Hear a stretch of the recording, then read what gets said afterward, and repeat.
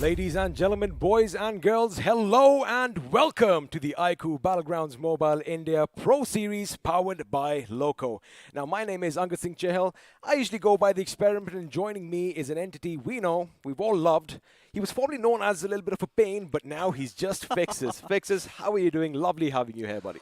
I'm all really excited up because, considering what we're in here for, XP, it's been a long month where I really missed you on the desk, and it's glad to be back with you. It's been almost a year, isn't it? It has been. I mean, Yeah. we once did a show long way back, and now we're finally reunited. Of course, some of us are a bit broken up, but let me just tell you one thing.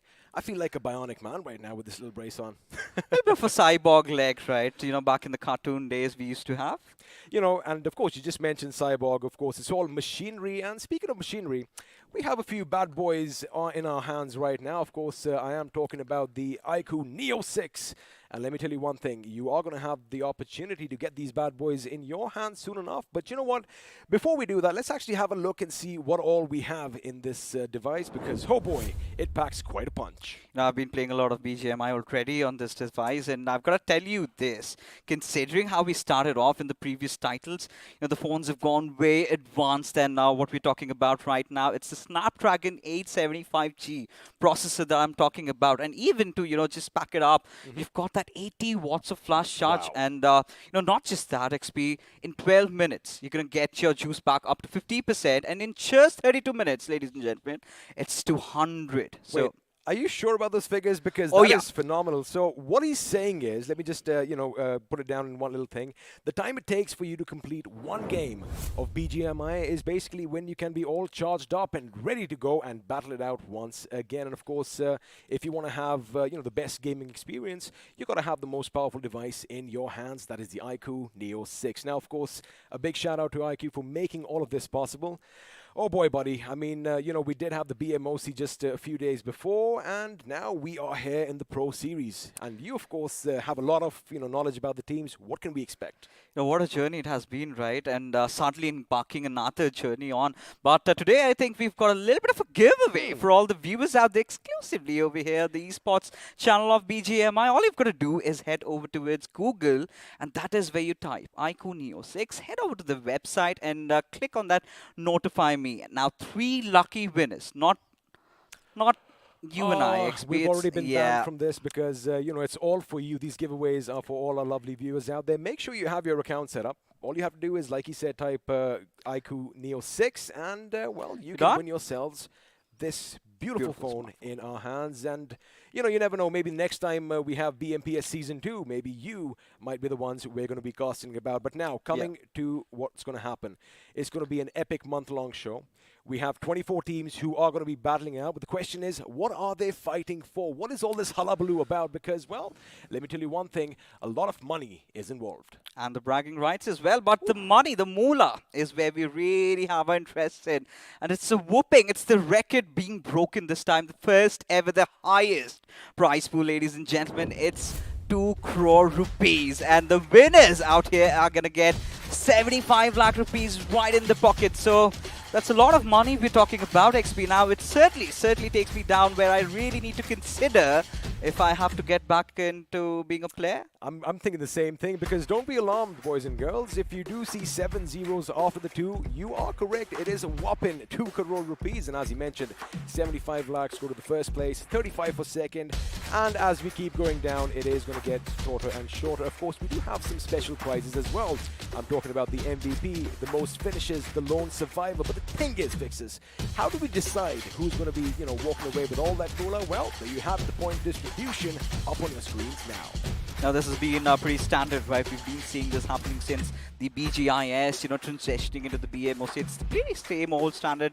You've got the first position winner getting 15 points, but what really stands out, XP, is those finish points that you accumulate. You have 1 point for each. Now, that is where we've seen teams kind of stepping it up a bit on those first few circles. We've got those fights, so they want to creep a little bit of a space for themselves, because you do not want to be in the bottom half, because you barely get anything at all. I mean, to the victor go the spoils. That's what it's all about. But now that we've had a look at the points, let's have a look and see how all the games are going to be played out over the coming weeks. Of course, to kick things off, we do have League Stage Week 1. That is going to be starting today, the 19th of May. And this continues till the 22nd, after which we are going to give them a little bit of a breather. Yeah. Because, you know, too much work and no play makes Jack a dull boy. However, League Stage Week 2 starts on the 26th and goes on till the 29th. Of course, and now it's going to span across the next 3 weeks, right, where we're going to have these 24 teams compete to find out who are the top 6 teams who would eventually go on to play the finals, and that's going to be from the 9th of June till the 12th. Now, that is where we're going to have our victors announced, right? Like I said, it's not just about the money over here. It's not just about, you know, winning. It's about having the bragging rights for the next few months. And like I said, XP, we've got few of those teams coming in, you know, the underdogs making their way in. And that is where they have chances to get signed into some juicy odds. Well, they can have those chances, but the thing is, they are going to have to play quite a few games. And if you have a look, we do have 6 games lined up for you this fine day. Of course, kicking things off in the crowd favorite Erangel, followed by Miramar, Sanhok, Erangel once again, Miramar, and you would think that we're going to have a second Sanhok, but no, we're going to keep it Erangel because, again, you know, I think it's a level playing field. It's a fair thing for everyone. It's the most common map played, and everyone kind of knows every single nook and cranny. The bread and butter map of BGMI Yes, that we've been talking about, right? And likewise, we've got a few of those teams that really tend to thrive in Erangel. We've got teams like Blind, we've got teams like Walkouts, who've got really amazing game in Miramar as well. And that is where we have Sanhok to completely flip the tables, right? Just when you're thinking, you know, this is one of those teams that has been starting to build up on the momentum, that's where you're wrong. Well, that's what Sanhok is all about, right? It kind of just comes in and it just changes the entire game. But now, of course, we've had a look at what all maps are going to be played. Let's have a look and see as which all teams are going to be participating in the next few rounds because, well, we do have Group A going up against Group B. And now I'm sure all of you watching at home, you're going to recognize your favorite logos. But just to make it clear, we are going to start off with GE, INS, Hydra is going to be in the building as well, ATZ, RTR, GOG Esports, and then, of course, a crowd favorite Enigma is going to be playing. And I love this last name. We support the farmers. Recently taken over by Esports Wala. I wonder what the boys from Punjab are going to do. Already Karan and Bajwa the ones to look out for. But as we transition in a Group B, we do have OR Esports and we've got Big Brother Esports, Initiative Academy, Walkouts, Blind, Enigma Galaxy, ACBC, and NG. Now this iQOO BMPS was sort of a revelation for all those big names who are not here with us anymore. Now we've been playing for years, right? Now all these players have been grinding in for so long and finally had that little bit of a reality check, and now here we are to find the new face of BGMI. Hey man, you know, I've always said this one thing. Our country is full of untapped potential, and you know, if you want to be at the top, the thing is you got to be ever persistent. You got to make sure that you come out with the new things. But you know, before we actually talk about that, let's just have a look and see what all made this possible. Of course, I'm talking about the iQOO Neo 6. I got the power to make every day the best of my life, to strive for more, to beat my own score, to get that encore. I've got this. I've got the power to do more, see more, be more. I've got the power to win. Well, there you have it, the iQOO Neo 6. Again, it is going to be available in the market really soon. And again, you know, this is like a launch alert right now. If you want to get your hands on it, all you have to do is go onto Google and make sure you do follow the esports page for Battlegrounds Mobile India because, well, that is where the giveaways are going to be announced. But again, what a device. And if you are one of the lucky few who win, I'm going to be a little bit jealous. Now, we're going to try our hands, right? We're going to try to get this one right in our pockets. Hey, man, that's all him. That is all him. I'm just kidding. You haven't, you know, you still haven't checked out the phone yet, have you? Because once you do XP, once you get, you know, those selfies clicked out and, you know, the balance, the premium feel that you get, those little colors changing around, this is one phone, it's a stealer. You know, speaking of colors changing, of course, this is a beautiful device, a beautiful phone. But now, before all the carnage and all the destruction that is going to be coming in the maps, well, let's have a look and appreciate the beautiful map that is Erangel. And to kick things off, we do have a beautiful UAZ overlooking the open ocean. And well, sooner or later, buddy, all that green grass is going to be covered with hot, dripping blood. Oh, indeed it is going to be. And there are still chances where we have seen all these teams get off into a little bit of shenanigans. Just drop your vehicles inside the water, take it out for a splash. Maybe, once you have your vehicles dirty and all muddy, that's going to be there. We've seen those shots being fired from within the waters, which could be a possibility today as well. But again, you've got Group A and Group B. Now, there are being speculations, right? There are going to be a few drop clashes, but I think that's all going to be thrown out of the window as the game begins. All right, let me do one thing. Of course, for all our viewers who are watching us in the Pro Series, who might have kind of missed out BMOC, I want you to help us, bring us up to speed. Now, Group A, we have a lot of big names. Oh, yeah. Who are we looking out for in all these groups? Yeah, of course. I mean, Global Esports, one of those teams that really dominated round 4 of the iQOO BMPS, right? Getting 100 points plus. Now, this is a squad that started off with a chicken, got a back-to-back, and they're going to be looking at even bigger things. But then again, if you talk about the teams that really had to go through the trial by fire, that is where you've got to get in Autobots, Esports. That is where you can get in Esports Wala WSF, because these lads have got a lot of fire in the backs. Oh, they definitely have the firepower and, to back him up like you just mentioned. But again, we have a lot of big names. A lot of big names kind of crashed out in BMOC, which was kind of unprecedented. I get it. Again, you got to be ever adaptive. But now, without further ado, with a couple of choppers to make sure that the escort is going to be nice and safe, the Big Bird is going to take to the skies for the first time in the iQOO Battlegrounds Mobile India Pro Series powered by Loco. And, well, let's have a look and see where we are flying to.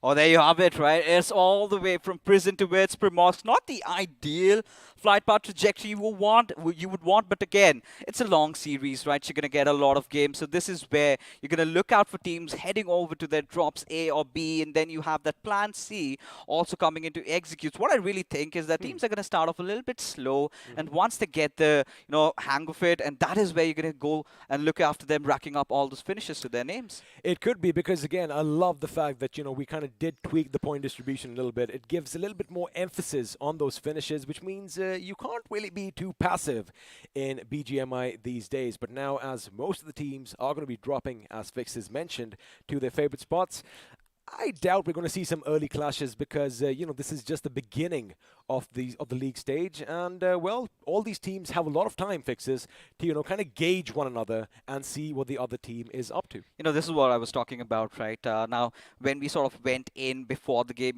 doing our homeworks, that's where we figured out, we had a little bit of a collision down at the military base, but look at where the circle has gone up, and this has been happening ever since the new updates, right? The meta has completely changed. We are witnessing new circles, and along with that, maybe a few more drop collisions, a few teams fighting out for the vehicles out there. I'm pretty sure we're going to see one really quick. We could see some early action, of course, in this game. But the thing is, nowadays, Fixes, everyone has, talent managers. They've got people, analysts and all that, who basically make sure that they keep a check on all the other teams, because, again, they want to avoid early finishes and, losing that one man, because even at this stage, every single man can make a difference. But for now, Global Esports, they are going to be nearby another team, and, well, looks like we just might see a few shots fired, because for now, Manya is going to make sure that he keeps OR Esports at bay, and looks like they are skedaddling out of there before anything comes their way. Yeah, of course. I mean, Global Esports, they've been dropping over at Rozhok. Now, one of those teams that has been under the radar, right? One of the teams that are the contenders to win it all, considering the young youth talent that we have in them, all their players, right? Manya leading the charge. You've got Joker, one of those players to watch out for. And so are these boys, right? Initiative Academy. Now, this is where it kind of gets a little difficult for them, because they're the ones who kind of usually head over to the Western Georgia Paul cities. And once you've got that really weird flight path, all the way from down south, and you do not have vehicles, you're left with no options but to travel through. Actually, I do agree with you over there, but it kind of looks like they might have been a bit confused, because you don't want to be running out in the open fields at this stage. You want to make sure you at least have a weapon or two at hand, maybe a backpack, maybe a helmet, because if a stray bullet comes flying and gets you in your noggin, oh boy, well, that is definitely going to hurt, because looks like Yuva OP from Walkouts is expecting that some enemies are going to be nearby. And speaking of enemies being nearby, Invader, buddy, you better watch out because looks like there's an invasion being planned as far as IE is concerned. But by the look of things, Fixes, iQOO is going to be falling back to his teammates. Again, you know, they want to make sure they have enough real estate at this point so that they have enough loot for the later stages of the game. Now, this is what I'm starting to wonder. Where are the other players, right? Where are the reinforcements? Because at some point or the other, you know, Invader is going to know that Initiative Academy are right beside where he is. Oh, and they're this coming. is where he spots them down. But I'm pretty sure Initiative Academy are just going to let him be. Because it's not the other way around. But now there comes those shots as iQOO is under heavy fighting. Well, that M4A is going to be rattling off bullets, and had he kept his eyes on the other member, he might have got an early knock over here. But for now, they are going to give the position away, and, well, looks like that buggy has definitely seen better days. Now, as far as Initiative Academy is concerned, I like what they did. They realized, you know what, hey, wait a second, this compound is pretty much occupied right now, and, you know, they didn't have the information whether everything around was the same, so they're going to fall back to some safe haven, and, well, You know, I'm starting to wonder, XP. Do they know it's just Invader over there? Because had they had that information, I'm pretty sure they would have loved to pick that fight, right? Get that first blood up and then get on moving. Because from what I can see, Tango does not have any vehicles to work around with. he doesn't. However, I like the fact that WSF, you know, they do have some angles set up. Of course, you do have the map on your screens. It is going to be a little northern shift right at the beginning, which means, well, we might just see some vehicular manslaughter sooner or later as teams are going to be heading on a bit of a collision course with one another. But again, coming back to the point I was making, yes, Invader is all by his lonesome, but have a look at the cover over here, buddy. He's got the Mini 14, he's got a 4x scope, and, well, judging by their prowess, they can actually keep the enemy at bay. But again, for both teams, as you did mention, this is the beginning of the Pro Series, right? Why take any undue risks? Yeah, I think that's pretty much what's going on in the minds of the players of Initiative Academy at the very least, because I really felt, you know, even had Invader got some help from the Gatka compounds, it's going to be still such a strenuous task to, you know, get back to his teammates because he does not have any vehicles to work around with. Now, that is where GOG Esports, now this is one of those teams that hails from down south, and they have also been another one of those teams to really watch out for. Now, this team really knows to pick it up a notch, right? At certain games, if you look at them and you think this might be the team that goes for a lot of position points, but there are matches when they go all guns blazing and rack up a lot of finishes to their names. Well, that is, of course, the name of the game. You want to make sure you not only survive till the end, but you also rack up those finishes. And, well, you don't want to flip the car. And, oh, boy, we have the Lambos in the game right now. Of course, this one is going to be your Performante, if I'm not going to be wrong. And, well, that is one beautiful vehicle indeed. Now, I did kind of see that, you know, Team MG were making their transition due north. But, again, Initiative Academy, they seem to be all over the place. Now it's 6 minutes inside the game and they finally get to their desired drop location, right? And this is where you see majority of the teams, you know, traversing around already to the first rotations. Now this sort of gives, you know, a rise to a lot of points that could be made over here. Are they too late? Because the moment they start getting inside the zone, it's going to be filled up with a lot of other teams, and that is where they might get picked off. However, but as you mentioned, Western Georgie is their neck of the woods. I'm pretty sure they know each and every container. They know all the angles. So you know what? As long as they're home, buddy, they're going to be like, come on, bring it. We are going to be standing steadfast right here as Team INS now are going to be making their move as well. And as you mentioned, 7 minutes on the clock. Still not a drop of blood on this ground. However, all of that could change soon because I do see on the map feed provided to us a couple of convoys are going to be following one another, and sooner or later shots are going to be fired. Well, bodies might just hit the floor. Oh, and this is what I really like about teams like INS, right? Take a quick early rotation, get that Northern Severny area to themselves, because what really happens is you've got your tails clear, right? You know there's no one on your backlines, and this little, you know, hybrid circle, which I love to call that, has that tendency to move a little bit up north, and I really like what even the teams like Enigma is doing right now. And for Hydra, I'm a little bit on a mix of things because I really am starting to wonder what are they up to.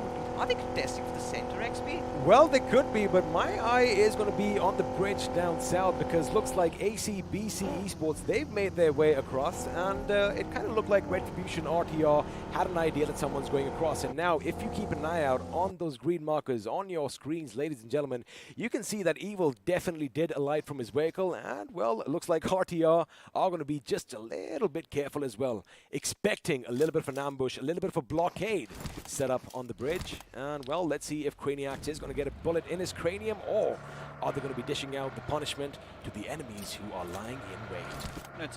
It's always better to be safe, right?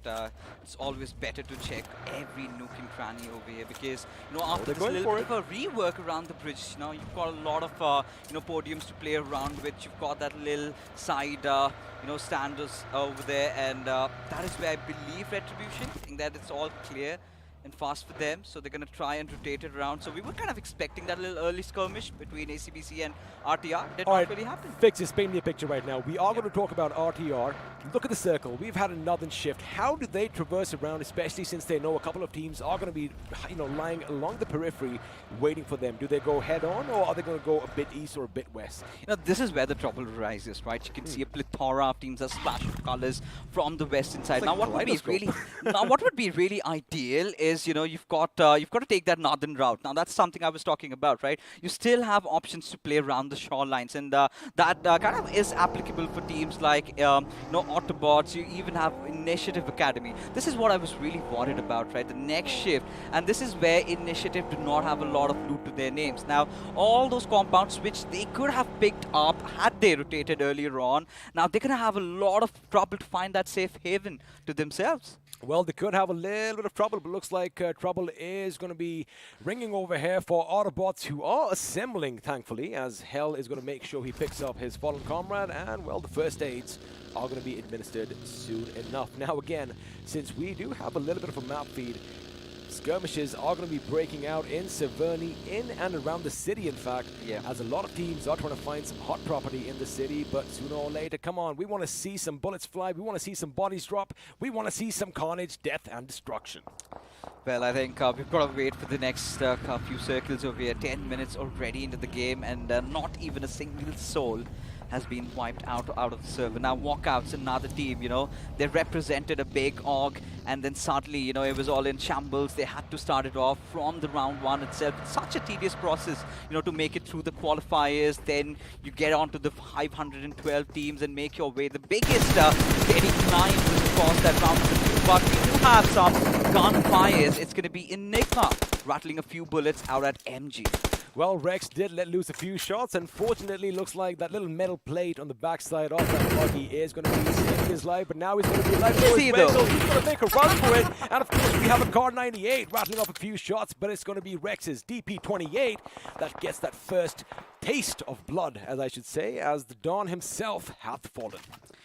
Somewhere down the line, Enigma, they really responded well, but at this point, of course, MG, they're going to sort of recuperate, they're going to get those revives back up. But at this point, I'm going to start wondering if EWWSF do want themselves to get inside the mix of things, because they've taken the back lines over here, and that is where, the boys from Punjab, they might have a little bit of a battle to pick up, XP. Well, they might have a battle, but of course, if history teaches us anything, they are going to be packing quite a punch. Of course, they have that little bit of Sikh warrior blood in them. I'm going to stop talking about that because looks like all the teams now are going to be engaging with one another, as Eggy from Enigma is going to let loose that 7.62 caliber round. Unfortunately, I don't think anyone's in there. He's going to be your favorite player. Is Just he? watch out. He's a dedicated sniper for his team, and we have seen all those skulls cracking with those bolt actions. Oh, we did see that indeed. And of course, here's to watching some more bolt action. But now the question is, where is the circle going to shift? Is it going to throw a wrench in all their plans? I mean, we did kind of expect this. Severny is still going to be a safe haven for a few of these teams. But the thing is now, Fixes, Yep. there's going to be a mad rush for all the high ground around the city, and that is where teams are going to be colliding pretty much point blank with one another. No, this is where I sort of anticipate the teams to be holding the peripheries of the cities, right? The edgy compounds, because that is when eventually when the circle is going to tilt a little bit towards the east side. We had seen a similar circle like this in the iQOO BMPS round 4, of course. Now, RV understands that, and he wants to pick up a fight. Little does he know it's going to be INS right beside him. Let me tell you one thing, that was a bold move, but of course he was going in blank, and now the team is going to be coming in as shots are going to be fired. Eggy is back in, but getting better on Joker. There you have it, first blood is coming in, and now Shane with that M4 is going to make sure he makes quick work of the enemy in front of him. 2 people have already lost their lives. It looks like a lot more are going to follow as MJ from GOG comes under fire, and no Billion with a 1 in a million tough grenade trying to get a knock does not do so. Now, this is where it's going to be coming down to the urban warfare that we have. A lot of grenades being lost over. It is pandemonium throughout the lobby. Now, I really like what WSF are doing, right? They're kind of keeping a safe distance between them and all those teams. They're kind of prioritizing to rotate around from the edges. But here we have a whole different story, right? Now, Team Blind, they have been in similar situations in the past. They have really come out as the good contenders of getting the chicken dinner. It's all about the circle shifting away from Severny City. It is indeed, but now what's going to happen is we are going to get glimpses of urban warfare, and it is pretty much a hit and miss situation. It's trial and error because Evo's throwing grenades a bit randomly, right? However, if one of them do connect, oh boy, talking of connect, Deadpool with that suppressed M16 from distance is going to make sure that Rex is going to go back in cover.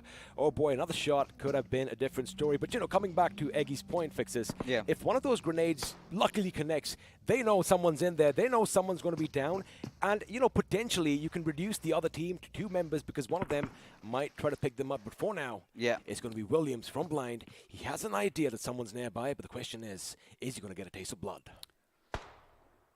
Well, once he spots someone out, he definitely will. But, at the same time, really, I'm kind of starting to wonder if Team Enigma are really going to go for those finishes out there, even after they're getting a knock. Because at the same time, you've got the other teams also in the nearby vicinity, right, who are going to be trying to capitalize, rack up a few points up their sleeves as well. But Williams, he's not even moving a muscle, right? He's been still as a rock. But for INS, it's going to be a whole different story because they are making some nitsy moves over here. They are indeed, and if you have a look on the right side of your screen, boys and girls, you are going to notice that BBE or Brick Brother Esports are down to 1 last man. Now let's see if he can carry that mantle forward as the circle is going to be shifting once again. Come on, let's go north, let's go north. It isn't going to go north, it looks like IE could be picking a fight with someone else. There you have it, Ayush with his UMP is going to make sure he keeps the enemy at bay as Retribution RTR are heading their way. Now grenades are going to be thrown, wait a second. Blazy gets knocked out on the side, and now Ayush is going to go for a massive flank. He has been spotted, he has been shot, he ducks, he does get that initial knock, and it looks like RTR now, down to 2 members, could be in a world of trouble. Oh, they certainly can be right now. He's just ensuring all those finishes to his name as Team RTR. They are in shambles, they are in tatters, but not down yet, as Coops is going to retaliate with a grenade of his own, and Craniax finds himself knocked out as well. Now this is where it all goes astray as nades keep on flying. It's all nothing really to process in my mind, XP. What's going on? And have a look at this. OR Esports from the heavens above are going to be raining down death with some ferocious lead, as they did get a couple of members of RTR, and well, that is going to be a different story. And looks like Initiative Academy, they've suddenly lost 3 members in the blink of an eye. And well, they did have a little bit of a policy, a little bit of an insurance policy, so to speak, because Loki was a bit far away, well, getting up to his mischievous ways, I'm assuming.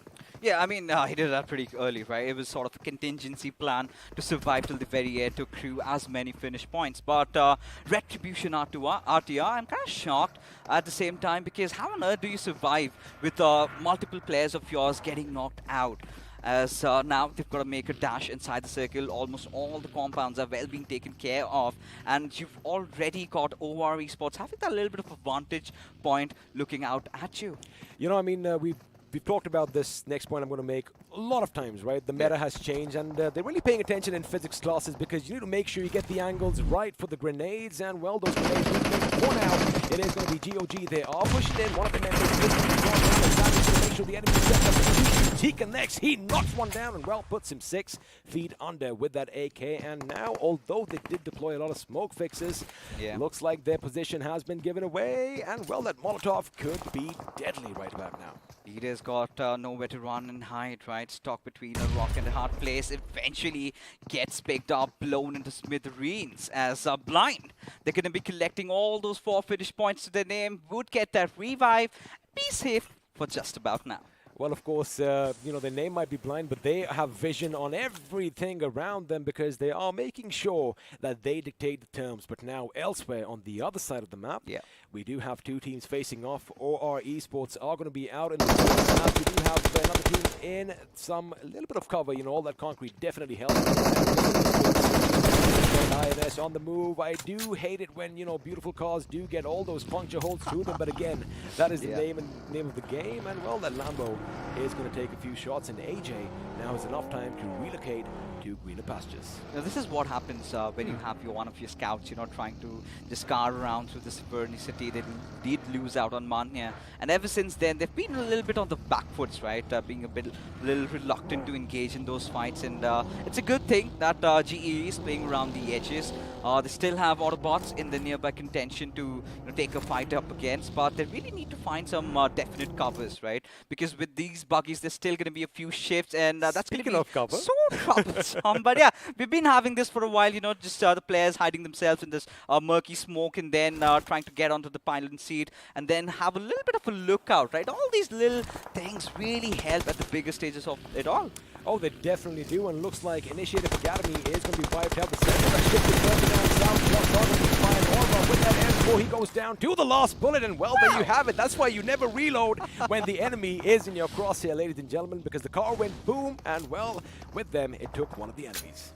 Now Autobots are already pretty happy with that first finish that they accrued to their names. Now this is where Blind have to make their move. Now with MG keeping a watch at them, it's going to be really difficult.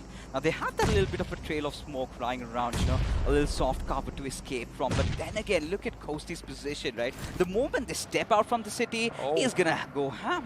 Well, they are making the move. The vehicle is going. Everyone is going to be in one ride, but it looks like Team MG this time, you know what? They're not going to take off shots because, again, fix this. You got to keep something in mind.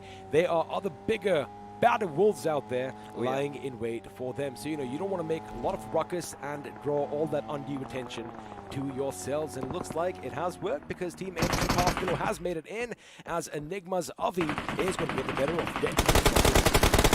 They're going to escape from one situation right in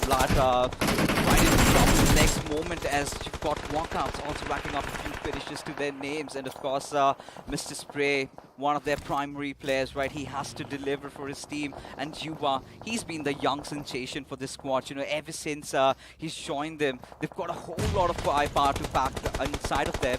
As now, you know, now they're going after the players of MG. And this is where all those chaos sort of erupts, right? All of them have to make their way inside the circle and Team Blinds.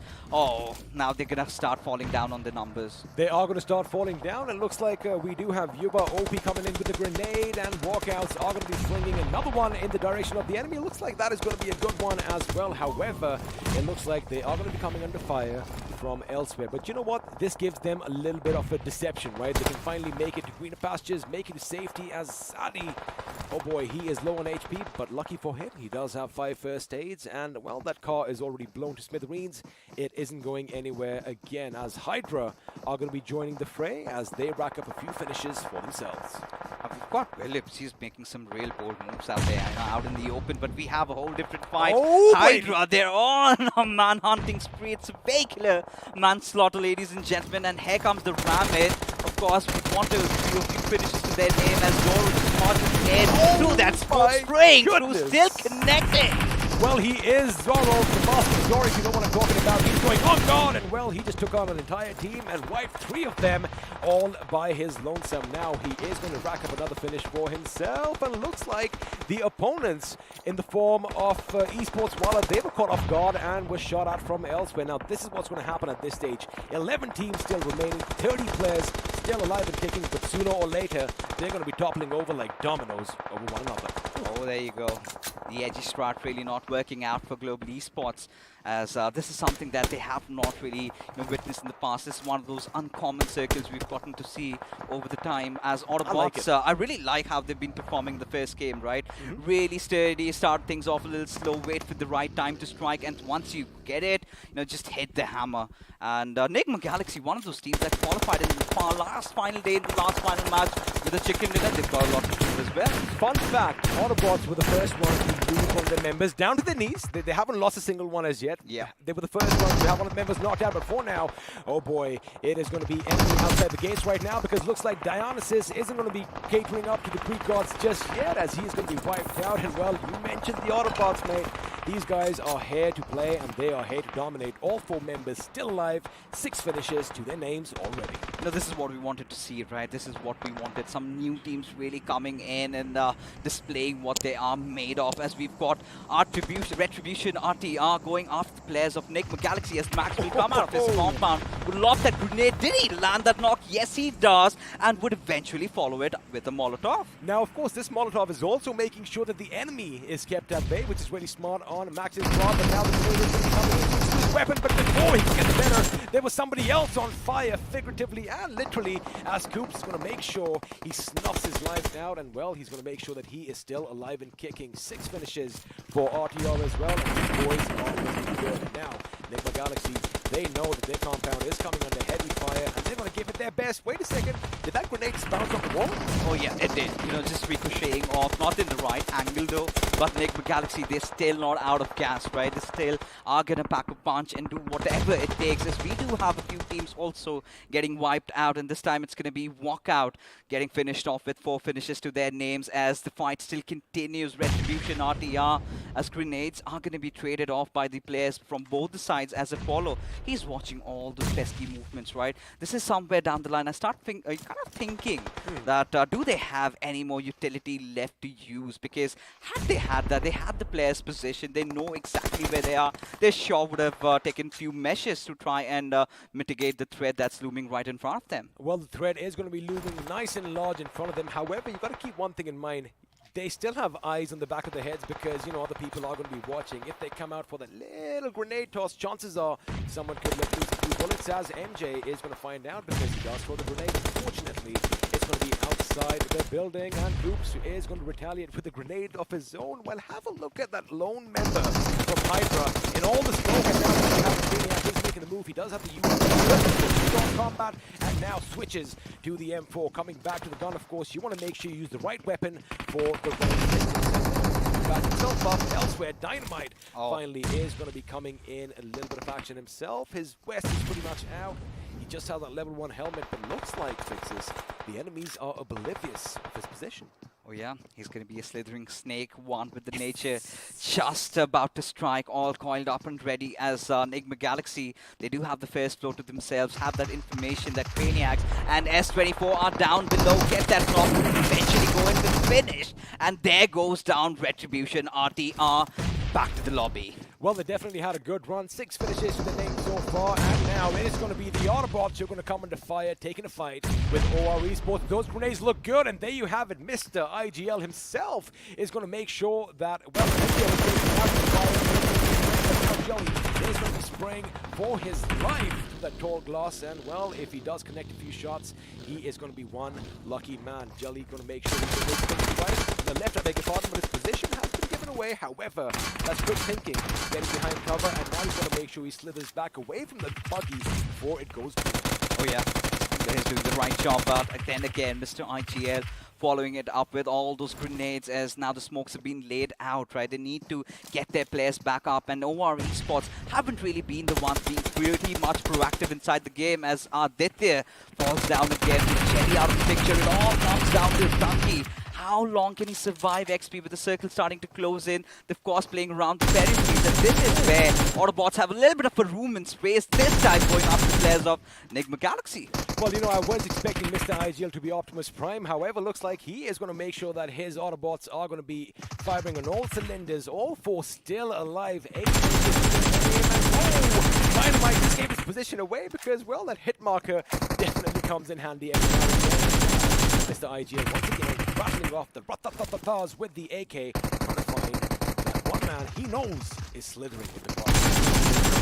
play around with as hell goes ham after the players of Orange Rock. You've got other last surviving solo member over there, but how long can he live? You know, little bit of cover around this moment. The moment it dissipates, it is all done and dusted for him.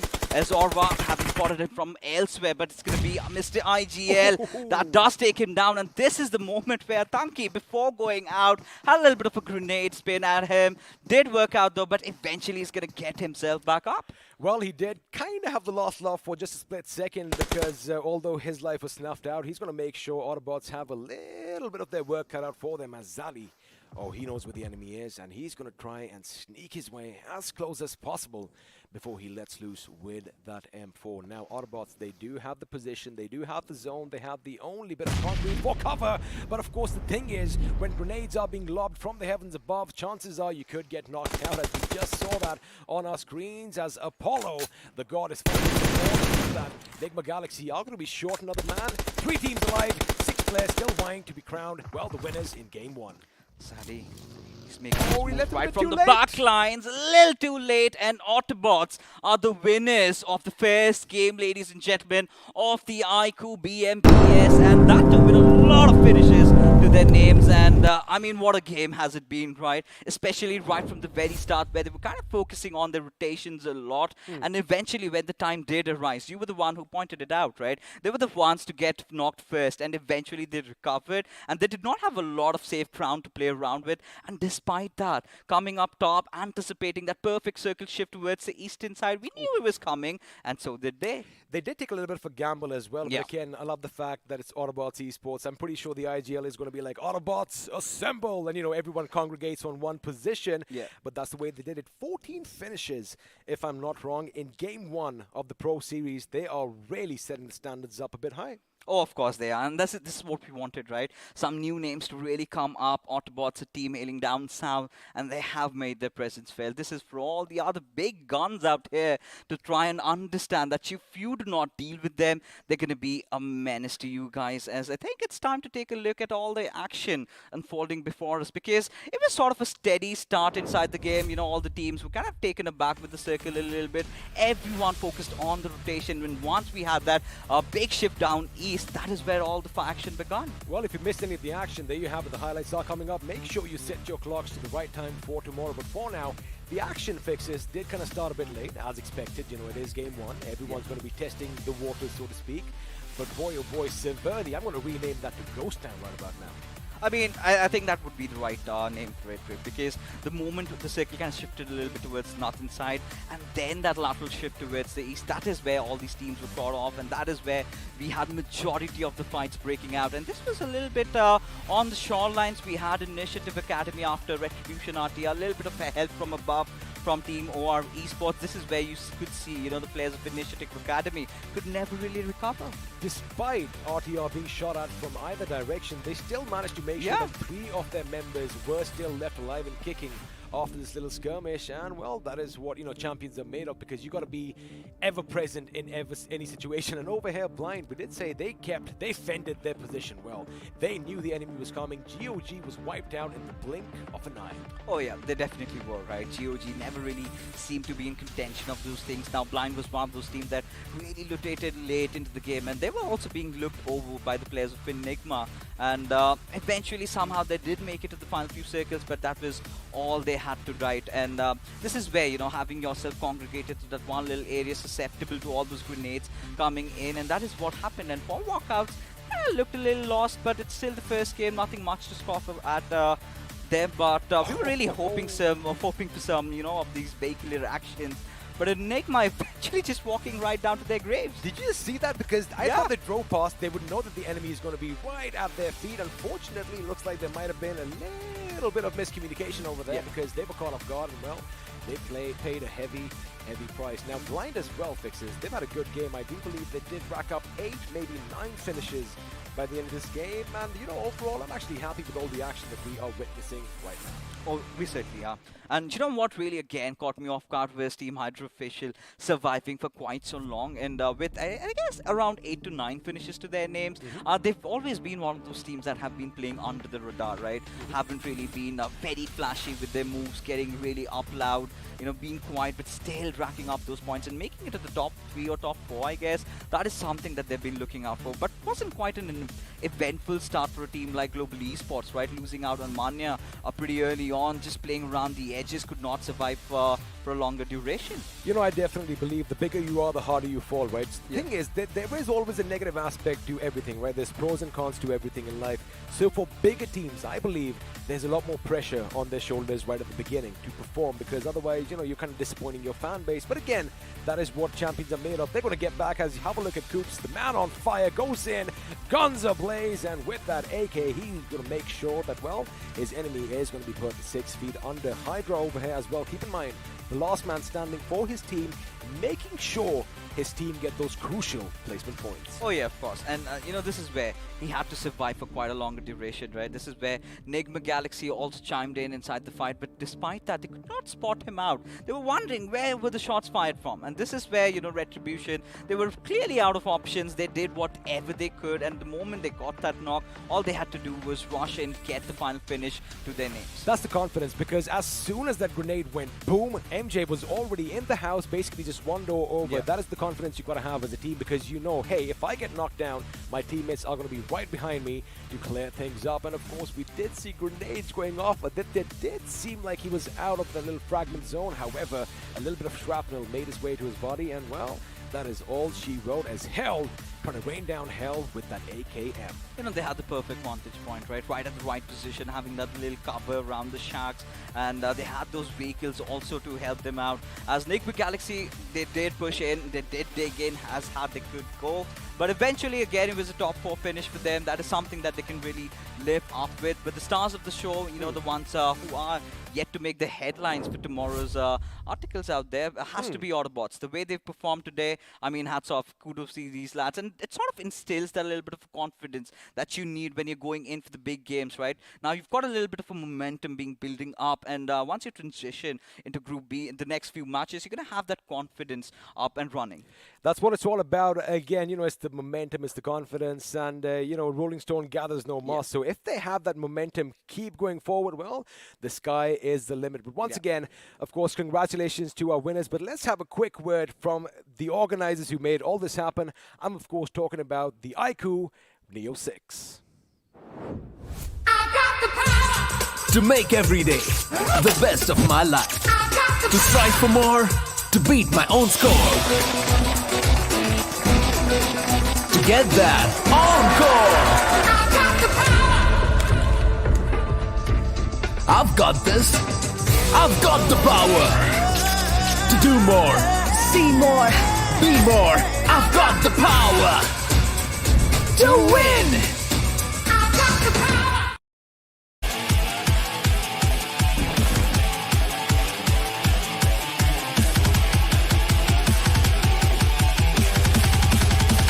Experience tranquility.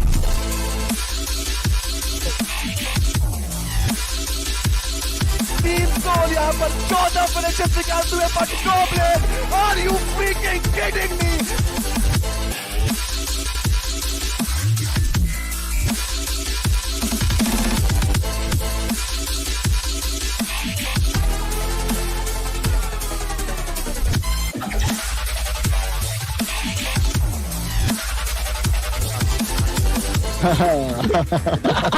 काफी मजा आया। भी ready हो जाओ।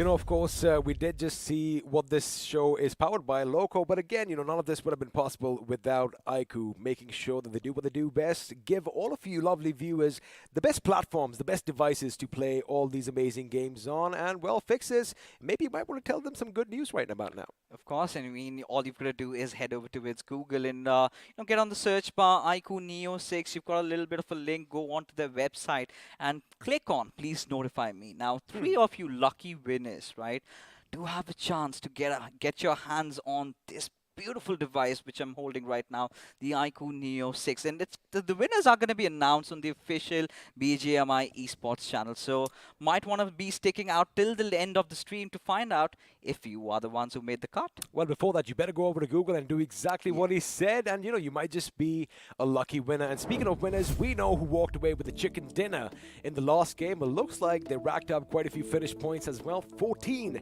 to be precise, which means Autobots Esports walk away with 29 points in game 1, followed by Blind Esports, who've got a respectable 20 to their name. Oh yeah, of course. I mean, it's been such a beautiful start for all these teams, right? Autobots, Blinds, Enigma Galaxy. A few unexpected names really popping up. Hydrofacial yet again proving their mettle. And Retribution RTR, despite being under severe circumstances, they still somehow made it to the top 5. Now, this is something really good that I was hoping for. And for the teams that really fell hard in the first game, of course, the big names, Global Esports, Enigma Gaming, one of those two teams that I did have in my top 3 contenders list.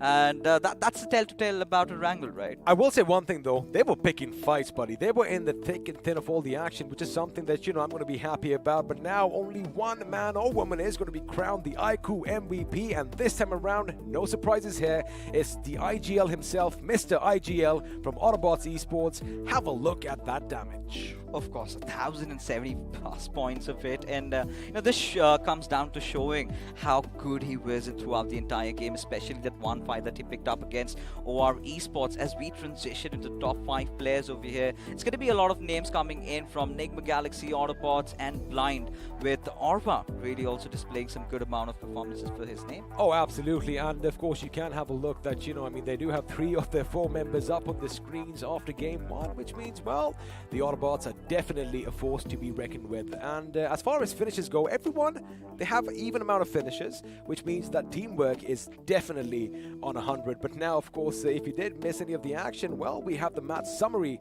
coming up for you. 56 finishes, 66 knocks, and well, you can let all the numbers do the talking.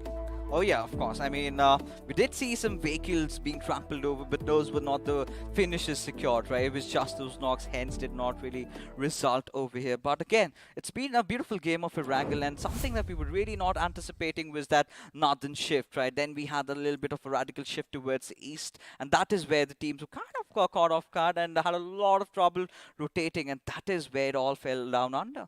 It did indeed, and one thing just kind of stood out for me in the match summary. Normally, we've come accustomed to seeing a lot of grenade finishes. 6 is on the lower side for me because I get it. You have a grenade which goes in, goes boom, it knocks people onto their knees. Where are the follow-up grenades or the follow-up Molotovs? I want to see people being burned to a crisp. Only in the game of BGMI, of course. I mean, this is all for this. But again, also that is precedence to the teams under fire because they can actually maneuver about and put shots down range, making sure to suppress the enemy. And, well, again, survivability has definitely increased over the last few months. The thing that it really did come down to was the fact that it kind of shifted away from Severny. Had it been inside of Severny, we would have witnessed a lot of those grenade knocks and finishes. It would have absolutely been an artificial red zone. But, of course, you've got that little open grounds to play around with. We had a lot of knocks, though, but eventually finishes were secure, so it does not really count. But I think the voice in my head says that we are in yet for another matchup, as now this time we will be having the teams from Group A sit it out a little bit, as well as the big man himself, XP, as Arca is going to be joining me on the desk, as we do have teams from Group C also coming in. Hyderabad Hydras, Team Soul, Team Exo, Kinetic Esports, R Esports, UP50, FS, and 7C. Now, Arca, you've been watching the match from the sidelines, and this was not something that we really expected, but something that we really loved. I mean, the final shift, the final zone shift was something which shocked me. Yeah, the previous time whenever we had the 7 circle coming in, it always used to end up somewhere close to the buildings, and I was expecting the same to happen. But ultimately, when the draft shift came and was one small, compound to hold with, and Autobots dare to go in there, right? Everybody knows that that's one place where you go to throw your grenades and end the spree for anybody holding that ground. But ultimately, they held it so strong took advantage of the high ground and the low ground in front of them perfectly. And I think Autobots is one of the teams to watch out for. Oh, they definitely are, right? Especially one of those teams that we've seen that have really picked up the pace over the past couple of weeks, right? They've been delivering every single day. But right now, ladies and gentlemen, of course, before Miramar gets started off, we have our friends from iQOO with a very special message about this beautiful phone just about now. To make every day the best of my life. To strive for more, to beat my own score. To get that encore. I've got this. I've got the power. To do more. See more. Be more. I've got the power. To win.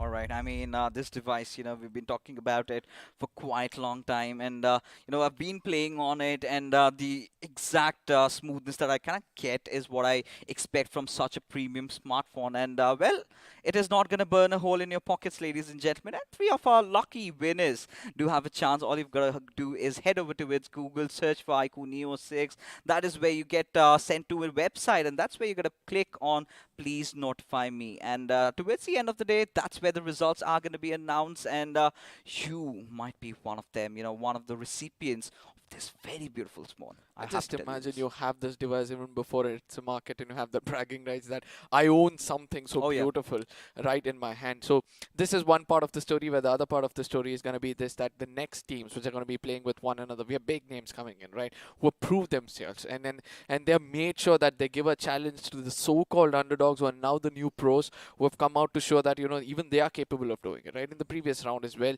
we saw several new pros taking it up, and there were some people who had those experiences. They have started to play well as well. So this time, I'm expecting some experienced teams to actually, bring up the bar and make sure that they take away all those finishes, because ultimately finish points was something which was lacking. I mean, lacking was it? Not with Autobots, at Yeah. least. Yeah, They were one agreed. of those teams that really got big. But again, now we've got some big names also coming in. You've got some really aggressive ones, the ones like Team Soul, and then you've got teams like EXO, who kind of really rely on all Yep. those rotations, right? Really ridiculous. But it's going to be a battle in Miramar, and this is where we do have some rumors around, breaking over the social media, where Picado is up for openings, and teams might contest that. The home of Team Soul. Let's see what happens with there. It's going to be hard, right? It's an open book right now. The strategies has been read by both the teams. So in case there's a clash which is going to happen over there, I strongly feel it's going to be an eye for an eye. And every time a team loses a player, they're going to be regretting that decision that they chose that drop location. I think you would agree on this, that it's not going to be hard for you to challenge anybody at the side of Picado, the way it's designed and the way the terrain is kind of a little bit of a hard cover does help you out, but ultimately those small ridges and mountains around it, that could be the key factor for the game. Well, it certainly can be. But again, the past has been a testament of the fact that, Picado has always been contested. If you have the right idea, the right mindset to go about things, you surely can. But, of course, a few substitutions have, of course, been made. One for Initiative Academy. We did see some players being swapped over. But again, this comes down to the fact that it's still going to be a game of Miramar. You have Group A sitting it out a little bit. You had the big names out here. And Autobots, they're not going to be playing in this one. Now, this is where I really talked about the momentum being built up. And do you think the not playing the second game is going to put a little bit of a halt to that? If you're talking about only Autobots, I don't think so, because they had a very good game. The confidence is boosted, so they're going to be happy to come back again later, and they know that they can capitalize, and the strategy is working right. But for the teams which have not gained any kind of finish points or placement points, those are the teams which will be in a point of concern. They're like, right now we are heated up and we wanted another match immediately. We're not going to get that. So probably it's a breather moment for them, but that is going to affect them in few more minutes or probably few hours or so. now we've got some really interesting names coming up. Even you've got the likes of Hyderabad Hydras, Yep. right? One of the biggest teams, the biggest names in the map of Miramar. And we've got quite some interesting other competitors as well. You know, OR Esports, who've been flawless, right? The last two Miramar games that they've played in the iQOO BMOC, the only two Miramar games that they've played, they turned out as the victors. Now, you know, this is a trend that's going on with all these Southern Circuit teams coming in and winning in Miramar. Now, you're all stacked up against each other. It's about proving you're the real daddy in it. Absolutely. As I said, the experienced teams have a chance over here to brawl around, show that, you know, we are capable of taking those finishes. And as you said, Team OR is one of those teams to watch out for. But ultimately, somewhere I feel that strategies have been read.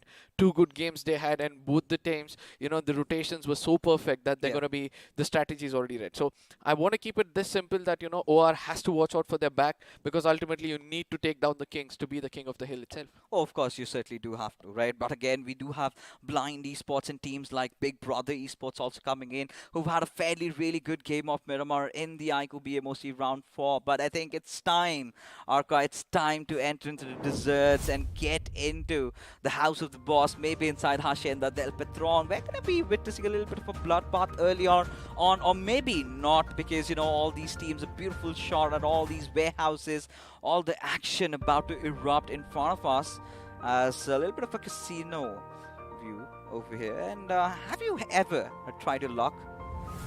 Nope. Ever I been was, to I was, Goa? no, Then- see, I've been to places, but I dared not go over there, right? It was all about me not having enough penny in my pocket to, you know, go and cash in and stuff like that. Yeah. But someday when I do get a chance, you know, I just want to try out and see whether I have enough luck in my pocket to, you know, Gonna turn get a those lump pennies. check buddy over here after this event, and maybe we could all go together, hang out, and have a little bit of a fun. But for now, it's gonna get all serious, right? The atmosphere is set. It's hot. It's definitely not humid. It's dry. As you know, you're going to be parching your throats, everything just dried up, looking for water. You're not going to get that. What you're going to get is a lot of blood being spilled everywhere to the map. As, yeah, in a little bit of a while, you're going to make your prayers, taking a look at this church, beautiful one out there. You know, it's abandoned though this time because of all the ruckus, all the destruction caused inside this map. But again, you know, getting back to discussion over here, we do have Nigma Galaxy, who's really on a roll, especially after the first game. This way, I'm gonna start to thinking that maybe they could pull off something magical. I agree on that, right? So they are a team which tried to play for a balance in between the finish points and placement points. So I'm looking forward to see whether they'll be able to do that, as it's going to be anytime soon. Yes, it's going to be the map of Miramar on our screens, ladies and gentlemen, the second map of the day. I know that you guys are going to be excited to see whether the experienced teams, as the one which you can see on our screens right now, Goblin being one of the favorites of the map itself. Let's see what they can do as the flight path right now, starting off somewhere from the southern side of El Pozo, ending up near Campo. This is going to be a little bit of a northern shift when it comes to the flight path itself. So if you have to travel way down to Los Leones or Porto, you will have a long journey up ahead of you. Oh, you certainly will, right? And now we're sort of privy to all these kind of really ridiculous flight path trajectories, because now there would be teams heading down towards Los Leones, and they're going to have a lot of trouble getting down there. And a little bit of an early action, maybe in El Pozo. We've got a couple of teams dropping out there, few teams, you know, heading over towards La Cubrera. You've got a splash of colors heading down south towards La Trilera, Monte Nuevo, or maybe Chumacera. I mean, I'm literally waiting for that one zone, you know, towards the side of prison, which I know by now I will be sounding like a broken record for you, expecting you to always join my fray and say that let's go to the southern side, the western southern side of the map, where the circle is going to cause a lot of ruckus. But ultimately, I've always been disappointed, and I hope that's not going to be the case today, as right now, there's only one place of skirmish probably that's going to be at the side of La Cabrera, if I'm not wrong. Yes, the northern shift of the zone is going to, you know, take a toll on most of those teams trying to go to the southern side of the map, probably towards Los Leones, because we all know once this zone goes cranky, it's going to be unpredictable, as it's already is. All right, so Orange Rock, you know, they're still in the skies, just feeling the Dissidy winds right on their faces as they might collide against Cream. And, you know, this could be a fight that they never really wanted to pick off. Looking out for that arm, does have it though. Oh. Aditya almost on the verge of getting knocked out. As Scream really knows they just dropped in over here. But Atanki has picked up a weapon and is already locked and loaded. As Scream is going to make a move, but Aditya has he got a perfect weapon to himself.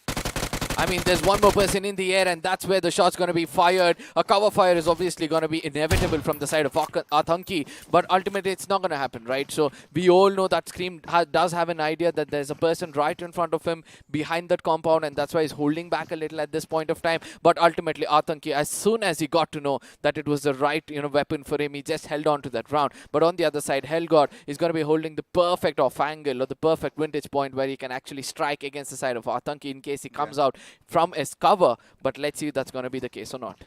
OR Esports in a whole world of trouble right from the very start of the game, as Scream does not really have any armor to bang along with him, but does have his teammate, and you've got Hellgod providing cover fire from the back lines. Aditya does have that level 2 vest picked up though, but Beast, he's going to be on a prowl. Atanki does have that, surviving the onslaught for all time, but there you go, the players just jumping over eventually for Atanki. It's just too much to handle at this point, as Big Brother Esports do draw the first blood, as Aditya could just be the next one, as Scream just charging at his direction, will eventually fall courtesy to the Thompson spray coming up from his side, as Beast is going to be taking it up, eventually securing the top.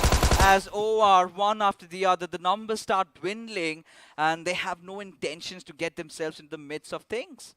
This is what we predicted, right? This is what we had speculated, that OR is kind of an open book at this point of time. The strategy is going to be red, and BBs are showing that, they are also one of the teams to watch out for. Jelly is looking for redemption at this point of time, rather playing for placement points, and that is a bit of a shocker for me. After you lose 2 players, and you still want to hold back and take a fight against the team, shows that you're pretty much confident that you can pull out a 2v4. Let's see whether that's going to be the case, but I really love the way the push came in against side of Atanki, where one became the bait, and the other person from he just came in out of nowhere and landed the right shots. Oh yeah, of course.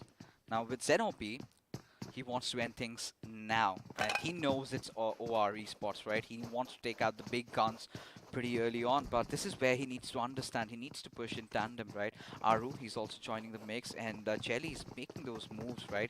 Getting on the rooftop and trying to get a better angle, maybe possibly at Scream, but could be a really crafty play if he pulls this one off.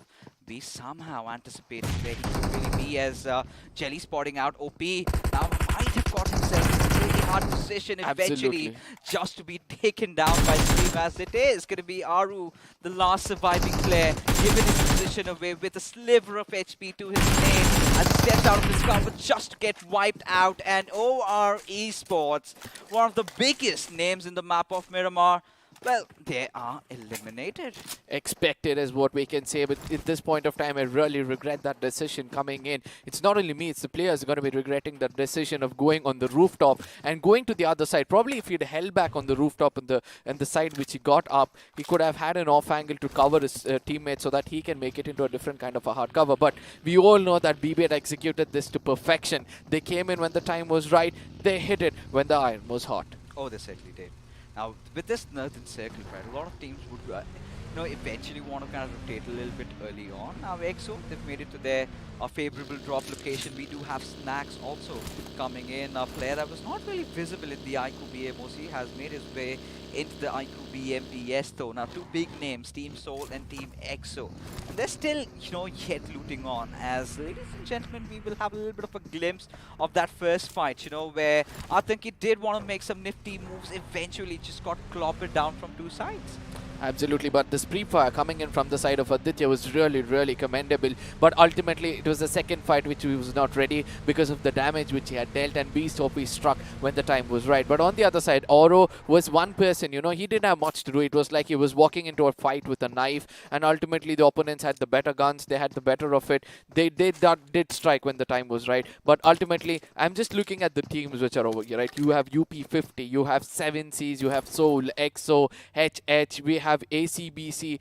When you see the team list, we get to see that, the strongest of the two groups are locking horns. Yeah. I'm not telling that Group A was not strong enough, but comparatively, when these two groups are fighting it out, I strongly feel that, the tension is going to be really higher than how it is between A and B or A and C. Yeah, of course, you've got those juggernauts that really tend to do well in Miramar, right? A Yep. handful number of teams. You had OR Esports, who of course have been eliminated, so we're going to have a different champion. Hyderabad Hydras are going to be really elated about this, and so will the players of Big Brother Esports, who just wiped them out. And then you also got teams like ACBC Esports. If you remember those iQOO BMPS days where Evil Sky went along with Haxer Exactly. from two directions, just pushing over at Walkouts, who again are one of the favorites in the map of Miramar. So real big names coming up, and this is the perfect start that we really needed. And this is where you've got Team Soul. They've been looting around for the first circle. Now once it eventually starts to close in, they're kind of making that transition. They really know it's kind of being a northernish circle. They could play around those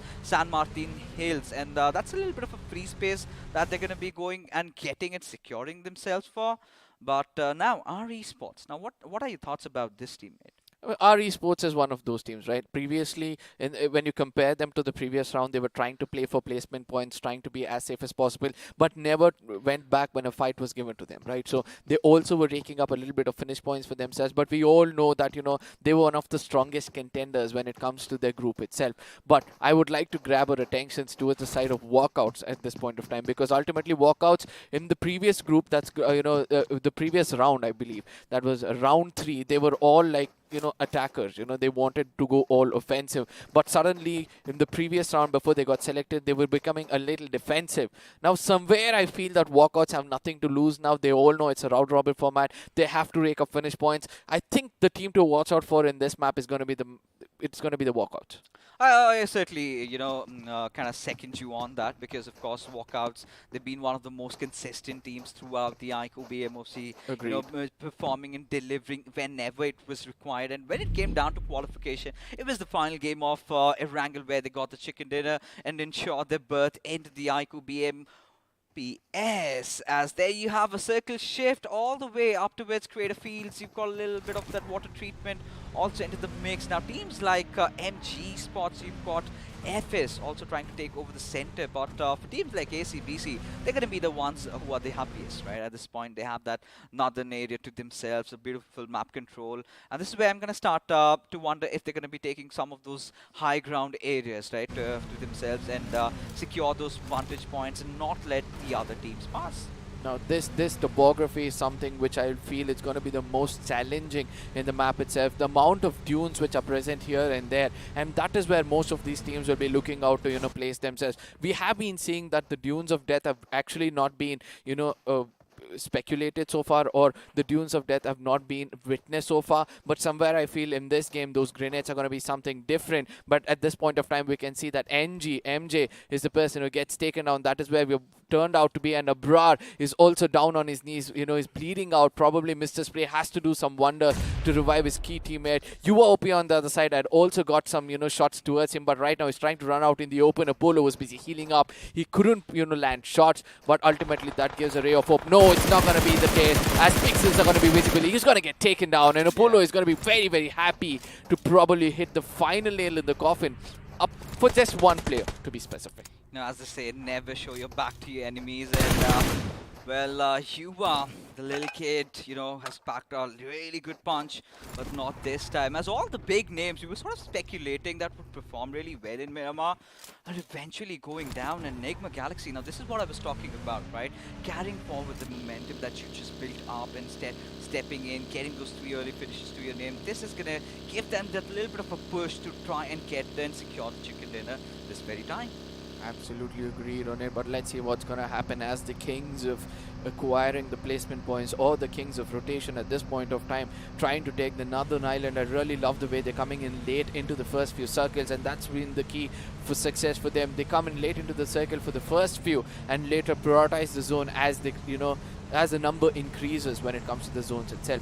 But Yeah, Team EXO, I can see Ponko at this point of time has been damaged. I think it's because of the zone rather than anything else. They made it somehow safe inside the circle. But for me, the most important watch out is going to be this, that, you know, there's a fight which is going to be coming up. That's going to be Team RE versus ACBC. ACBC AXA is waiting it for Jadu. And let's see who's going to do the magic. Still holding on though. I mean, Canary, he wants to make sure that he sweeps the entire building clean before he steps outside, and that's the right way of approaching things now. The moment he spots out Haxa, he's just gonna take a leap of faith from up above and rain down all those bullets at his direction. But for now, Haxa knows he's got a little bit of a help coming in here from Capron. You've got Evil Sky also watching the flank. Now this is a really beautiful setup by ACDC. All they have got to do is play their cards right.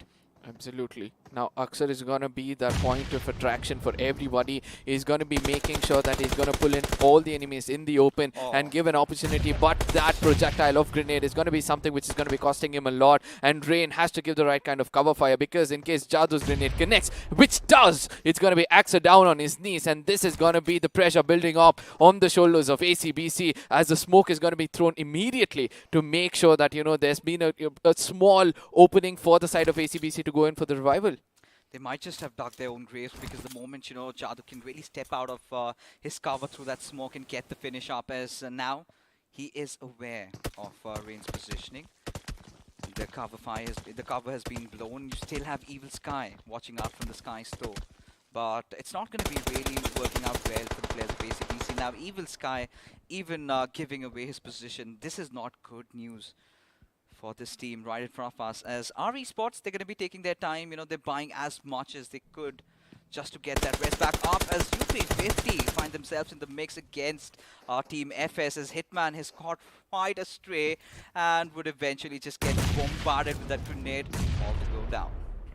I'm wanting to see how UP50 is going to convert this knock into finishes, because they need to understand that the backup is going to be coming in anytime soon. So they need to push and pick up this finish before it's too late. Yeah. I know UP50 is very careful in doing those things as they do, but I'm looking forward to see any kind of retaliation coming in from the side of FS, right? So it looks like they're not going to do the same as RE on the other side. As the pressure at build up against them, it's going to be Rockstar got down on his knees. Canary does the mistake of coming out in the open, and ACBC is going to be really happy to make them pay for it, as Jadu, the last man standing, as he got the right kind of magic to end things over here. He's going to be walking into the crosshairs of Capron as well, but ultimately he's going to be running for his life. Let's see how long he can survive. Oh yeah, there he's going with push. Of course, ACBC have got things in their hands. They've got to take control, get in, get the final play, and there you go. RE Sports, they might have started off with the bang, did get that initial knock, but eventually could not capitalize on it, as the circle takes a little bit towards a certain side, a shift which is going to heavily favor teams like UP50 and 7C. Now 7C having one of the best controls around the map. They have got the best territory. They just have to watch out for teams like Soul and Blind. Now what's really going to become important in this particular situation is they need to have a little bit of a 2-2 split, right? A 1-3 split is not going to favor Aladdin if he has an entire horde pushing at his direction, which is eventually bound to happen. Gasti has got the highest, probably the highest point in the circle right now, and he could actually do a little bit of a damage, or probably tag off players to strike fear in their hearts so that they do not go towards him. But at this point of time, he does see you up to vehicle station, and he's going to be taking fire against it, making sure there's no vehicles for commute and allowing the players to actually walk in on their foot itself. But Gusty is going to have second thoughts as he's going to change his location. BB on the other side kind of have an idea that there's a person on the lookout for. They're going to be starting to retaliate against him anytime soon. Beastopy is not going to do that immediately. He's going to be like, okay, we know the location of this person. He's kind of stuck at this point of time. Let's not fire immediately. Let's wait for the circle, which does happen now. And probably a rotation right now is going to be inevitable for the side of BBs. A little bit of an eerie silence. It's just taken over the map. You know, just being gunshots. Nothing too alarming, but at this point, you know, his tires flattened out. You know, that's going to be his primary objective, just to get out of the situation. Safe and sound, a little bit of a western shift now, and like I said, you know, Team MG, you have a really good vantage point, have that eagle's eye view to capitalize on, and the team that really thrives in the map of Miramar, Hyderabad Hydra, they're finally getting those moves up, and again, they've lost out on their IGL. Ace Black is out of the server, Arka. I mean, somewhere I feel that he's trying to be the punching bag for the squad, trying to, make sure that he's going to be leading a fight by example and not by force, and eventually he's paying the price for it. I just hope in the next few matches he'll be able to, hold back and try to stick with this team rather being that flanker. But at this point of time, the fight which is taking place is going to be the fight of throwables as DG is cooking up a grenade against Rain. There's going to be no kind of connection coming in from the side of ACBC, but rather Blazy is actually doing the damage. Oh, very good grenade comes in, but ultimately that small ridge in front of him did save him a bit, but Blazy gets taken down as the follow grenade comes in, and that's going to be Rain doing the damage. Of course, now he's going to go on with the push, already securing that. 4 finishes to their name. ACB off the sideline is going to be just mailing down the players of Initiative Academy as one more yet takes the ball as DG is on the low ground. Gabriel will have no problem getting the knock secured. Ooh. Yes, he does. Or maybe not, as DG is still trying to put a little bit of a standoff over there, but eventually knows what his fate has written in for him, as Initiative Academy safely get eliminated out of the lobby, and ACBC, they are on fire. We expected this, right? ACBC is one of the teams I to love watch this. out for at this point of time. This is what you do. You're going to think twice before you take a decision of going in. But ultimately, it's going to be Kinetic picking up the pace from the other corner. They have seen some shots being fired from one corner. They're going to be trying to capitalize as being the third party. That's not going to be the case. They're going to allow one team to survive a bit more better. And let's see whether that's going to be costing them later into the game. Sensei on the other side is going to blast through the side of NGS as well. So Gusty on the other side knows a vague idea as to where the opponents are, and he's going to be trying to cook up a grenade, trying to try his luck out. You were talking about casinos and luck. It looks like MG is going for it. Of course they are. Now the only thing that's really concerning for them is the little split, and the other players of the other side are aware of this situation as Team Soul. They've gotten themselves in a little bit of a pickle, now trying to survive. Now it's going to be Team Kinetic right in front of them. Grenades into those nice! Will connect Goblin, and one thing about this player, he never stops. The moment he picks up that one knock, he is eventually going to follow it up with that little bit of a jump. Did spot out Onyx though. He's going to follow it up with yet one more. As Kinetic, they are in tatters. I mean, Goblin exactly knows the location of all the players, right? And that is how he executes against them. Look at that. The final nail in the coffin has been shut down. And it's going to be Team Soul. They're going to be proud owners of 4 finishes for themselves. But Kinetic did not have any kind of chance over there to retaliate against them. Now, it's important for Soul to take a rotation with all 4 men standing. They're going to be the strongest in the lobby so far. Oh, they certainly will. Now, Hyderabad Hydras do have a really good vantage point, which they could use to their advantage. They're going to be a little bit of a win. Oh! But ain't so much for Maxi now with surviving just by 3 players. It's going to be a little bit of a tedious task with not for Spiker maybe, as he gets that flank angle perfectly connected and eventually gets that final blow as Evil Sky down below trying to cook up a grenade has been successful. The defense does have it connected as Carrie is just going to march in at his direction. Would want to secure that gone onto its Evil Sky. Try to get that res back off. It's a exchange of all those bullets, out of which ACBC come up top with still 2 of their players alive. All they need to do is get the revives, but do they have enough time, Arka? I don't know why they're not going for the revives. They do understand they've got 9 finishes for themselves, right? So they'll try to keep it as slow as possible. Slow and steady is going to be the next thing for them. But let's look at Big Brothers at this point of time. One last man after trying to be the strongest over here, eliminating the side of OR. It looks like one last man will have to heal battle himself before he gets into the circle. But on the other side, 7 Seas versus Goblin. 2 of the strongest to be faced off at this point of time. Omega has already got the better of Aladdin. He also has a vague idea of where the rest of the teammates are. But Goblin is also looking forward for Sarang. He finds him as well as Gregor is going to walk into his death. And that's another squad eliminated with the strongest, I would believe. And Soul is looking with 7 finishes strong. And without even breaking a switch. This is Team Soul team, ladies and gentlemen. A team that was needed for this reputed org for a long, long time. A bunch of misfits. And, he's on fire. Goblin, he's been racking up finishes, just continuing that little bit of an soiree he'd been having the last time around. But ACBC and Hyderabad Hydras, now this is where I really felt, they kind of got on the gun a little bit, getting out, exposing a lot out of them, and they eventually had to face the brunt of things. When we look at the minimap, we get to know it's all the fight for the corners of the circle and nobody's to the dead center. And we have to see who's going to be blessed with it as EXO. The perfect prediction coming in from them regarding the zone. The placement placement points is already in their pockets. And let's see how much can they dominate. Yes, there's another finish in the fray. They're going to be waiting for those pixels to be visible. And with that many 14, 8x, which is always working out in the map of Miramar, they're going to be securing another finish. Probably the second one for them, but a long way to go. Oh, certainly. And, you know, EXO sort of have been, you know, having a little bit of a stealthy game for themselves. Haven't really shown much. Have been prioritizing all the rotations heavily as Dionysus makes a rotation to try and get his teammate back up alive. But for EXO, the biggest thing is going to be Team Soul.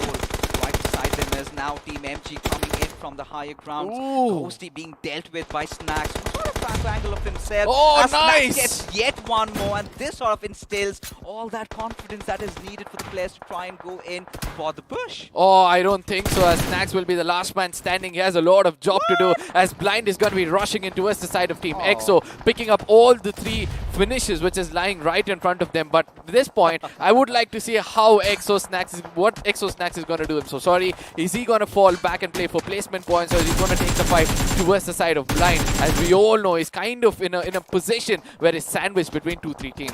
Oh yeah, now EXO find themselves in a whole world of trouble, now giving the players of Team MG enough time to recuperate. As Team Soul, they have been rolling, they have the momentum. You can see Goblin up and high with 6 finishes, have their next targets, you know, a bounty on the heads of the players of QB50.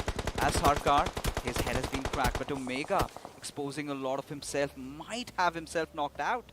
I don't think so, because the smoke covers which came in immediately from the teammate was perfect, and that's going to allow them to survive a bit more longer, as at this point of Snacks is going to be the next person to get taken down. He does the damage against the side of Blind, takes 2 players down with support of another team a bit far away, but ultimately Blind have to realize this, that it's going to be the same fate. They'll be getting what the side of EXO did, as UP50 is going to retaliate against the side of Team MG as well, and let's see which team is going to go to the center and control it at the earliest. Now, this is why I was concerned about Team Soul. I really felt that the smoke is not going to make a lot of difference, because you've got teams like Blind, you've got teams like MG on the higher ground from the backlines. Now, the only good part is that they are still not paying attention when Team Soul is really vulnerable, not really going after the finishes. But Team FS, they've been away from all those fights. They've been keeping themselves a little astray from it, and would eventually enter when the time comes right? But of course, Omega is going to capitalize upon it, goes after the knocks, gets a few, eventually goes in for the push, but he really needs to watch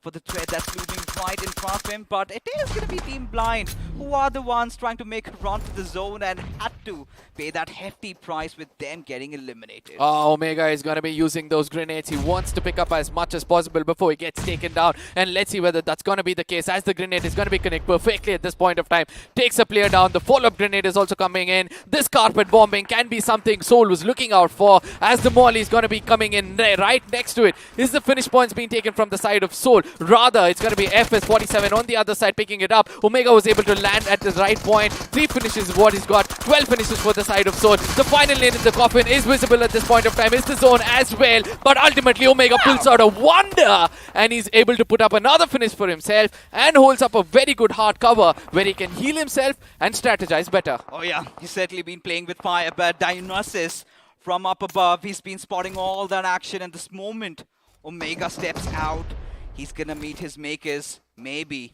As ACBC, they have been in the thick and thin of things right from the very start, getting themselves engaged in every possible situation. But look at the circle shift. He's got played very clever like a fox, because he's the lonesome survivor in FS. They have found with Omega getting spotted out. It all really comes down to who has the circle, and it seems to be Omega is going to have the last laugh. I beg to disagree at this point of time. I think it's Team MG holding that, the position inside the circle, as Omega is a bit far away, and he also gets taken on, all thanks to MG, who had the height advantage. Now let's see whether that's going to be the case. We have ACBC kept around waiting for the other two to fight it out and try to get those placement points which is required for the team, right? But we have to understand this. The uphill battle coming in from the side of FS cannot go in their favor. It's going to be hard for them, but MG has to capitalize when the time is right.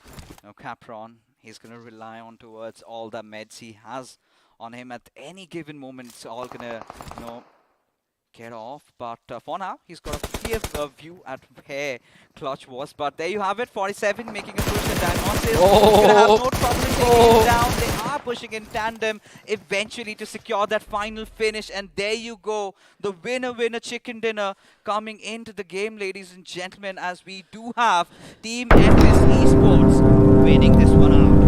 I mean, I really love the way they executed the final bit of it, because they knew that, they were 3 men standing and they counted the number of people alive. They knew that, the numbers has differentiated. We have the major of it. So let's try to push in one direction, make sure we clear that off. And the final person will obviously walk into our crosshairs. And I just loved it. But on the other side, the team which impressed me the most was obviously Team Soul, right? They came in, they did not back up from any kind of fight. And they knew that, we can strike hard. They did strike hard, rake up so many finishes for themselves. The fans are going to be happy about it. Oh, the confidence oozing and exuding out of the body is immense, right? At this point, the only mantra I can feel about Team Soul is go down, get yourself down and dirty, get yourselves all muddied up. And that is what it has been, especially for Goblin, who certainly has been fearless, right? Out of those finish points that were accrued for Team Soul, I think Goblin has had a hefty chunk of it. And not just that, right?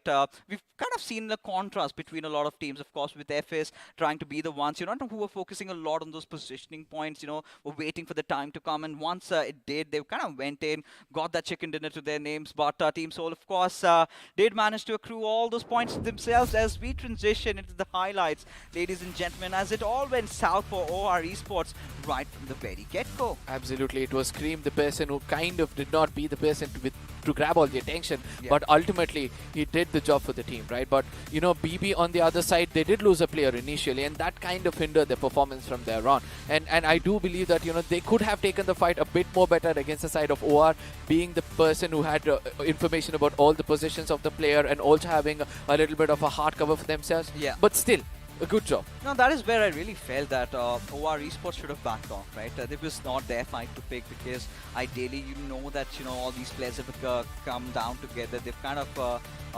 rejoined, and that is where they kind of should have made their distance clear. But UP50, they were facing a little bit of threat here and there from players of Team FS. Eventually, were the ones to get the chicken to their name. But ACBC, man, right from the very start, we've seen them in the midst of fights, having one of those players taken down to trying to get that rest back up, eventually wiping out the entirety of Initiative Academy. It was quite a wholesome game for them. Absolutely, right? They knew that they had man disadvantage, and that's why our esports were holding back, and ultimately the opponents, capitalized on it. But ACBC on the other corner, they were not worried about the zone is going to be coming in. They always looked forward for something, which they're capable of taking in. But I really love what Capron did over there. Carry his teammate into the circle first and then go in for the revival, even though he did not have. But Goblin, my man, this person exactly knows the projectile of that grenade. I mean, you have an assaulter from your team who was also a grenadier. And that's, I don't know what to say. It's like he's blessed with both of it, and that's a perfect combination for an assault. That's something that the meta sort of demands, right? You have to be very well versed with every single aspects of BGMI right now. You just cannot be, you just can't say, I'm a team sniper, I'm going to sit at the back lines, trying to give you cover. Agreed. You have got to be a wholesome package. And this is something where the discussion really comes in, right? A bunch of misfits finally joining forces together, and this is the end result, right? The jigsaw has been completed. This is what Team Soul needed, right? Especially, all these little movements they make, right? The one where he spotted one of those players out while he was cooking a grenade and took a little bit of a jump, spotted Onyx, and instantly delivered yet another finish blow out there. And not just that, right? Somewhere down the line, this could have been their game. And this is where I was kind of getting a little worried, right? The moment they were trying to pick up a fight against UP50, you had teams like MG, you had teams like Blind trying to provide that cover fire from the backlines, from the hills over there. That is something that they were really not paying attention to. Eventually had lost out on majority of their numbers up until the point Omega with that beautiful clutch. This moment was just treat to my eyes, where he almost took down the side of Blind, but ultimately a blessing in disguise was the deviation coming in from the side of Team MG up on the hills, right? So Snacks didn't know what to do much. The initial shots did not go directly towards the players, and that became a little bit of an hindrance, or else we could have seen a clutch coming in from their side. But Omega on the other side, he knew exactly where the players were. This grenade, this complete carpet bombing coming in from his side went perfect. But until we can see in the finish feed, it was someone else stealing those kills, and it was AK, if I'm not wrong, right? who's stealing it from far away. Oh yeah, of course. And this is where, FS, they were kind of the ones who were really capitalizing on the opportunity that was in front of them. And Omega, sheer balls in him, man, trying to go in for the finishes. You've got Dionysus trying to be a little bit of a, thorn, trying to get that finish on him. Still not successful. But again, Team Soul did dig in really deep and did manage to get as many points as they possibly could. And towards the end, eventually, of course, MG, they were kind of out of options, did not have a lot of numbers on them. And they did what was needed. The position points secured, few finish points to their names. A perfect start for them as well.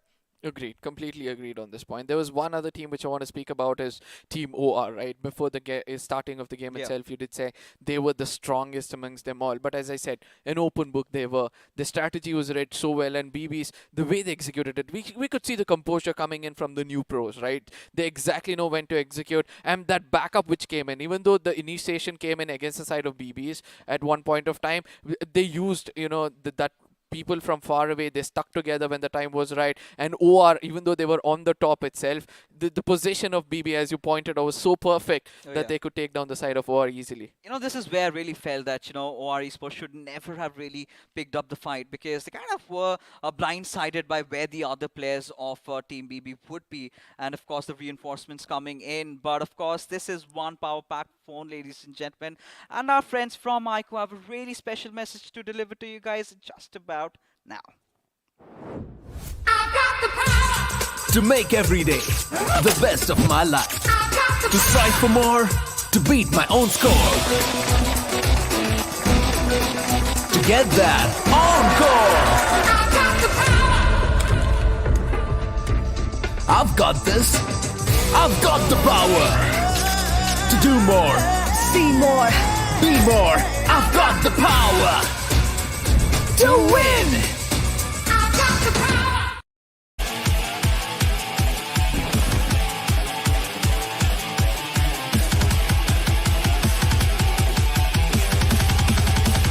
Experience tranquility.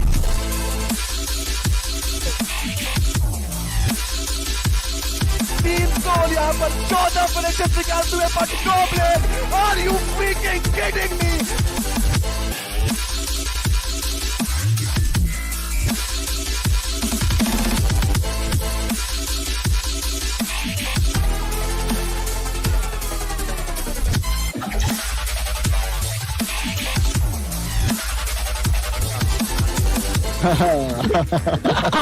काफी मजा आया। भी ready हो जाओ।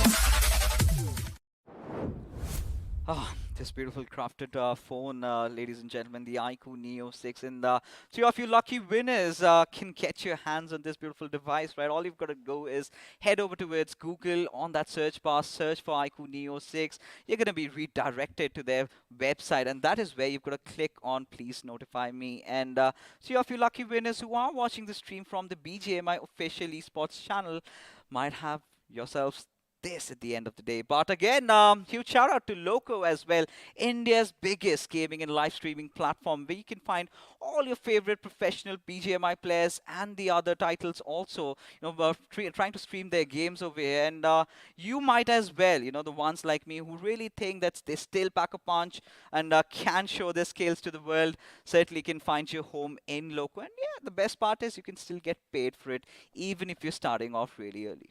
Yeah, and this is something good, the esports has grown in such a way that right now you can look in for a career for yourself.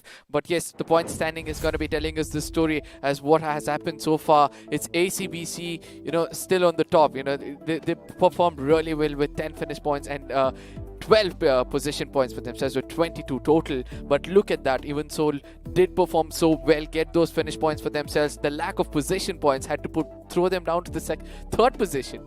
Yeah, I think towards the very fourth, I guess. But that doesn't really matter in terms of the position points. That is something that they still need to work out on. But I really love, the confidence coming out from these lads, especially, they've got that one little objective in their minds, that is to get themselves immersed in as many fights as possible. But the big names, Arka, did fall, right? We were expecting teams like OR Esports, we were expecting teams like Hyderabad, Hydras, and even the likes of Walkouts to maybe make a name for themselves. And another one of those favorites were blind, trying to get that chicken in Miramar, and it all has started changing. And this is something we love, right? We did not want to have the same repetitive winners, coming in from the iQOO BMPS dominating Miramars. We wanted some new names, and FS Esports, one of the invited teams in round number 4 of the iQOO BMPS, finally stepping it up, and this is a really good start for all these teams. Now, this is where the conversation also comes down to ACBC. They've had a really good start into this particular game, and this is where they're going to sit it out a little bit, because now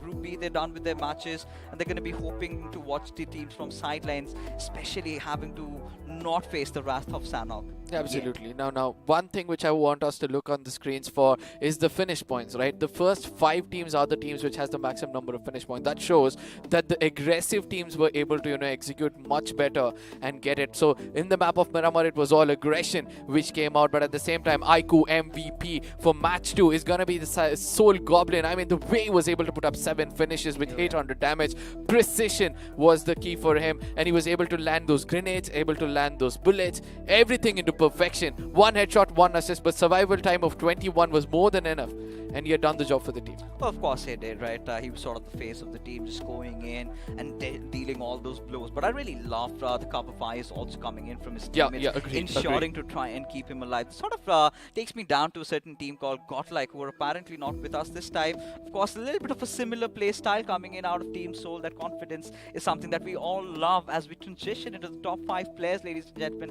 Of course, ACBC's Capron, especially that first fight against our esports, and the kind of cover fire that he had to provide, ensuring that despite that they were 1 man down, they still went in, managed to get the revive up, and get the job done in not just wiping out 1 squad, but multiple of them. Absolutely, Omega will be that one other person who was standing alive for the squad, took those finish points for himself, 4 finishes, took those placement points as well. So 4 finishes, 787 damage, and then we have FS AK-47. He was the one stealing away all the finishes from the others. Blind Deadpool is also over here. This is a healthy competition according to me. Oh, of course. I mean, Blind, you would expect to see some of the other players, right? Especially when it is Miramar, one of their favorite maps that we've seen them really perform out of the minds. But again, hasn't really been that kind of a start that Team Blind really wanted, right? Yep. Especially you would want to be in the top 3. But again, Deadpool did whatever he could possibly do over here. As ladies and gentlemen, the moment has arrived, right? As we take a quick gander at the overall standings over here, Autobots Esports still are going to be retaining that first spot, and Blind Esports, they've played 2 games, has been pretty decent, nothing too shabby, nothing to scoff at. 28 points is where they find themselves at. Autobots proving themselves to be the strongest of the lot as of now, but let's not forget that even FS Esports on the other side is also coming up in the 5th position, 21 points. The difference is not much, right? From the 1st position to the 6th position, it's just a matter of 8 points, and I believe that it's going to be much more easier. But let's look at the aggressive side of few teams like Team Soul coming in from the side of Enigma, Blind, and ACBC. They all relied on getting on those finish points for themselves. But yeah, Hydra's official are also there with just 1 match played. I think they can challenge out for all those numbers who are 2 players. That's going to be Blind, ACBC, and Enigma. They've all played 2 matches, right? So it's going to be a little hard for them to retain that position. Of course it is going to be. Now, as we take a move into the second page, of course, UP50 and Retribution RTR both have had their fair share of laughter, right? Of course, Retribution RTR in the first game of Erangel, and UP50 did not get the chicken dinner, did not get into top 3, but they were kind of consistent, I must say, getting 10 points average per game. Again, this is one of the only games that they've played in. It's a really good start, especially when you've got those nerves tingling, right? Try and make yourself a little steady over here. But OR Esports, that is, something that I really can't digest, considering, the history that they have, considering how they played in the iQOO BMPS round number 4. They really need to pick up the pace. Experience matters, right? So experience is something which OR has, so they'll know how to bounce back when the time is right, and I believe that the fans will also be looking out for that. But 7 Seas is one of those squads which I was kind of disappointed with. I know it's just 1 game that they played, but ultimately they got taken down with just 1 finish point and 1 placement points. I was expecting something better, at least in the placement points, with the capability of the firepower they have as well.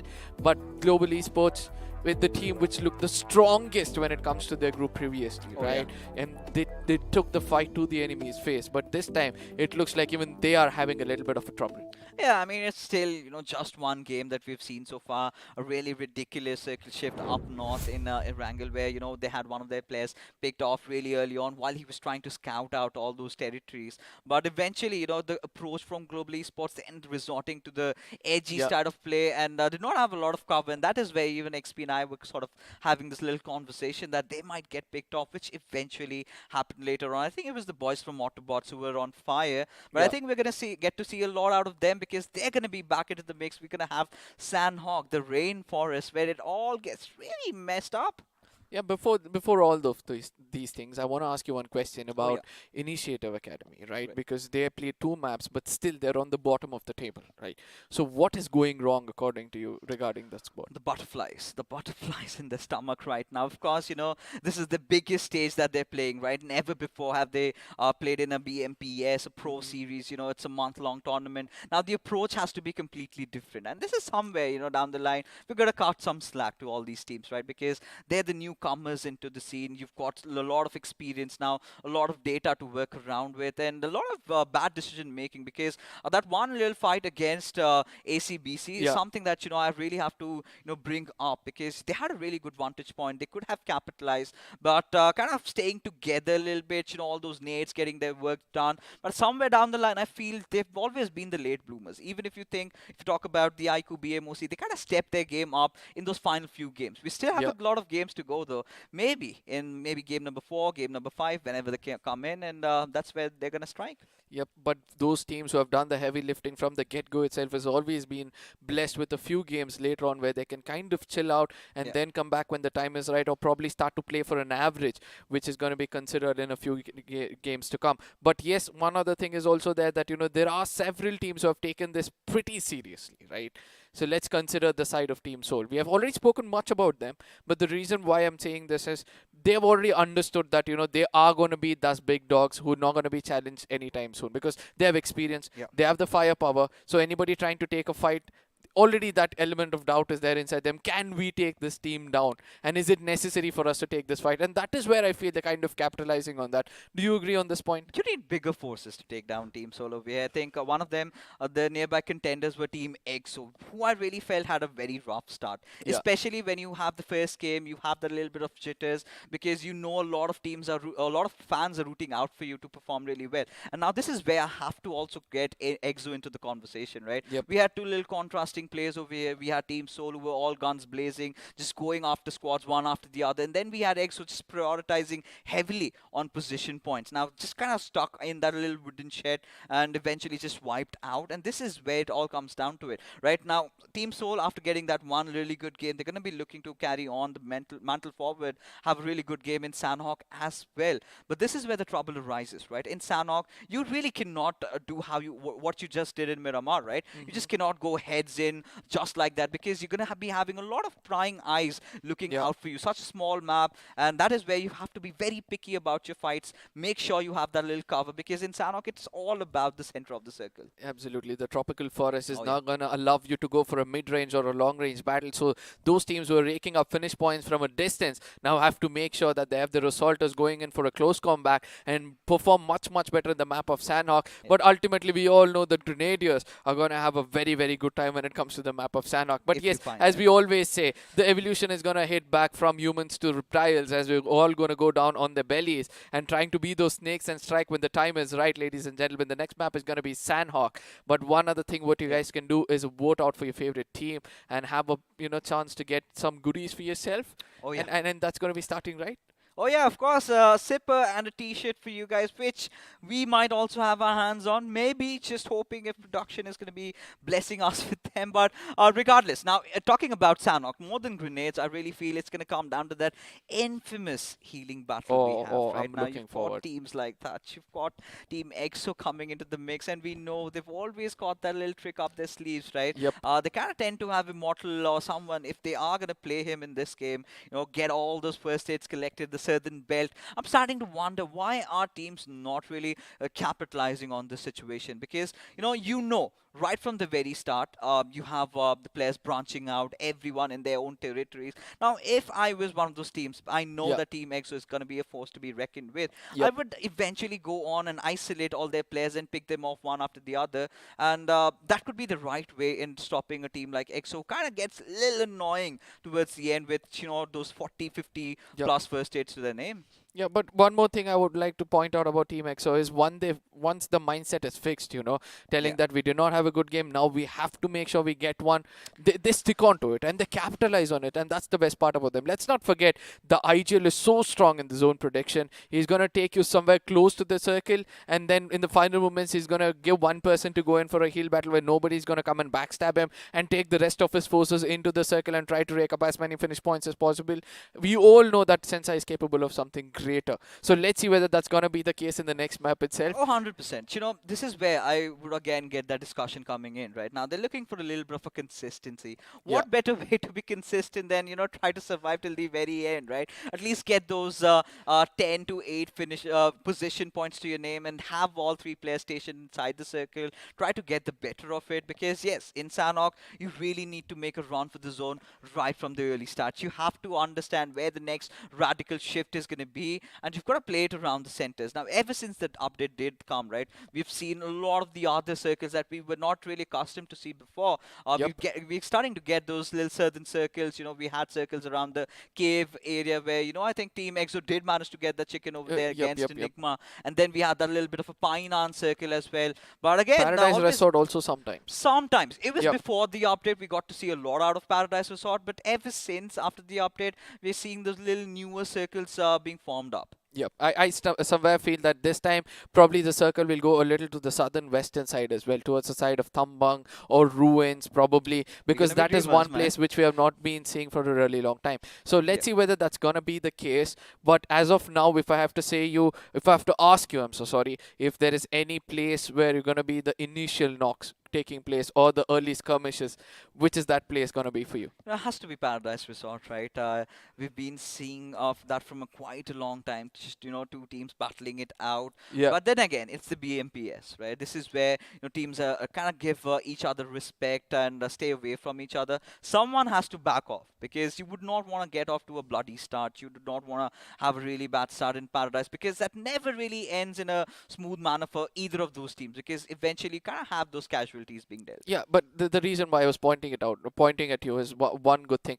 I know that it's gonna be a time where you're gonna take a shift and XP is gonna be coming on the yeah. stage. Yeah, when you come back for sure, I'm gonna be speaking more about these few questions I want to ask you out. But right now, it's gonna be the next man. It's gonna be the big man. It's gonna be XP hitting the stage. I mean, it's an honor, sir, from the beginning that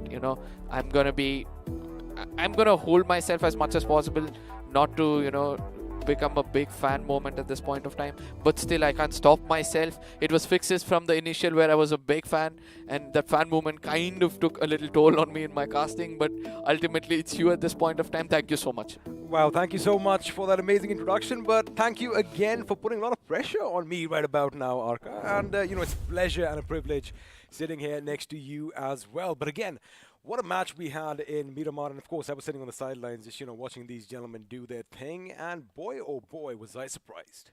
Absolutely, like we least expected, right? In the first map, the experienced teams were kind of fumbling or probably crawling their way into the final circle, but suddenly in the map of Miramar, the experienced teams are like, we're gonna teach you how it's get to be done, and that is when everybody picks up the pace. But ultimately, we did see that those teams which did not dare to do so, like 7Cs and EXO, which you have seen them play before, not being that aggressive mode, had to pay the price for it. Do you feel that there's a small thing which we can see that the teams which are experienced, only if they're aggressive they're able to dominate? See, I totally agree with your fact right now, but also I feel that the bigger you are, the harder you fall, like I said earlier, Yep, right? So yep. the thing is, there's a lot of pressure, not just on themselves, but, all the lovely people watching.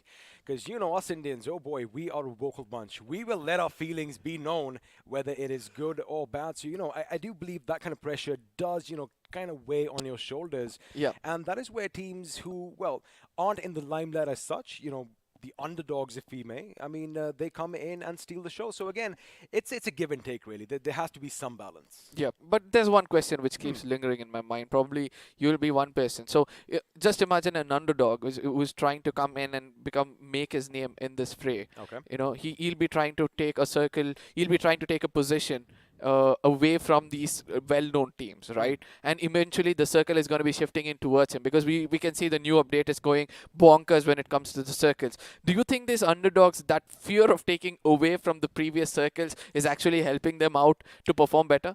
I think it is, because again, it's something that they have thrived for, that they've Yep. they made it to this point and they want to prove themselves, right? Yep. That is the biggest motivation, the biggest driving factor, Yeah. so to speak, that it comes with such teams. And again, if you take out one of the big names, boy oh boy, we know that you can be basically basking in the sunlight. Arca, that's what I've recently learned, the Sanskrit word for the sun. You can be basking in all that glory overnight. So again, they are motivated to take the teams. And the thing is, with the big dogs, what happens is, again, forget the pressure. Yep. Now, when you get knocked out by some unknown person, oh boy, you got to let ego be, a step aside over here, because if that kind of creeps in, then, you're going to falter a bit more. But again, it's too early to call it out right now. I mean, 7C Yeah, Esports agreed. Team X, so they've just had one game, and, well, we still have 4 more in store for all you lovely people out there. Yeah, one other question before we jump into the map, Oh, I right? love it. I'm on the hot seat right now, boys and girls. It's not exactly, because I'm we just come messing with up you. with so much experience. I have to learn from you. So the next question is going to be this, right? So we all know that there are, oh my god, in that fam moment I just forgot what I was about to ask you, but still I'll try to remember it as quickly as I love possible. this new thing that I can see right now. Sorry to cut you off. We have substitutes coming in. Again, Ooh. remember, we do have multiple options. You do have 5-6-man rosters, making sure that you play to the best of your abilities. After all, buddy, this is a team game, and if there's 4 members who are carrying the mantle forward every single time, it can get a bit problematic. Yeah, absolutely. So there are a few things which I have to ask you, but before that, we have heard about Beauty and the Beast, but this is a Beauty in the Beast itself. I love it. And it's I think that I want to have a device like this in my pocket. It's going to be making me look much more better. But iQOO mobiles have a thing for you. Please go watch it out. To make every day the best of my life. To strive for more, to beat my own score. To get that encore. I've got this. I've got the power. To do more. See more. Be more. I've got the power. To win. Well, there you have it, the iQOO Neo 6 power to win. And of course, remember, 3 of our lucky winners can get their hands on this. And there you have it. That's perfect timing. All you have to do, basically, it's really simple, right? Make sure you have an account on Google. That's the first step, because, we need to know who to send it to. Then all you have to do is search iQOO Neo 6 in Google. You are going to come up to their website. And, well, there's going to be a massive button that says notify me. And, well, if you are one of those lucky 3 winners who walks away with this bad boy, oh boy, congratulations in advance. But again, I wish I had one of these for myself as well. Yes, agreed. So coming back to that one question which I wanted to throw on you. You were not there on this on the desk for the BMOC, but I saw you were cleanly watching all of these teams perform, the experienced one as well as the so-called underdogs who are now the new pros, Were you also expecting something like this, a revolution coming up? There are new teams which will be coming up and erasing off the fame of all those experienced teams and taking up the position? See, they say one thing: if you cometh at the king, you better not miss. And now, Exactly. we've had kings and queens over the past year since, BGMI has taken our country by storm. However, the thing is, someone else is always going to be coming for that throne. And again, they are hungry, buddy. Yep. And it's that hunger, it's that drive, which is going to propel them to greater glory. But for now, before, again, all the carnage is going to visit this small, tropical, beautiful island, you can forget your pina coladas, because you ain't having any of them, because bullets are going to be flying. And like you said, we're going to be going back in time. We're going to be going back to the reptilian times. Yeah. And everybody is going to be on their bellies, hissing and snaking in the grass. So you better watch out where you put your next foot forward. Yep, that's what's going to be the case. But right now, there are few teams who come in new. That's the Group C, which is going to be coming in new over here. Or probably, I would like to say that, there's one team which is going to be coming back into the fight with the one which is already there. That's going to be the side of Team Seoul, and then we had EXO in the previous one as well. But initially, we did see that, there were few teams from Group A who did not perform well. And we have always seen there has been a format in this tournament where Sanhok becomes the game changer for most of those teams in the lower bracket or the middle bracket of the points table. I know this is a little early to ask, but do you feel that that kind of format is going to continue even in the side of BMPS?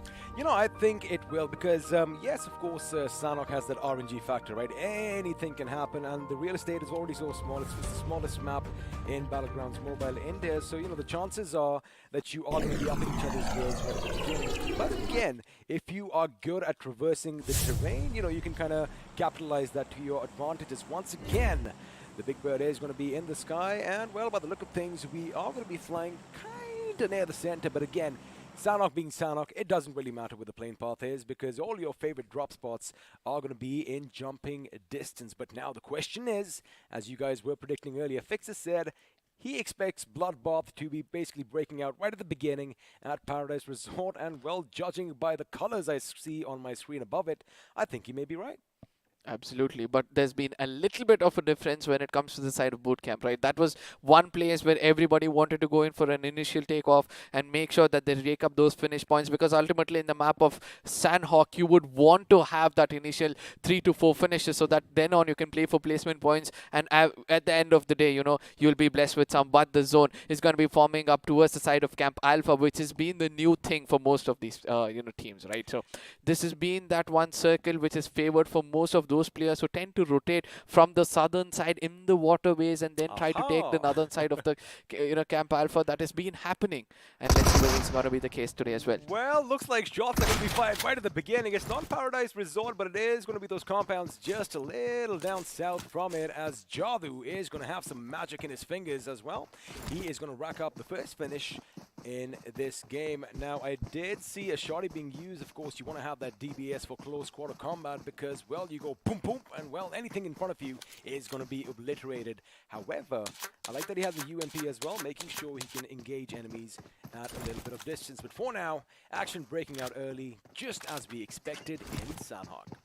Yep, Camp Bravo is that hotspot at this point of time. But yeah, with the new update coming in, right, they have increased the distance of the shotguns itself. So it's not a bit shocking for us to see that there are some shotguns coming into fray and they're trying to take down players earlier itself. It's a good thing to see, but right now it's gonna be I'm so sorry. It's Team Global, or GE, who they call themselves, and they are towards the eastern side of the map, if I'm not wrong, or the northern side of the map itself. Well, they are in the city they love the most. Painan is where Global Esports love dropping by, and if you think about it, it is too on the eastern side of the map if you, cut a line right to the center, bifurcating it. However, they are still in the circle, which means they're going to have plenty of time to loot up and get all those goodies. I do see a sniper, but again, this is Sanhok. The chances of seeing some bolt action is going to be a bit slim. But for now, Global Esports not off to the best start that we would have expected from a big team like this. But again, I think it's too soon to call anything, right? I mean, this is just the beginning. It is just game 3, and elsewhere looks like Fixes is going to be a little disappointed, as it's only the Hyderabad Hydras who are going to be calling Paradise Resort their home for now. Yep, nobody wants to go into the side of Paradise Resort because everybody have understood that eventually if you go in over there and get to be the victims of that early skirmish, that is what you don't want. RTR Esports on the other side have lost a player, gifting it towards the side of Team RE Esports, and they're going to be really happy about it, right? So this early one finish is going to boost a little bit of a confidence. Like in the previous game, they did not have that much of a great game, so this time they'll be looking forward for such welcoming finishes for themselves. But ultimately, yeah, I like the the positions of Team Seoul with the map feed which we have got, right? See, look at that. Omega is on the northern side itself. Then Akshat is a little bit towards the east and towards the side of Ruins. Goblin coming in towards the side of Tambang, and one other player to the southern side itself. So they're controlling the complete southern western side of the map itself. Pretty much everything which is inside the circle, making sure that once they go into the northern side of the map, nobody's coming to backstab them. And let's see whether they can capitalize on that. You know, speaking of Goblin, of course, the iQOO MVP in the last game, boy, did he pack quite a punch, because I do believe he had 6, maybe 7 finishes. Seven I mean, that is finishes. phenomenal, you know, as Yep. far as individual performances go. And, of course, as a team on the entire, they did finish with 13 finishes. So, again, Soul hitting hard, but for now, Esports Walla WSF. We support farmers. Again, a lovely cause over here that you see in esports. Not too common in you know, today's day and age, but I like the fact that at least we are starting now. They're going to make sure they have a little bit of mountain for themselves. Elsewhere, Jackson from Hydra has spotted, or rather hurt the enemy. That looks good. Aladdin could be in some trouble. However, the grenade isn't going to take a big chunk out, but for now, they do know that, well, someone is lying in wait on the hill above.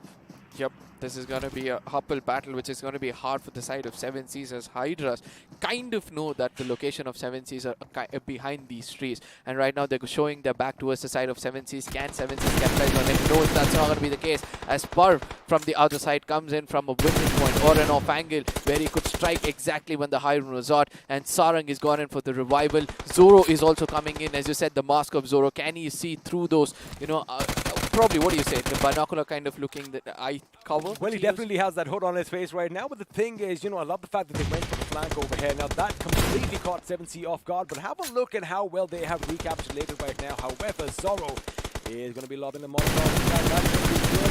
Aladdin is brought down once again, courtesy of Parv's M4, and now they could actually go in for the kill. I like the fact that 7C Esports, they realize, you know what, this is going to be a bit of a choke point. They're going to move out, as elsewhere we have some action breaking out. Jackson's got there. Sarang comes under fire. Grenades are going to be going off left, right, and center. However, all that rock is going to make sure that he was in cover. And Oh, now, no. 7C, they tried to make a bit of a move, but again, the flanks are going to be a bit too overwhelming.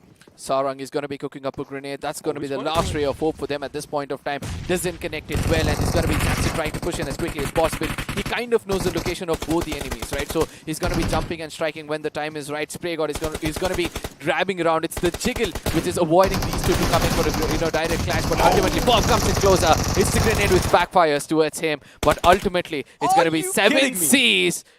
Are you serious? It's 7 Cs. You kidding me, buddy? It is 7C. They are the ones who are going to be the masters of the sea and, well, the land right now, as well as Spray God down to a sliver of HP. Keep in mind, we did see Parv jump behind them, and basically they were kind of engulfed by the enemy on all sides. However, Spray God, well, living up to his name, was spraying blindly in every which direction, and, well, lucky for him, those shots connected. They did lose 2 members here, Arca. However, 4 finishes is not going to be a bad start for them, and I'm pretty sure Sarang and the boys are going to be a little flabbergasted right now that, wait a second, I thought we were the ones who were supposed to be dead, but no, it's going to be the other ones that bite the dust.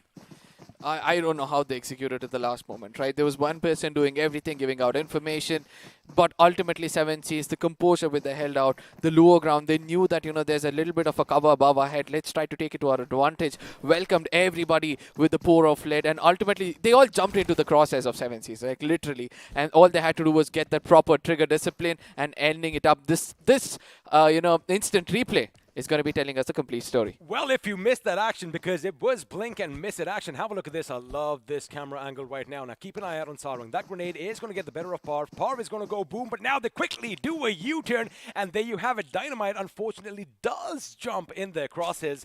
He manages to take out Sarang, but Spray God, oh boy, he was just on his side, and, well, I guess he had some blinders on like a horse, because he did not see him at all, and, well, he paid a heavy, heavy price. While elsewhere, you did mention that, you know, we can expect a few teams to be out in the waters, but I thought maybe they might have wanted to get a boat for themselves, because, oh boy, that is a long, long swim to freedom. I don't know. After losing a player like Chonu, I think it's better they choose some such, you know, out of the box kind of a, you know, transport, because ultimately it's important for them, right? It's the placement points which they have to play for. It's fine if you're getting the zone damage, but still it's going to be easy for them. But it looks like one other player, they did have a boat for themselves, but eventually got taken out, and then they had to rely on the hands and legs, which were blessed for them. But I know that, you know, they're going to be raking up much position points for themselves. Because of that, they could turn this out to be a blessing in disguise for themselves. I like how, you know, the 3 comrades, they jumped out quick, but Chonu, I think that steering wheel kind of got caught up in his legs, and he did try to get out, but unfortunately, it was a bit too late, and boom went the boat. and well, he was sent to a watery grave. Now, if you have a look at the map, ladies and gentlemen, you will see a couple of teams are out in the open. Now, RTR, they made the right decision, right? They have come to ground again, and they're going to make sure that they drive down because, well, swimming is going to be a little problematic as they are going to be taking a lot of damage, but looks like they do have another boat on hand. And, Oh, well, yep. we are going to get some nice summer breeze and, well, a little spray of water on our faces. The thing is, they under heavy fire as heavy fire bullet OP with that QBZ is going to make sure he puts the enemy. Wait a second. That was a quick finish over there. Our esports losing 2 members in the blink of an eye. I think they were oblivious that there was a little bit of an ambush set up right in front of them. Yep, GOG capitalized when the time is right. But on the other side, in the finish field, we did see there was another fight. It's going to be Enigma. A good volley comes, falls in. The fire trap does, end the life of Evo at this point of time. ABZ are going to be happy raking up as many finish points as possible. But Enigma on the other side, I don't know why, they're not sticking together, which they obviously want to at this point of time, because we have been seeing that, the format of the tournament comes in such a way that you have to stick together, make sure that you don't let your comrades get finished off. Well, that is, of course, part and parcel of the game. And if you did have a look at the top right of your screens, the circle seems to have imploded in on itself, which means, there's not a drastic shift yet. Why I say yet? Because, well, in the next couple of shifts, we are going to see something drastic. And speaking of big, bad guns, we have the AWM dropping in, and looks like no one's going to pick it up. It is my favorite, of course. I love me some sniping action. But you know what? We've seen some bolt action in Sanhok in the past. Maybe someone might just go and pick it up. Unfortunately, the thing is, it's out in the water, and everyone's eyes are going to be on that red plume of smoke coming out of it. Yep, agreed on this point. But, a person who dares to think out of the box and tries to go get that will not only be blessed with a good gun, but also that most wanted level 3 helmet in West, which could help him out in a close range battle, right? So it's the assaulter probably would want to go forward, pick it up and come back as quickly as possible, if not for the guns. But at this point of time, look at RTR coming in from the northern side. This, I believe that this team has done this several times. So even though they got taken down, they exactly knew where to swim, where could be the next spawn of that bot. They picked it up, and then, they're going to traverse all the way, come into the corner where, Soul thought that they cleared off the side of Camp Alpha, but they're going to be blessed with a lot of placement points, but as well as a very good chance to backstab the side of Soul, or probably take the fight towards the side of 7 Seas. Now, this is a situation, a scenario, a scene that we are all accustomed to. At some point or the other, the Hyderabad Hydras love going for a swim. And keeping up with tradition, they are doing just that. Fortunately for them, this time around, they have all members alive and kicking, which means they can still pack quite a punch. Now, we did mention the circle, and of course you did mention RTR's maneuvering around the circle. Now, that's what homework is, isn't it? Because they've probably, like you said, done this time in and time out. They know exactly what the spawn points are. Something which even all our viewers watching at home, if you do your homework on the game, you can know exactly where the vehicle is going to be, because it's all about trial and error. But for now, we are going to see some action. Well, not action as such, but we are going to see what's happening on the southern island, because Team EXO so far haven't really come or locked horns with anybody. However, they might just be hoping that the circle might have a little bit of a southern shift, which means they aren't going to let go of this compound just yet. Yeah, I just hope it does go to the southern shift, because that is where I predicted the next zone possibly could be coming, and I'm going to be so happy that if that's going to be the case. But at the same time, as you said, preparation is half battle won, right? So hey man, I love your predictions. I'm just glad that Fixes was not right, because, well, he expected some action in Paradise Resort, and we haven't seen a single bullet fired. And now, let me just tell you one thing. From my sidelines, I can see him just glaring at me with those eyes, and of course, trying to act all cool. Well, he does try to call himself Daddy Fixes, but it is not happening this time around. Exactly. But yeah, at the end of the day, we all know sometimes your prediction does come out right, and sometimes it's a caster's curse which is going to hit the teams right now. But Team Soul having the highest, location of the place itself. So let's see whether they can capitalize on this, because they feel the zone is going to be going towards the northern island itself. Speaking of Team Soul, let me just say one ththing, because again, I did see their performance in Miramar. Now, Soul is a team that is etched in history as far as BGMI is concerned. So, one would think if, you have a new roster, there is going to be some pressure. But let me tell you something. Goblin and the boys, oh boy, they are playing like veterans right now. Cool and calm under pressure and, well, getting the job done. Something we're not really used to as far as Soul goes. I'm talking about those finish points. 13 finishes, buddy. That is no small feat. Absolutely. I mean, I've always seen Team Soul is going to be that mature people who try to strike a balance between finish points and placement points and then think on the overall tournament itself rather than one match. But this team, rather, is like, this match is the first match. So we're going to make sure that we leave a mark and we're going to make sure. But ultimately, I'm going to be betrayed with my predictions as the zone is going to be shifting towards the side of Camp Alpha at this point of time. And I don't know. You laugh. This changed everything. Oh, I love it because, I've been kind of wrong with my predictions. So basically, join the club, buddy. That is what it's all about. But now have a look at 7C Esports. Now, again, they did lose a couple of members. So, they are going to have a little bit of a disadvantage. However, those cliffs, first of all, let me just tell you one thing. I love that area of the map.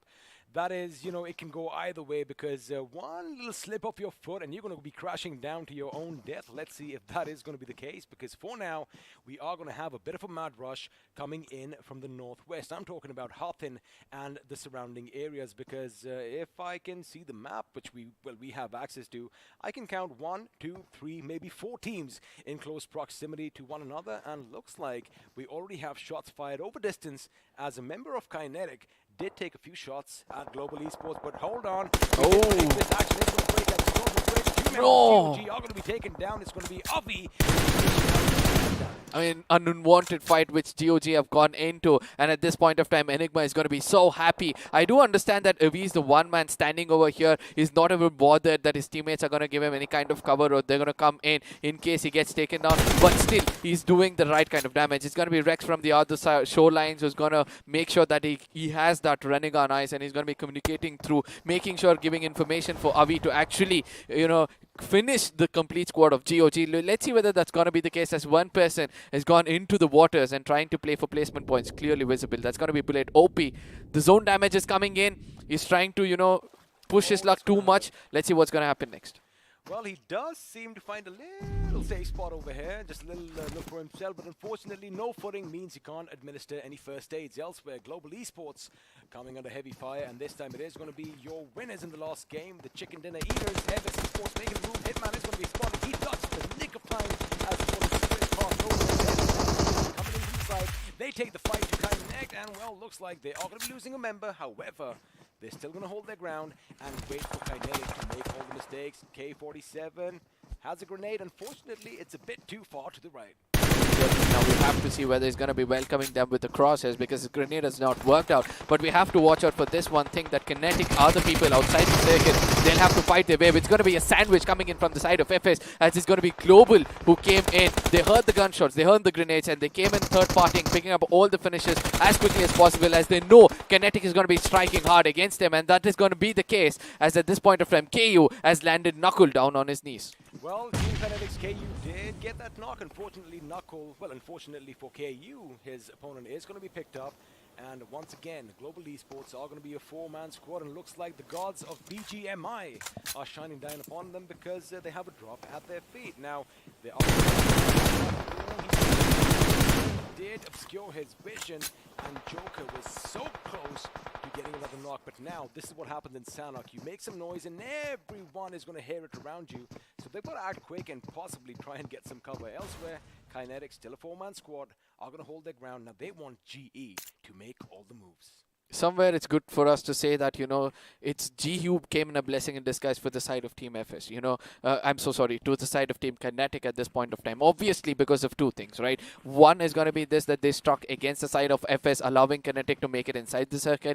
Two, they're also going to be raking up as many finish points as possible. Now, Kinetic have a little bit of a hard cop out to work out with, but they have to watch out for GE coming in a bit more closer, because both of these teams have a long journey up ahead in front of them to make it inside the circle, as the circle is dead center lies the demons themselves. That's going to be the Team Soul having high ground for themselves. I just hope that they had the AWM with them. You got to keep one thing in mind as far as Team Kinetic goes. FS Esports is still lingering on. In fact, they are sharing a compound. Question is, do they know how many members of each team are exactly alive? Because, boy, you open a door and suddenly like, uh-oh, wait a second, you're not my teammate.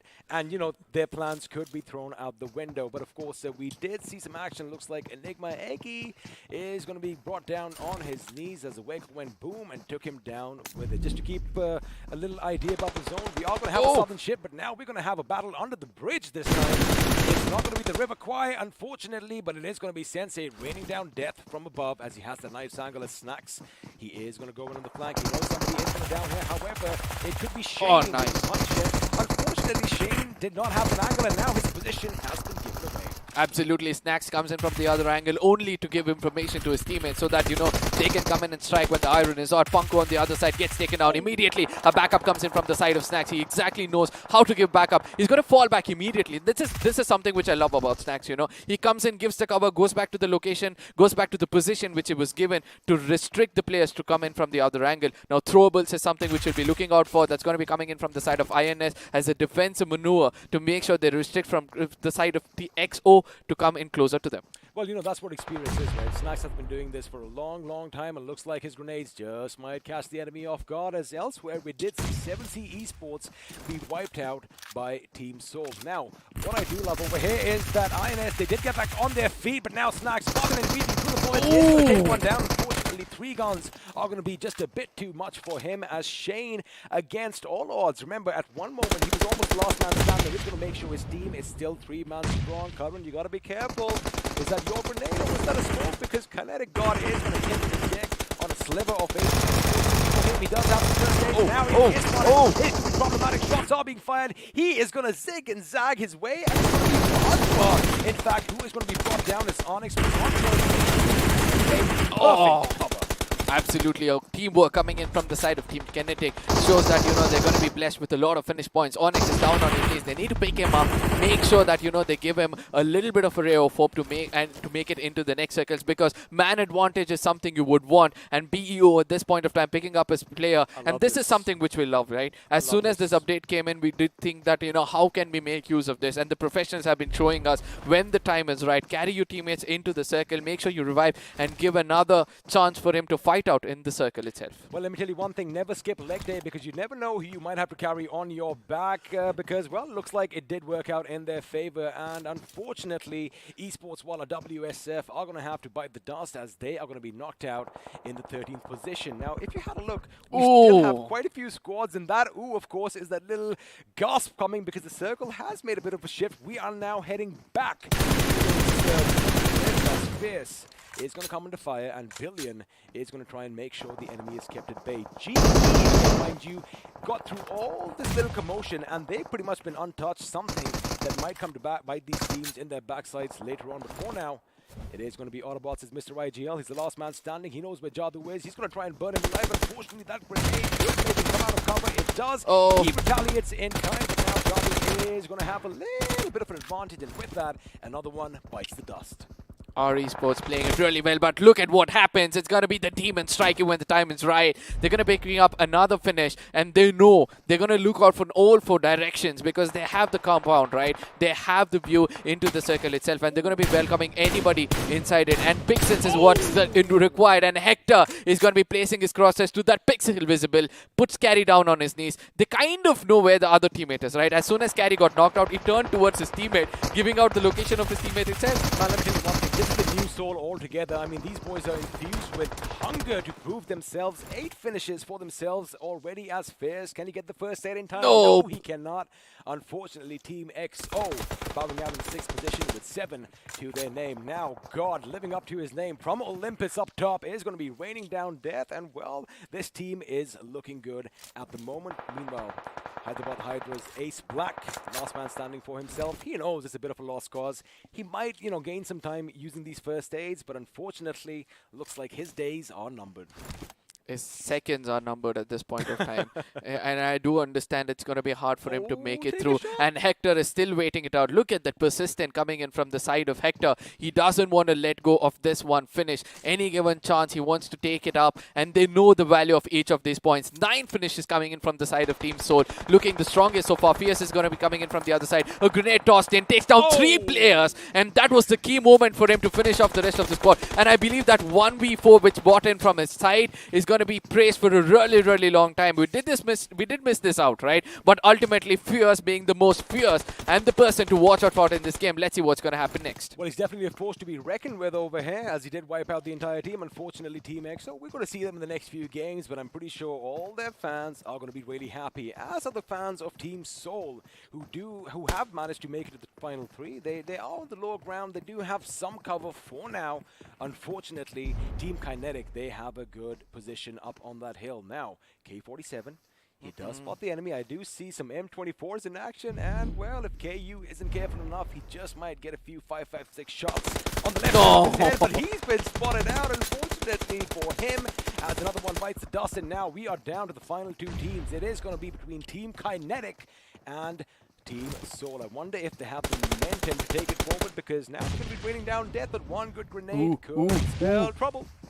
Ooh, let's see whether that's going to be the case now. Team Seoul has to do wonders. They did take a fight against the team previously and made sure that, they'd win an uphill battle, which is impossible for most of these teams. But now we have to see whether that's going to be the case. The zone is going to be favoring the side of KU, right? So they're just going to be holding this up, allow the zone to be doing the damage against the side of Team Seoul and trying to strike when the moment is right. Akshat is going to run away, jiggle around. Onyx Crosshair did not find the right corners, and it's going to be allowing Team Seoul to survive a bit more longer. Now this is the fight where we want to see whether Seoul can traverse around that hill, come in from the north and take the fight. Look, there's no way that they're going to be coming up to the hill right now. I wonder if they get a bit complacent. By they, I mean Team Kinetic. If they get impatient, well, speaking of that, Goblin is going to find the way. And oh my goodness, Team Kinetic, they made a little bit of a boo-boo over here, because they let them come in. There you have it. Omega is going to make sure he charges things up with that grenade. Three grenades going off in quick succession, and of course that AK is going to be rattling off all those rounds. And now it is going to be a 4v3 situation in the favor of Team Kinetic.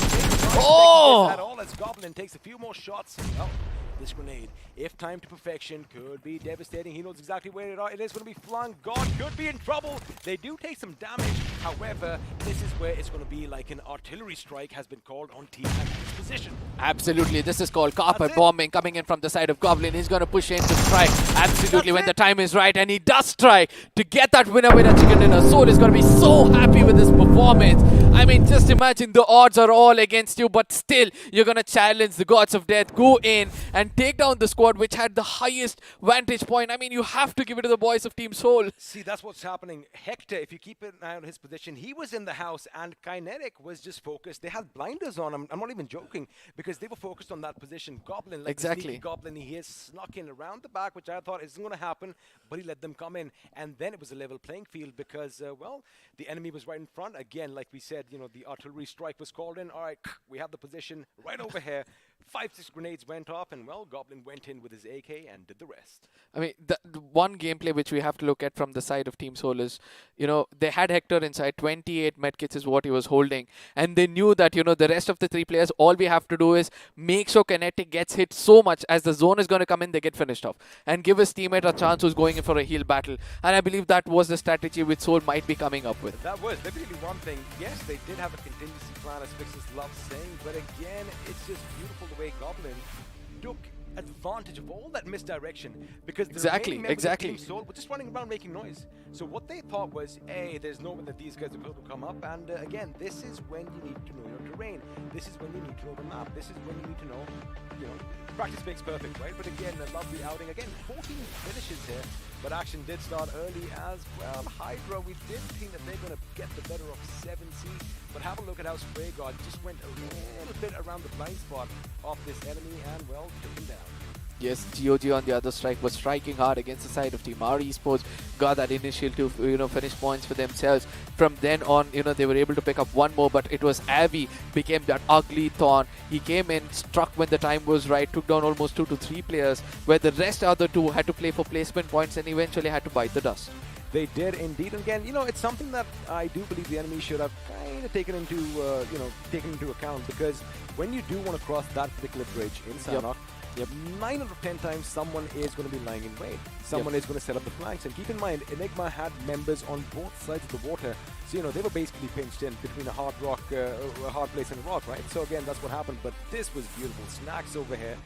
I mean, he is the best at jiggling, isn't he? Because, well, he did what he does best, managed to take them down, but Shane, against all odds, and Billion, in fact, you know, did keep the enemy at bay. It did give them time to recuperate, and, well, they got the better of Team EXO, but of course, this means only one man was left standing, and that man was Fierce, who I'm sure we're going to see up on our screens in a short while. Absolutely, one good grenade. They always say one good cook grenade is equal to a wasted mag itself. So it's going to be esports on the other side who got eliminated, and there was a moment where I really thought, you know, RE could capitalize on this, which they did eventually. But a good grenade coming in from the other side, and Mr. Erangel had to come out in the open. Jadu at that point of time went in for a jump shot. He was about to make it inside the circle, but got extinguished.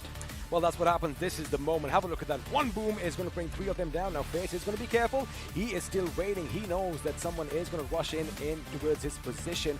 Now, Joker does try and go for the little heal, but he hears those footsteps, and Face goes in and, well, does all the talking with his weapon. Now, again, he takes another fight with INS. In fact, gets the better of a couple of them. Imagine that, man. This guy is on fire, making sure he snuffs out as many lives as he can before, well, the blue claims his for his own. Absolutely. This one man, FS, if he had actually made it a run, you know, and tried to understand the terrain itself, that would have been much more better. But the moments came in as Goblin started to strike when the time was right. But his grenades were so precise. Now, this is where Team Kinetic, I think, made a little bit of an oopsie. Because FS was already in that position, they should have known, hey, wait a second, there's a little bit of a gradual slope over here. Exactly. What if Soul, you know, come and circumnavigate around us and then make it over there? So, you know, maybe that's just the presence of mind that wasn't there. Because let me tell you one thing, I'm pretty sure all of you watching at home as well, you thought that, you know, yeah, they have it in the bag. It's going to be their game. But boy, oh boy, Goblin, up to his sneaky ways, comes in and throws that plan right out the window. And, well, Team Soul get a well-deserved chicken dinner. Absolutely. Now, one more thing which we have to observe is how much of real estate you're holding in the final circle. Just imagine if Kinetic were kind of spread out in that northern area, in that high ground advantage. Even though Goblin had to rush in at that point of time, they could have struck from different directions. But rather, they all chose to stick together at one corner, which allowed Goblin to, you know, strike when the time was right. I believe that, you know, that was the biggest mistake for Kinetic. You just took the words out of my mouth again, because, like I said, you know, all 4 of them were focused just on those two gentlemen downstairs. All right, I'm going to keep an eye out over here, you keep an eye out over here. But unfortunately, they just left the backsides again. Lesson to be learned, because, you know, we have to make mistakes, and only then can we learn from them. So I'm pretty sure, you know, whoever's been watching the games, and, you know, we all have evaluators of sorts, they're going to be making notes that, right? Next time, somebody better keep an eye on the back of your heads, because you don't want to repeat of this happening. But again, what a lovely game. Sanhok, again, you know, we did expect action breaking out early, which it did. We did expect some carnage. And of course, you know, we like calling something called as third partying, right?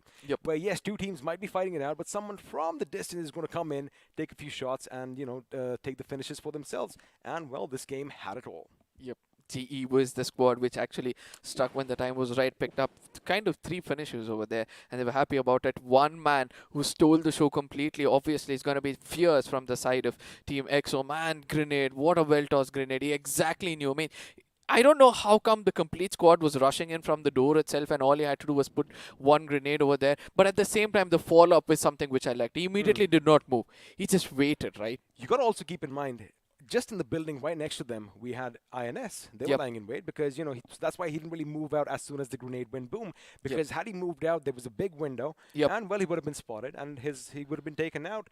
Again, he got those 4 finishes, takes another one out of INS, leaves one to be taken by the blue zone. I think he did a well-done job. We might just have... now, if we quickly talk about it, of course, it is going to be coming up. Who do you think is going to walk away the iQOO MVP? Because I have 2 names in my mind. Yeah, one is going to be Goblin, the other one is going to be Fierce himself. So I wanted to place my bets on these 2 as well. I love how we are in sync right now, buddy. But again, you know, this was the map of Sanhok. We are halfway through for the games for today. But once again, let me just remind you, the one presenter who's making all of this possible, it's the iQOO Neo 6. Let's have a look and see what they're all about. To make every day the best of my life. To strive for more. To beat my own score. To get that encore. I've got this. I've got the power. To do more. See more. Be more. I've got the power. To win.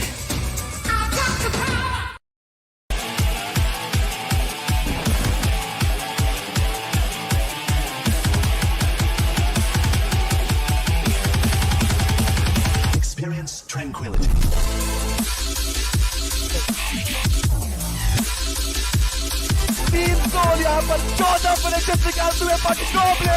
Are you freaking kidding me?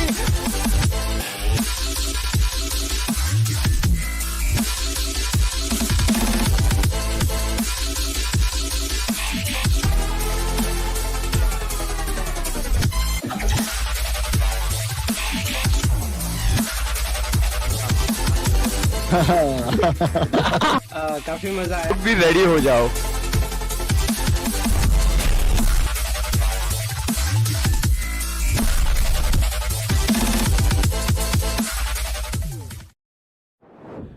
Well, of course, we did have a look at the local promo once again, India's very own esports gaming platform. And, you know, if you miss any of the action, remember, you are going to see your favorite streamers up on your big screens. And, well, you are never going to be truly alone. But again, what a wonderful game in Sanhok. And it was a pleasure, again, sharing the screen with you for the first time. It's the first time we're actually sitting together over here. Overwhelmed. Oh, dude, even we all had the jitters before that. But again, you know, it all dissipated within a few minutes. Of course, all the action definitely helps. Now, we did kind of, you know, skirt around the issue as to who the iQOO MVP is going to be. We're going to find out in due time.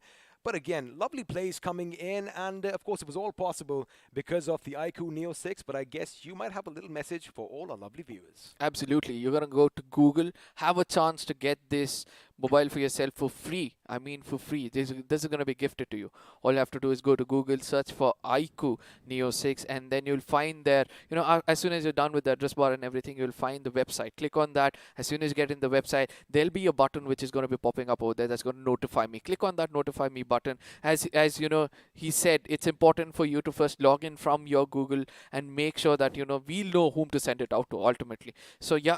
And once you're notified, I can give out my information if anybody wants to, you know, do it a couple of times from my account. I'll be down for that, you know, because I want to definitely get my hands on this bad boy as well. But again, 3 of you lucky winners are going to stand a chance to win the iQOO Neo 6. And let me just tell you one thing. It is going to be hitting the markets real soon. So if you aren't one of those 3, well, you can go and buy this bad boy for yourself if you want the best gaming device in the country right now. But now, speaking of gaming, I think we're seeing some of the best gaming right now as far as BGMI is concerned because, like you said, you know, a lot of teams are stepping up to the mantle. They are stepping up to the plate. And I know we don't want to beat around the same bush. Yes, Seoul has done amazing in the last 2 games. And I feel because we've been following them for quite some time, this is the new Seoul. This is a new breed of players. This is where I wanted to come up with a question for you, right? You've been closely associated with them in the history, right? And you were there with the OGs themselves, and that is one of the souls. Yeah, that is one of the souls we all look up to. And suddenly you see a new soul coming in. You've been closely associated with them, and now we're casting for one another. What do you see is the difference coming in from both of them? See, this is what basically reconnaissance and doing your homework is, because they've been keeping an eye on the players. I'm going to come back to that in just a second, because there you have it. It is going to be Team Seoul with that delicious chicken for themselves. 14 finish points and a total of 29 points running away with the show. Now, Team Kinetic, I'm pretty sure they are going to go over the replays and, you know, just maybe be a bit disappointed. But again, the best thing is if you make a mistake, you get a chance to learn from it. Absolutely, but you're learning it the hard way, because this is not the place for you to learn, obviously. But yeah, one thing good to see is that, you know, this time the finish points are not coming just from the first 4 or 5 teams, but rather until the 11th or the 10th position itself. 7Cs have also got a decent 4 finish points, GOG with 3 finish points, and Autobots with 4, RE Sports with 5, yet again. And this comes up to show that early finish points which you gain can give you a little bit of an opportunity to be there at least in the top 10 of the point standings itself. And this is going to affect a little bit in the overall points table as well. Oh, absolutely. And of course, you know, it being Sanhok, I guess it's a bit easier to, you know, I don't want to use the word steal, but, you know, steal a few finishes from one another. And now, the moment that us 2 have been waiting for, the iQOO MVP is going to be the Fierceful Fierce himself from Team X. So, 5 finishes, all of which we saw on our screens just moments ago. Absolutely, 690 damage. That shows that he was clinical with all those things, right? On an average, we can say that was 110 damage coming in for each of those finishes, and that is the least you could deal on against a player. But at the same time, headshots, 1 assist, 1 survival time of 21. Not only did he get finish points for himself, but also the survival points or the position points, and the squad is going to be happy. You need to have one player like this with you. Oh, absolutely. You need to basically have, you know, someone who's going to be calm and composed under pressure, which is exactly what he was. He was the last man standing, and well, when you have 4 hungry members from Global rushing towards you, I mean, if I'm thinking about me, my hands would start shaking, the adrenaline would start kicking in, and well, looks like he had his head. I mean, just look at him right now. You can tell that this man means business. Absolutely, absolutely. And the business was like he was having the final laugh of the business itself. Oh yeah.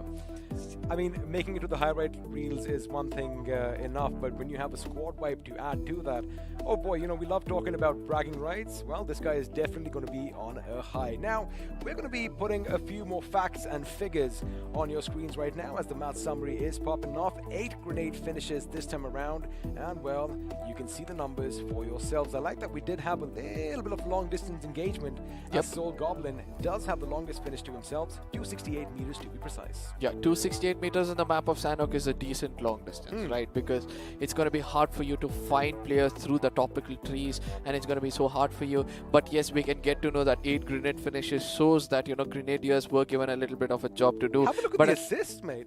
Yeah, exactly. That is where I was coming up with 42 assists coming up. And it's very good to see that, there is a support of your team who's trying to finish off the job where the Assaulters have started off with. But FD Graph will have a different story to say, as there's one squad which did 14 finish and clinical is what I would like to say, because 1457 damage only. That was beautiful, of course. That's the way you want to play the game, right? They only took shots when they needed to, and well, every single one of them shots did some damage. But there you have it, the overall standings popping up on your screens, and looks like we've hit the half century already as Team Soul have racked up 50 points for themselves. And well, out of the 2 matches, they have 1 chicken dinner and are currently leading as far as finish points go. Again, we were talking about, Team Soul being a new breed, and you did, put up a question to me. Again, times change. Now, this is what all the scouting is all about, because yes, they do have all that, at their disposal, all these amenities, and they can get the best of the best for themselves, and that's exactly what's happening. Take my word, these boys are going to be here for a long, long time. Absolutely, they're going to live up to the big name itself. But on the other side, Autobots Esports is going to be coming up as one of those next pro teams, and they're doing a good job so far with 18 finishes and 16 position points. A good balance, to be specific. 34 points is what they're getting. But FS Esports on the other side, relying more on the position points, which they've always been doing from the initials itself, with just finish points, shows that sometimes you need to think out of the box and try to play for placement points, and then when the time is right, strike harder. That is, of course, I couldn't have said that even better. But now if you have a look at the second page, you are going to see a few names over here. Now, Or Esports, again, they didn't play this game, so, forget about them for now. Team XO, 5 finishes coming in from this last game, which means that they're averaging 5 finishes per game right now. But again, it's a hard-hitting team. I say we give them some time to, get that momentum rolling, and we might just see them on the first page in due time. But of course, right at the end, we are going to have a little bit of disappointing names. 7C Esports being one. Of course, you, Arca, expected a bit more from them in Sanhok. Absolutely, and there was one other team, that was Team GOG, which I was kind of knowing few of these players, from before itself, but still they were very good at getting possession points. And let me tell you that in the 3rd round or the 2nd round they played, all they had was possession points for themselves. The first game, the second game, the third game, they had very less finishes, but so much possession points that they were on the top of the table themselves. But still, this time the possession points are not working out for them in the map of Sanhok. Since it was not working out in the first game, they tried to play for finish points, I'm so sorry, and then they did rake up 3 of it, due to which they're able to survive not hitting the rock bottom itself. And of course, even if you don't get those finishes, even that one finish, it just kind of just boosts your confidence a bit. Yep, exactly. It ups your morale, I mean, even all if you're playing at home, I mean, yes, you might be having some hard times, but again, in the game, once you get a couple of finishes, you're like, oh, I feel good, there's a new energy that comes in. Yep. So I love the fact that, the new point system is brilliant, because there's an equal balance right now for placement as well as finishes, and that is what the game's all about. And well, it's good for us because we get to see a lot more action. Yep. I have one question for you yet again regarding Team Soul. Let's go. I feel that, Team Soul did not have a person like Goblin before. I wouldn't point out his to be the one specific person, but for an assaulter to be so daring that he, breaks up from the formation, probably is playing that, wedgie player coming out all alone and then try to take the fight. Do you think that was something for us to see as a new thing? I'll tell you one thing. Now, one point that can be missed out was, of course, yes, you are going to have that individual prowess. yes, you are going to get all the glory, but again, at the end of the day, it's a team game. Why would he dash out unless he knew that, his teammates are going to have his back? Exactly. Every single time he went out, they had multiple flanks set up, and, well, Akshat, of course, was doing wonders as well, because as far as Goblin was going, Goblin didn't see somebody on his left, for example, but, he had his teammate making sure, A, they're giving him all the information he needs. Because Exactly. knowledge is power, right? You Yep. have to know the position of the enemies over here. Yep. And that is one of the reasons he can actually go forth and, do all the damage that he can. Again, yes, he might be getting all the accolades right now, but it is a team game. And let me tell you one thing, they are playing as a tight-knit unit. Yep, Kinetic on the other side giving the highest ground. People say that in the game of BGMI, if you have the high ground, you have a great advantage. But it turns out to be the statement is going to be false. But ultimately, ladies and gentlemen, we are going to be taking a short break and seeing you on the other side anytime soon. This is Arka with me was XP and Fixes. So after we come back, things are going to be more intense. जब court पर बनी team of 5, छठे यार का दिल टूटा ऐसे जैसे टूटे कांच, क्योंकि अब से कोई नहीं होगा कभी भी left out. Battlegrounds Mobile India brings you the new 8v8 TDM mode. Let the action begin in Santorini. What's your biggest weakness? My biggest weakness? If I had to pick one, I'd say that my biggest weakness is that I'm a real giver, I give more than I should. Are you going to keep all the loot for yourself, huh? We don't need glory hunters on the team. I'm firing on all cylinders 100% of the time. Gives others a huge complex. Arey bhai, can't find any guns here. I'll be toast if I have to carry on with this frying pan. I'm too calm and composed for my own good. Nothing can rattle me. I'm in constant zen mode. Beast mode, guys! Come on, let's go! I scout कर रहे हैं यार. Hello, respond! I just can't push people against their will, Even if it's for their own good. Seeing people uncomfortable just doesn't sit right with me. अबे तुम red zone के बाहर नहीं निकल सकते, कंफर्ट जोन के बाहर कैसे निकलोगे? चिकन डिनर के सपने भूल जाओ, तुम्हारी किस्मत में भूखा मरना लिखा है. Pick the game, drop the act. All new Battlegrounds Mobile India with new modes and maps. Download now. This car won't drive itself, right? Where to go, when to stop, read the map. अब ये सब तो in-game leader ही कर सकता है. And danger rarely announces itself. इसलिए आगे बढ़ने के लिए एक स्काउट भी जरूरी है.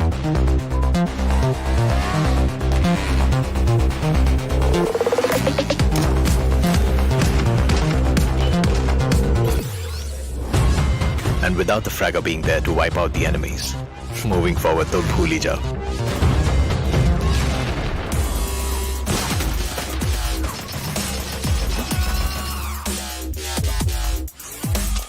और फाइनली गाड़ी आगे बढ़ाने के लिए सिर्फ पहिए नहीं, जैक भी जरूरी है. कोई भी मैप हो और कोई भी रास्ता, जैक ऑफ ऑल ट्रेड्स के बिना टीम नहीं बनती.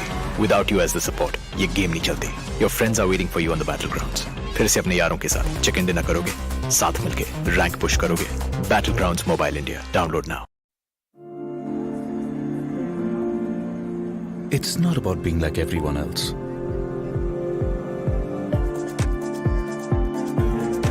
It's about having your own destination.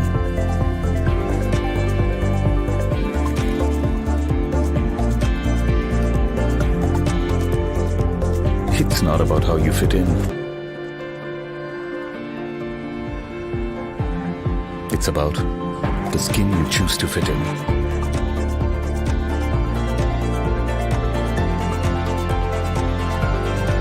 It's not about you belonging somewhere. It's about you belonging with your squad. Because everyone can be a player in Battlegrounds Mobile India. All new Battlegrounds Mobile India with new modes and maps. Let the battle begin. Download now. Train और tracks के छिचक के बीच अगर local में बैठी team Mumbai अपनी game पटरी पे ला रही है, तो बनारस की पतली गलियों में राजेश गेम में पतली गली पकड़ रहा है. थैंक्स टू सिमरन, उसके क्लैन के रैंक का कोई बाल भी बांका नहीं कर सकता. बड़ा बाजार में कैसा भी हो वाईफाई, पिंटू अपनी स्क्वाड को दे रहा है हाई फाई. और अरविंद उर्फ शार्प शूटर को है पता, the one who shows the way is the real तला। चार मीनार के पास एवरीबॉडी नोज ये सिंगल हीरो और दो हाथ का गेम नहीं है। इरेंगल और मिरामार से भी बड़ा एक मैप है जहां हर कोई अपना रैंक पुश कर रहा है। Battlegrounds mobile India rank push कर रहा है यहाँ। आप हो कहाँ? Download now. Hello and welcome back once again to the iQOO Battlegrounds Mobile India Pro Series powered by Loco. Now, we have a little bit of a switcheroo because apparently, you know, Fixes, the gentleman to my left, wanted his favorite seat and, well, I'm lying. I wanted this side as well, of course. My name is Anga Singh Chahal. I go by The Experiment. Joining me is Amrit. We know him better as Fixes. Fixes, Sanhok, you kind of called it. You know, we did expect the carnage except the Paradise Resort bloodbath. So you owe us a free meal right now. But again, you know, towards the end, the way Seoul capitalized on their central position, in fact, they did, you know, move around a bit. Oh boy, right up until the end, I thought that, you know, they were going to run away with the show, but that drastic shift, I thought Team Kinetic was going to get it. Oh yeah, of course, and they kind of really threw it out of the window considering they were very much complacent. They had that, it was kind of a tunnel vision situation, right? They were just looking out for the two players down below, and that is where, you know, Omega making those big brain moves along with Goblin, because ideally you would of course want Goblin to be leading the charge with all those pushes, and he's been having that little bit of a momentum rolling in his favor, and did the job pretty well for his team. Keep in mind, we did see a glimpse of Goblin trying to throw a grenade up, right? He was, say, over here. He went all the way around the mountain and basically caught them off guard. And, well, that is what made them the victors. Now, of course, we are going to leave all that in the past because the next game is going to be underway. It's going to be Erangel. But before that, let's have a look and see which all groups are going to be playing, because this time around, it's going to be Group A taking on Group C. Sort of has been a Seoul domination so far, considering it's going to be their first Erangel game of the evening. I'm kind of keen to see what they have to offer over here. But more than that, right, you've got the other teams in the mix as well. You know, UP50 Esports, you even have FS Esports that did kind of collect that chicken dinner in Miramar. And this is where they have to search for a little bit of a consistent run, right? That is all these big league stages are all about. You've got to be consistent. You've got to get those average points. Now, this is where I kind of get UP50 also into the mix, because one game played, 10 points collected. That's fair enough. It is fair enough, but again, you know, it's too early to call in this beautiful tournament that is the iQOO BMPS. And speaking of iQOO, of course, you know, we have these bad boys in our hands, the iQOO Neo 6, and well, it is jam-packed full of features. Don't take our word for it. Let's have a look at the video once again. You'll know. To make every day the best of my life. To strive for more. To beat my own score. To get that encore. I've got this. I've got the power. To do more. See more. Be more. I've got the power. To win. Well, there you have it, the iQOO Neo 6, power to win. Let me just ask you a quick question, because I know that we're going to see a lot of this in the future. What is your favorite feature out of everything that we've seen in this device? It has to be that 80 watts fast charging, right? And I might sound like a broken record over here, XP, but it really makes sense. And yeah, I mean, of course, you might make a Mickey out of it, but when you understand how much it really helps the players, especially catered for the ones who are into esports, because again, between a game and two, you get what, like 5 to 10 minutes of free time. That's when you get a plug in, and even if you want to play while you're charging, you've also got that liquid cooling, huge, massive liquid cooling really helps you out. Liquid cooling. It's almost like a waterfall in your hands. But again, I love the fact that we have another graphic coming up. We are going to have a little substitute coming in. This time around, it's going to be from a Retribution RTR, as it does look like Craniax is going to be going out. And, well, Eros is going to be coming in for this game. Or vice versa. No, it's going to be Eros who's coming in, and Craniax is going to go out again, just to let you guys know. But again, looks like all the teams are taking advantage of this new phase that we've actually introduced, because, again, 4 members can't keep doing the same thing in and out. You got to gel well as a unit, because looks like Esports Walla, We Support Farmers, WSF, are going to be doing a little substitution of their own as Invader goes out, and, well, Honey is going to come in the game. Oh, pretty new names over here, and it's understandable why, right? Because of course, WSF haven't really had the best time so far. The games that they have indulged themselves in, and this is where they have to really understand they need to have that one good game. Now, every single time we have those opening games coming up, you have those little jitters, right? And this is where you can make all those sort of experiments here and there. Try out which is your stable for, and eventually towards the third or the fourth day, you're gonna figure it out. Well, you are going to figure it out, and now if you want to figure something else out, well, you can see that you have a chance to win some cool merchandise, of course, that lovely tea and the sipper, as he likes calling it. All you have to do is head over to the BGMI esports channel, because that is where all the winners are going to be announced, and, well, you can stand a chance to win some goodies for yourself, and I hope that we have a couple of shirts coming our way. And, for the viewers, they're kind of keen to understand how. Let's do that. All right, Fixes, how can I go to that channel and get myself a nice little shirt? Now, all you've got to do is hashtag your favorite team, right? Let's say, for example, if it's going to be for the Soul fans out there, you're going to hit and keep spamming hashtag Soul in the chat. Now, if Soul kind of ends up as to be the leaderboard toppers by the end of the evening, few lucky winners are going to get themselves those beautiful, beautiful T-shirts and a sipper.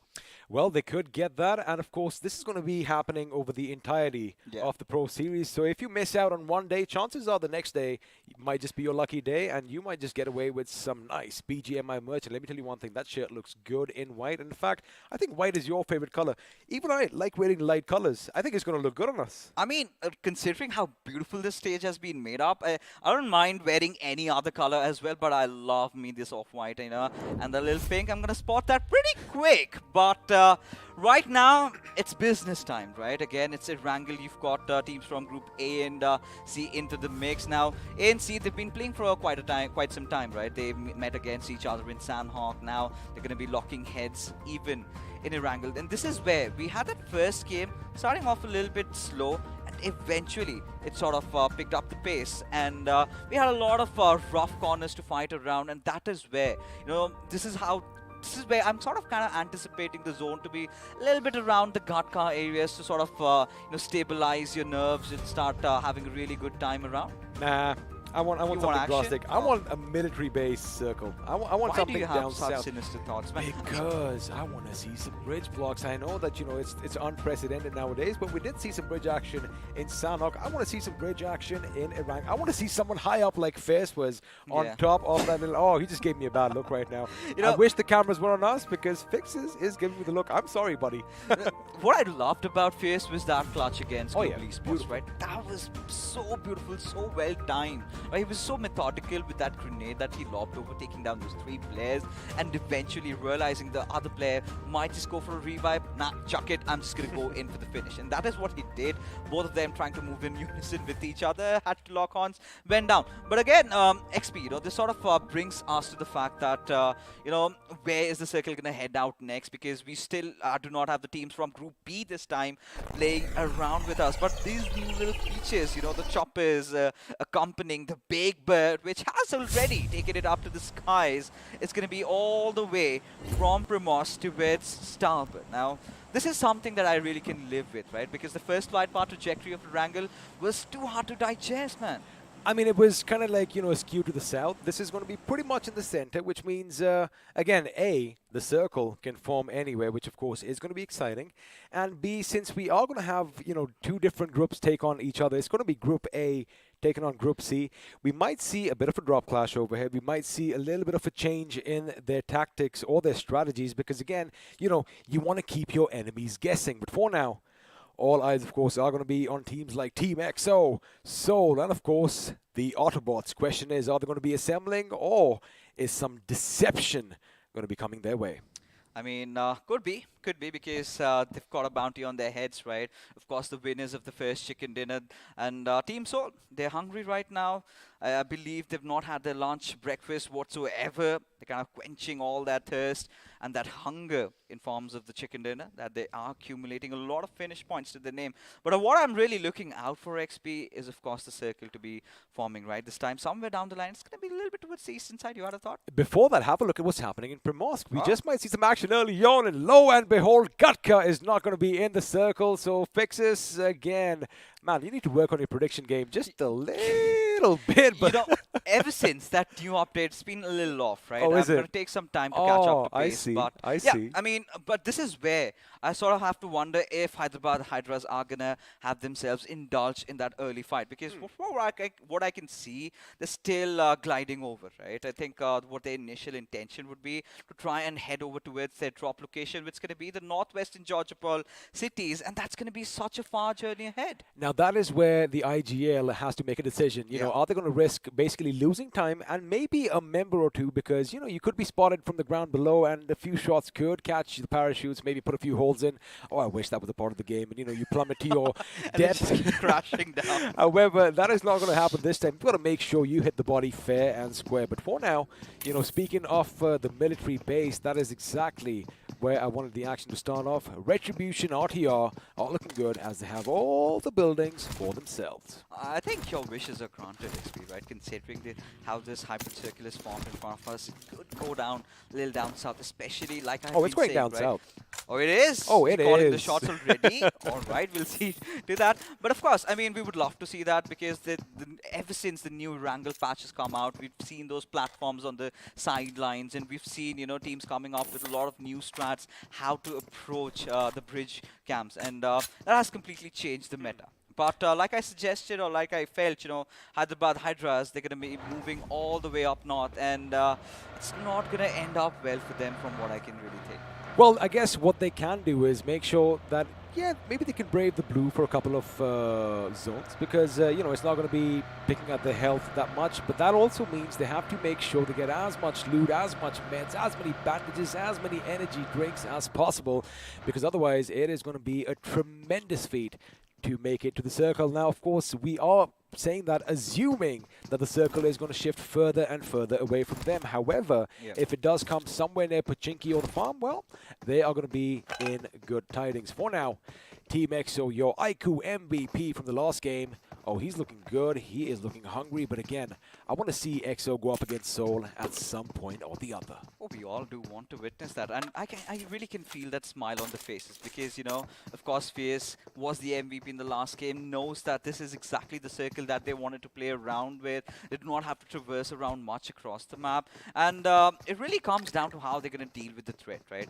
Somewhere lying in the hearts of Erangel, hearts of the circle right now. The immediate next targets are going to be the players of 7C esports. Now, what history has been a testament of is the circle never really ends up inside the cities, right? It usually has that tendency to go a little bit towards maybe the northern side. That is somewhere where teams like Enigma can really capitalize. Because they love the open warfare. I mean, you know, they've kind of studied all the terrains. They know where the mountains are. They know where the little dips are for cover.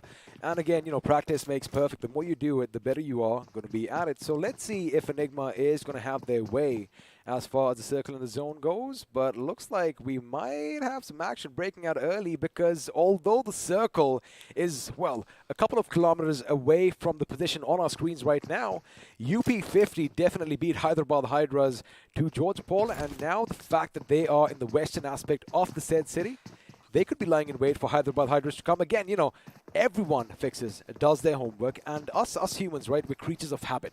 Now, time in and time out, they must have realized that, okay, this is what Hyderabad Hydras can do, and this is how we can stop them in their tracks. But speaking of tracks, looks like another team wants to join them up in northern Georgia, and in South Georgia, I beg your pardon. And of course, I'll give you guys a hint. It's the team that won the chicken dinner in Sanhok. I mean, if they are really going to pick up fights right now, this is going to be absurd, right? It's going to be really mental because, again, I would love it.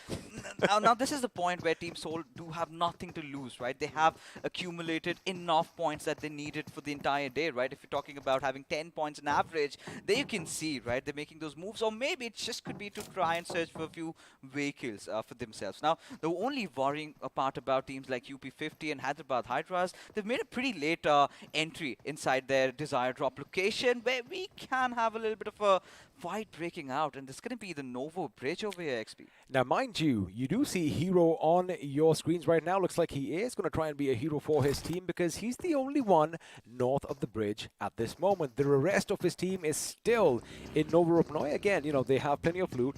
And well, it kind of looks like he is going to be the scout for their team this time around, trying to make sure he gets as much information as he can. And for now, he knows for a fact that the gas station just north of the bridge is going to be occupied by some team. Now, he doesn't know it's 7C Esports. That's only for us viewers over here. But again, 7C Esports, you know, historically speaking, they've been good in Erangel. They know their way around this map. I wonder if they are going to do something as pray God well. He's just making sure that M4 is working. Remember one thing, boys and girls, you've got to make sure your weapons are well oiled. Oh yeah, of course. You just can't expect that to, trouble you or could be the cause of your demise. No misfires here. Yeah, but you know, for 7C Sports, this one player in front of us, Savitar, I'm sort of assuming he had a hefty raise, especially when he was the lonesome survivor. So a little bit of a, recap over his XP, because 7C, they were just on the brinks of getting eliminated out of iQOO BMPS.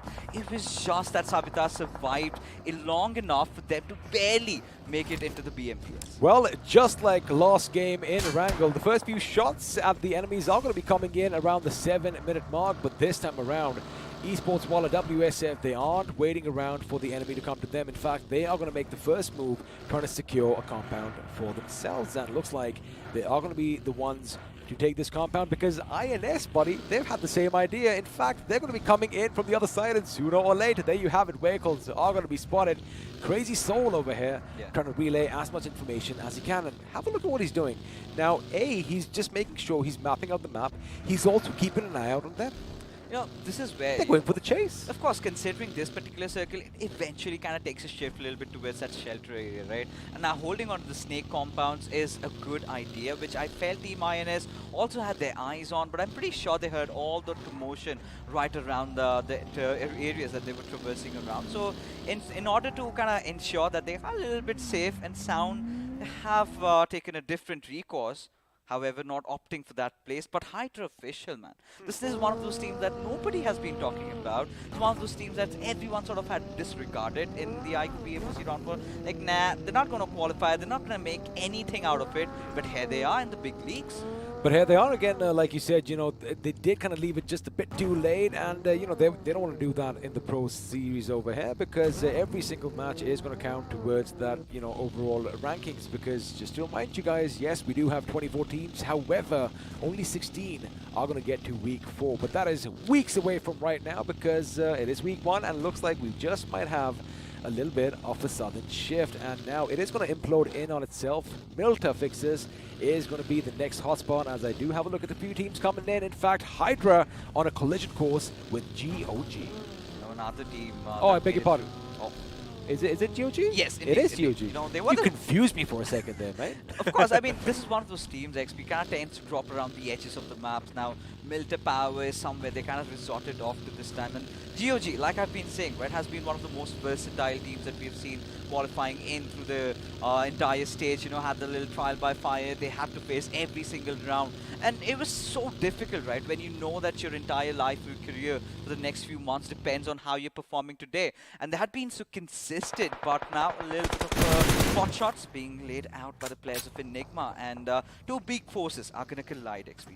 Spin this out for me. Who do you think is going to turn out as the victor? Because... Oh, they're not going to fight right now. Because because look, shots are being fired, and now Global Esports are like, oh, wait a second, we got people on the other side. But the thing is, this particular compound, just west of the farm, isn't somewhere you want to basically take a fight, because again, you have so many angles that are unaccounted for, especially Enigma Gaming. They have the upper hand because, well, they have the only building over here that has multiple stories. So for Global Esports, they are going to have to wait and watch. Well, I just put my foot in my mouth because I saw another building over there. But again, Enigma Esports are going to be in a nice position. You got to keep in mind, we do have hills all around, and you know what they say, Fixes, the hills have eyes, so they've got to be careful if they want to come out. But for now, what I do think is going to happen is they're going to keep holding their position and wait for the enemy to make a little bit of a mistake. Now, this is something that I really like from the players of Global Esports, right? Especially have their first game happen, and they work kind of on a back foot, right? They want to play it a little safe and sound, do not make any hasty moves, of course, because at this point, if you're going to try and get a knock even on towards the players of Enigma, and you try to go in for a push, you're bound to get third party. Well, speaking of third party, let's see what's going to happen because looks like if you keep an eye out just below the F of Farm, Seoul Esports could be coming under fire, but no, it's going to be UP50 who are going to be one of the first few people to be taken down to their knees, and with that, it is going to be trouble for them as First Blood is going to come snacks his way. This guy, of course, hungry from the last game, doing his job in Sanhok as well. Unfortunately, he was overwhelmed by 3 weapons elsewhere. There you have it. Enigma Evo with a long-range grenade is going to get the better of AJ, I do believe, from Global Esports. However, the question is, are they going to make the push? Because, well, a lot of teams are coming in. There you have it. K47 from FS coming in and finishing what Evo started. I think he did manage to get yet another knock on one of the players of Global Esports, and this is where Enigma really have to make that tough call over here. Are they going to push in, despite the fact that now they have GE bent to their most vulnerable stage, right? Because now, even if they do, that's where Team FS might just chime in any single moment and just be scavenging for those finishes, as Eggy is still going to be prying out. You see, right now, all that open land right in front of them is no man's land, because if any one of them step in, have a look at FS's position up on that hill. They're going to have a clear-cut view, and, well, the circle isn't going down south. It is going to be near the farm. Hey, buddy, you were wrong about Gutka, so you cannot say anything at this moment. It is going to be a bit... all right, Snake. Fine. Give that I give you this win. There you have it. Fix is making sure I do say that live right over here at BGMI. But now, again, it's going to be a mad dash for the center because, again, you want to make sure, A, you have compounds, or B, barring that, you at least have the higher ground. Now, this is not good news for Global Esports again, right? Losing out on Nakul.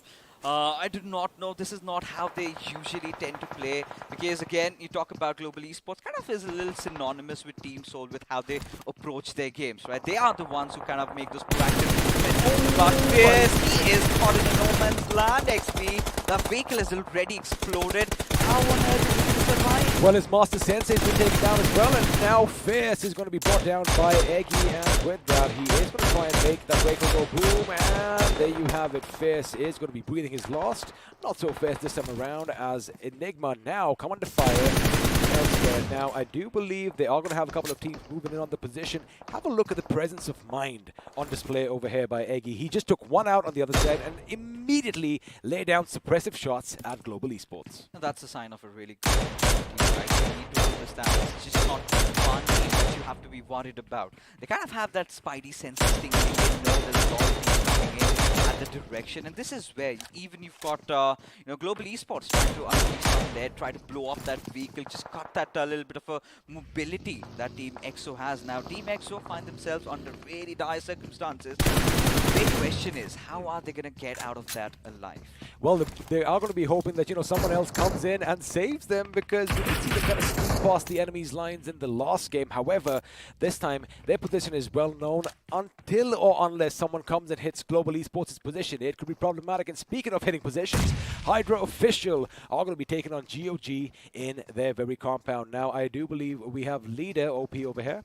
He knows the enemy is coming, but the enemy has no idea how many members of the opposition we have over here. Elsewhere, we do have HH going up against Team Kinetic. Question is, are Team Kinetic going to do an oopsie like they did in the last game, or are the Hydras going to snuff them out one by one? And it's just not them, right? You still have Team Soul in the nearby fray who are just riled up to attack. Beautiful in as angle. Ace Black, utilizing that arm, the broken weapon in this particular meta, gets the better out of BO as Onyx stands the last player surviving. And this is where Team Soul, they're just itching to make a move.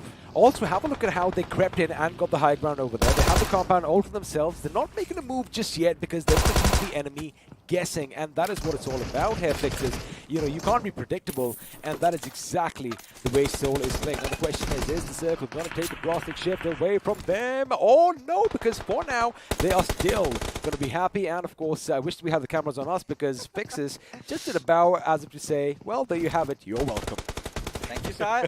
But for now, of course, like you said, right, Soul's not going to make any hasty movements because they know that any single moment they might be contested. But of course, Striker, that's not going to stop him from going in, but it's going to be that Molotov that would be that last finishing blow at this point, right? Again, Hyderabad Hydras have really had a good start into this game of Erangel and have a really good compound secured to themselves. Now, with those 4 finishes, the next target, of course, the nearby enemies, the nearby threat looming right beside them, is going to be Team Soul. But they also do understand it is Hyderabad Hydras. You've got to give them that respect, right? Oh, absolutely. They are trying their best as the ace flag is going to be spotted out by one of the members from Zone. It's going to be Hector with that mini 14 trying to rain down shots. I was going to bring something up. Sarang was in a good position. We might just switch the fight over here because, well, he almost backstabbed an entire team. We're going to come to that in a second as Canary is going to be singing that sweet song of death and, well, put him 6 feet in the ground elsewhere. Omega from Team Soul does have this wall for cover. In fact, he has spotted out the opposition in the distance. And, well, FSE Sports, they do have a chicken dinner to their name in this map. No, I believe it was Miramar, I beg your pardon. However, they are going to be in trouble now. The smoke, like we love saying, is going to dissipate, and, well, the positions might just go. But again, Fixes, it's not just Soul that's going to be hammering them with shots. All around, they've got to be careful. Well, of course, you know, it's getting a lot chaotic right now, and even when the next circle sort of implodes, we might get to see a little bit of a, you know, radical shift, maybe down south a little bit. But this is where, you know, Team Soul, every little knock they can possibly get, they are going for it. But of course, they cannot afford to go in for a push. What they're gonna do next is try and flatten the ties. If you counted the shots, that was duck, duck, duck, duck. 4 shots, 3 of them connected, and, well, down when one of the members has now Hydra. They're going to have to fend off an attack coming in, as I do believe Tango is ready to tango, so to speak. He does throw a grenade, he does get the better of the opposition, and now they are going to be on the back foot. Mind you, I love the fact that WSF are still a 4-man squad. That was a bit of an oopsie. You don't want to expose your body so much when you have hungry Hydras coming towards you, and looks like they are going to lose one of the members, which means for now, Hydra official have a little breathing space. I think we kind of missed out on that fight against Team GOG, where they went in for the push.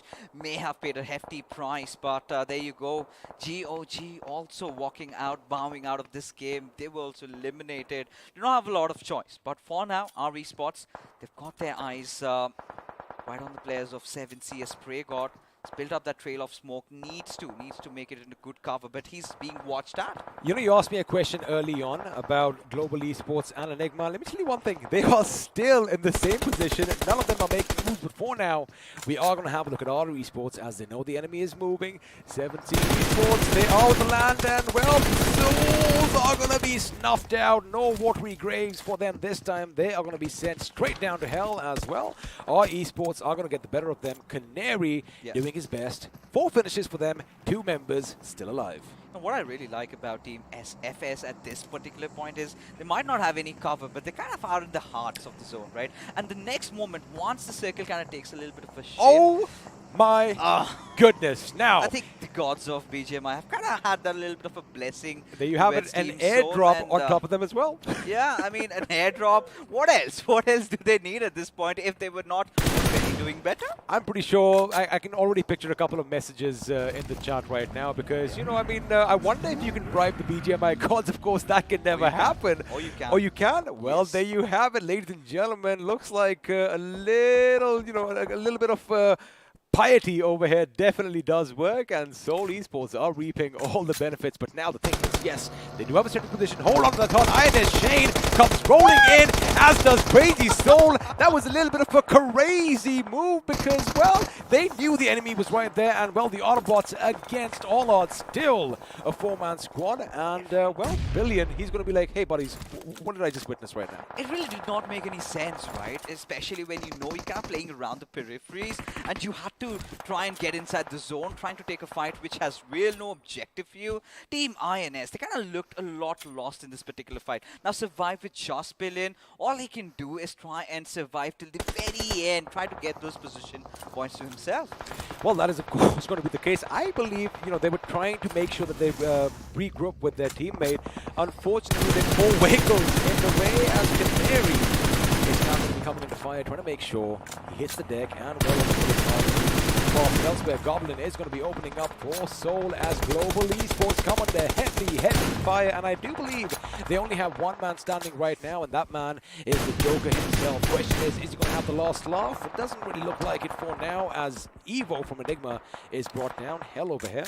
He knows where the enemy is, but do they want to be in this tiny little shack? you never want to be even, right? Because from that little sunroof, if you have one grenade just popping in, you're going to get yourself blown up. But like we said, right? Of course, you're going to make those offerings to the BGMI gods. That's the right word, XP. And I think Team Soul, they've just given their breakfast. They launch everything collected all over here. And it's all chaotic as Maxi getting the better out of the players of UP50. Has two of them already knocked out. Now, this is a perfect cue for teams like EXO to go in for the push. Well, Rage God from UP50 is definitely going to be raging right now because he almost made it to safety. Unfortunately, well, that spray was going to knock his life out as now. Hydros, they know what the enemy is. They are going to be knocking out teams left, right, and center. And Hector, he doesn't have a helmet, but he does have a long-range weapon, which we do know he can use with precision. Now, this is what I was talking about. Yes, they do have the compound, but the thing is, all eyes are going to be upon them, and they are going to be losing out on utilities. They're going to be losing out on their armor, and if they keep getting knocked out, well, the forces are going to be defeated. But 5 finishes is still a big deal for them, and now they can rack up a lot more. Oh, they certainly will, right? Especially with what they've been trying to do from the very start. They have that set to pick up themselves. They have been defending as if their lives depend upon it. Yeah, quite literally though. But Goblin, you know, he's been the star of the evening. He's been racking up so many finish points, and I think we've been talking about it. This is indeed the Team Soul that all the fans were looking out for. It's definitely not XP. One of them, but wow. Pretty sure. I mean, of course. Like, were you? That's a nice job over there, mate.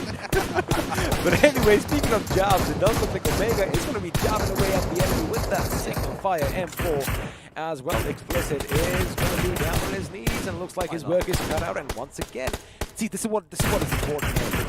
Now, they know that they are going to be the center of attraction. They're going to make sure they fend off the wolves from every which direction. And I love the fact that they are staggered. But now, teams are going to be coming in on their position. One grenade, good spell, trouble has come production. Are going to be going out the balcony. And, well, there you have it. WSF are going to be taken out. And looks like they're going to be survived by just one man. It's so effortless. It's so effortless for Team Soul right now. They're just picking up finishes left, right, and center, right?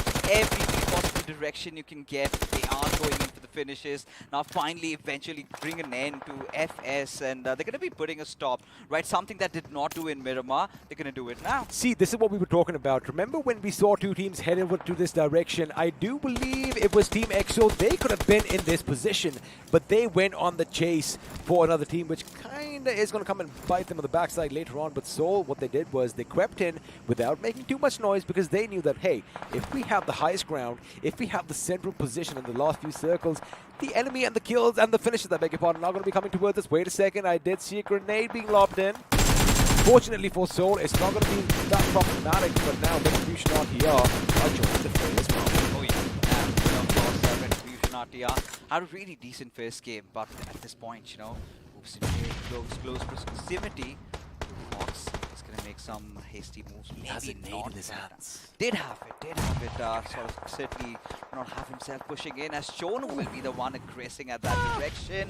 Did he connect? Maybe not. Well, he didn't connect, but bullets are going to be connected because the Goblin, the mischievous Goblin himself, is going to be shooting from afar, and, well, he's going to rack up another finish for himself. Now, Soul, they do have 9 finishes for themselves, but you got to keep in mind, in combat, the Hyderabad Hydras, because they are looking good in this game. I do believe they have an equal number of finishes as well, fixes, which means both these teams are well versed to take each other around. Now, Goblin's got to be careful. He is low on his armor. He does get in the nick of time, but I wonder if the enemy saw that. And now, this could be when Striker could come up and lay down a few shots. Fortunately for Striker, that grenade just tickled him on his right. No, I really like it. Oh, there you have it! Tries to change his position every single time, but now had to pay that hefty price as now Team Soul. They have a nick in the armor, and now this is going to be capitalized by the players of Hyderabad Hydras. Keep in mind, Hector's position, although it does look good on paper right now, I'm pretty sure HH, they know exactly that someone could be up on the rooftops, and there you have it. Ladies and gentlemen, the push is coming in. Ace Black, he does have a few aces up his sleeve because he was almost taken out, but now Maxi is going to get shot at from elsewhere. There you have it. Goblin's life is going to be snuffed out. It looks like Omega is going to be taken out as well. Elsewhere, we do have one more member. Akshan is trying his best. He's trying to make sure the enemy is put at bay because now Hector has gone down like he did in Troy. But for now, it is going to be all on Akshan's shoulders. Question is, can he do something? Unfortunately, Maxi's OP's AK was a bit too OP for them. But again, a third position finish, an incredible number of finishes. Beautiful execute coming in from the players of Hyderabad Hydras, right? Giving players like Retribution enough time to make it inside the circle.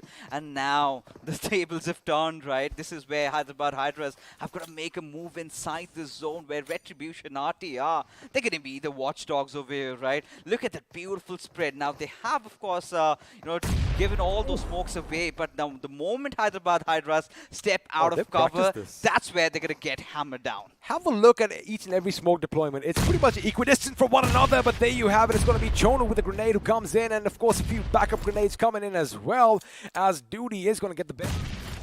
Maxi OP, and well, that could be problematic for Hyderabad Hydra. 16 finishes to their names already. 2 members still alive. It is Ace Black. It is Striker for the win. I wonder if they can strike some fear in the enemy because, well, he does spot him. In fact, the enemy does get up. He lost 24, could have almost taken him out, but Striker was a bit too quick, and then a grenade comes in his face and goes boom. And with that, Retribution do have some redemption for themselves as they walk the winners in this game of Erangel. Retribution RTR, winner, chicken dinner. Oh, of course, and this is what we all wanted, right? And it was an incomplete package, right? Especially right from the very start, you had the circle somewhere panning down. We were kind of wondering it to be going down south. It eventually kind of shifted to the Snake compounds, and the 2 teams that really capitalized on it, XP, were the ones who had hefty amount of finishes to their names. One being Team Hyderabad Hydras, another being Team Soul, but Retribution RTR did scavenge out at the right moment and managed to get the chicken to themselves. Well, have a look. They still have a second position finish, but just take a second, all right? Everybody just take a second and have a look at Hyderabad Hydras. 16 finishes, of course. I love the fact that we've set the bar up high. We had 14 finishes as the highest just, before this. Now we're up to 16. It's only going to keep increasing to the end of the day. 28 total points. These are going to be a happy bunch of people. But Team Soul, I'm pretty sure all the Soul fans out there are going to be rejoicing because, again, like I said, this is a new Soul. This is a new breed. Now, not only are they hungry fixers, they have to prove themselves because they've got to keep up to that standard, which is Soul. Of course, I mean, 3 games played, just sitting at 23 points on average per game. I mean, that's absurd. That's absolutely mental. As exactly why I'm kind of taken aback a little bit. Who's going to put a stop to them? Who's going to draw a leash out of them? Maybe Hyderabad Hydras, especially if that one particular fight you can talk about. That is where we were seeing Goblin make all those proactive movements, right? I was just starting to come and appreciate that, where he kind of showed a little bit out of himself, and this sort of makes me wonder who the iQOO MVP is going to be, XP, in this game. I kind of have a little bit of an idea. It is going to be a member from Hyderabad Hydras, of course. The iQOO MVP in this game is going to be Striker himself with 6 finishes to his name. And, well, again, I'm pretty sure Arca would be happy with the efficiency because 648 points of damage, he knew exactly when to shoot. Oh, of course they did. And of course, the one big fight that we had against Team Soul.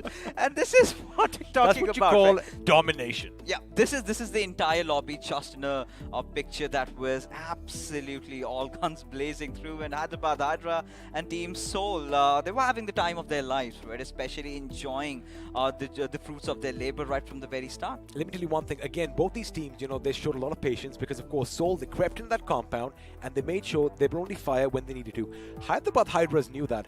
They knew that they have to have one heck of an attack plan because, they had to be coordinating well, and, well, they got the job done. But, of course, some more stats and figures on your screens right now, and we didn't have a lot of grenade finishes because this time around, dear friend, the bullets did all the talking.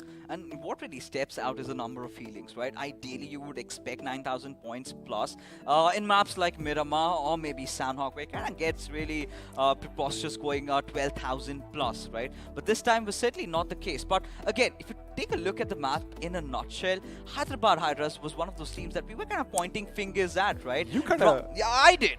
No. How are you going to get inside the circle, right? Yeah. That was the big question. And despite that, they made that perfect rotation, especially having a really rough game in Miramar. This is something to be applauded at.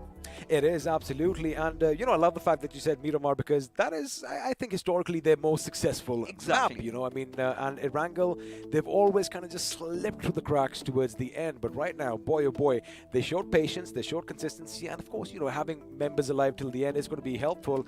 But that is what it is, and because of their finishes, they did end up on the top. Now, of course, have a look at those skyscrapers. Oh my goodness, Soul, take a chill pill, buddies, because yes, you have 10 finishes, but again, from their central position, it was like a sniper in a bird's nest, right? That's exactly what it was, because they had a 360 vigil all around, and well, there you have it. The damage speaks for itself. Sometimes I really feel that Team Soul had too much on their plates to handle, right? Because especially that one fight against Hyderabad Hydras, they knew that Hyderabad Hydras are going to be striking in. They got Goblin repositioned over there, and that is where Striker got the better out of him. And the next moment, they realized they had to build that smoky trail, go pushing in. Let me just give you a little scenario. Now, had Goblin been the one who had a weapon in his hands, and had the member up top, Hector, been the one who was lobbing grenades, he would have had a better angle. He would have been able to gauge the positions of the enemy just before the crevice. I mean, but again, buts and ifs, of course, you don't want to use them in your vocabulary because, anything can happen. But now, since we are done with 4 games, let's have a look and see how all the teams are doing, because still at the tippity top, it is going to be Team Soul with 70 points to their name. Oh, it's kind of creeping me off right now at this point, right? Teams, just 3 games, man. Just 3 games, and we're talking about 23 points average. Now, that's going to be so difficult even for the fans, because you've got a majority of a fandom following you. Everyone, hashtagging Soul. You've got a lot of entries for the little giveaway that we do have. It's going to be such a tough time. No, but keep one thing in mind. Yes, okay, that I completely agree with you. I'm so sorry for all you viewers, because, I doubt you're going to get all these things. But if they keep it up in the coming days, well, I think every Soul fan is going to be happy. Now, of course, you can have a look at all your favorite teams as how they have finished in the overall rankings so far. A few disappointing names on the second half, but again, like I said, only 4 games have been played, and well, 3 for most of them. And the thing is, it's just the beginning here, Fixes. Oh, it indeed is. The first day, we're gonna have all those jitters, little nerves cracking, especially for Team EXO, right? Especially when you kind of consider them to be one of the top 3, not just in the league stages, even to go on and win the entire thing. That's not a start that they would have wanted. Speaking of Team EXO, again, we had vision on them when they were maneuvering around that same compound that Soul had taken. Again, it's these little decisions that, cost teams big points, because have a look at what's happening on the last page over here. Now, again, only 3 games have been played by all these teams, and, it's still too early to call it, but OR Esports still down on their luck just a little bit. 7C Esports. Now, I expected a bit more. Maybe I won't say they're becoming complacent, because it's just the beginning. But again, whatever they are planning, tactically speaking, it's not really working out. Especially their rotation. Also, you got to keep in mind, they've been on our screens for a long time. So all these other teams have been doing their homework. They know exactly which route they're going to take. And like I said, we expected ambushes. And well, 7C Esports were taken out in their vehicles. Yeah, I mean, they were kind of getting into the desired and next rotation at the wrong time, right? Especially when majority of the teams were trying to get in, when it's being guarded by so many teams on the peripheries. That's where you're going to make that right call. And this is where I kind of get Retribution RTR into the mix, right? The moment Hyderabad Hydras and Team Soul were fighting it out, they knew this is their cue to perfectly enter inside the zone, secure a good spot to yourself, and get the chicken dinner, which they did. Well, of course, if you do want to secure good spots for yourselves and get chicken dinners even in casual gameplay, the thing is, you got to get yourselves one of these bad boys. I'm, of course, talking about the iQOO Neo 6, because, again, with seamless gaming, the sky is the limit. But, again, let's have a look and see what our sponsors have to say. iQOO Neo 6. To make every day the best of my life. To strive for more. To beat my own score. To get that encore. I've got this. I've got the power. To do more. See more. Be more. I've got the power. To win.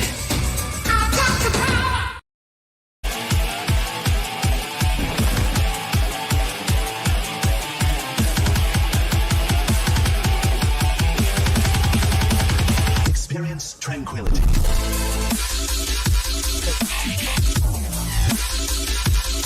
Team Soul यहाँ पर 14 finishes निकालते हुए पर Goblin. Are you freaking kidding me?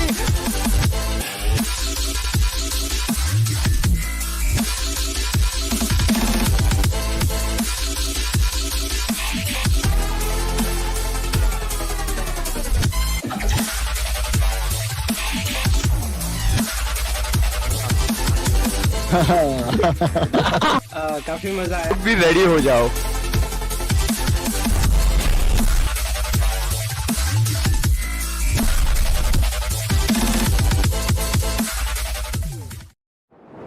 Well, the two of us are going to be back on your screen, and I have a lot of questions in from this last game. Now, of course, the highlights are going to be popping up on our screens in due time. But let me ask you a question, or actually, I'd rather wait right now because I want you to paint the perfect picture. Before that, I'm sure you have something to tell our viewers.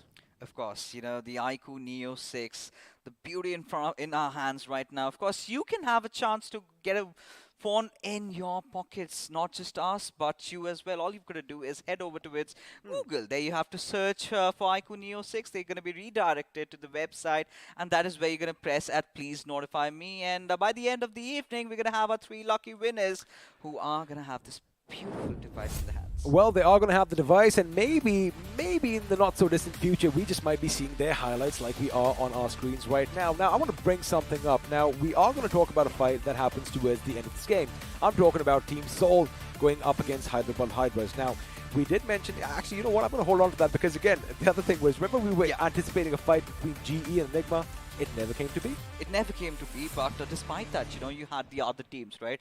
FS really chiming in, just taking out. From up top. And this sort of brings me down to asking this: what's going wrong with global esports at this point, right? This is not them playing in the natural habitat, XP. It isn't, and also it kind of feels like, again, they need a little bit of a change. I mean, maybe tactically speaking, maybe they now need to sit back, have a look at all these VODs, right? Go over the replays and come up with something new, because of course they have a team of analysts. It is global esports after all. They've got analysts back at home at the boot camp. They've got strategists, they've got evaluators, they've got scouts. So they basically, what they need to do is just come up with a new game plan, because the boys definitely have that hitting power.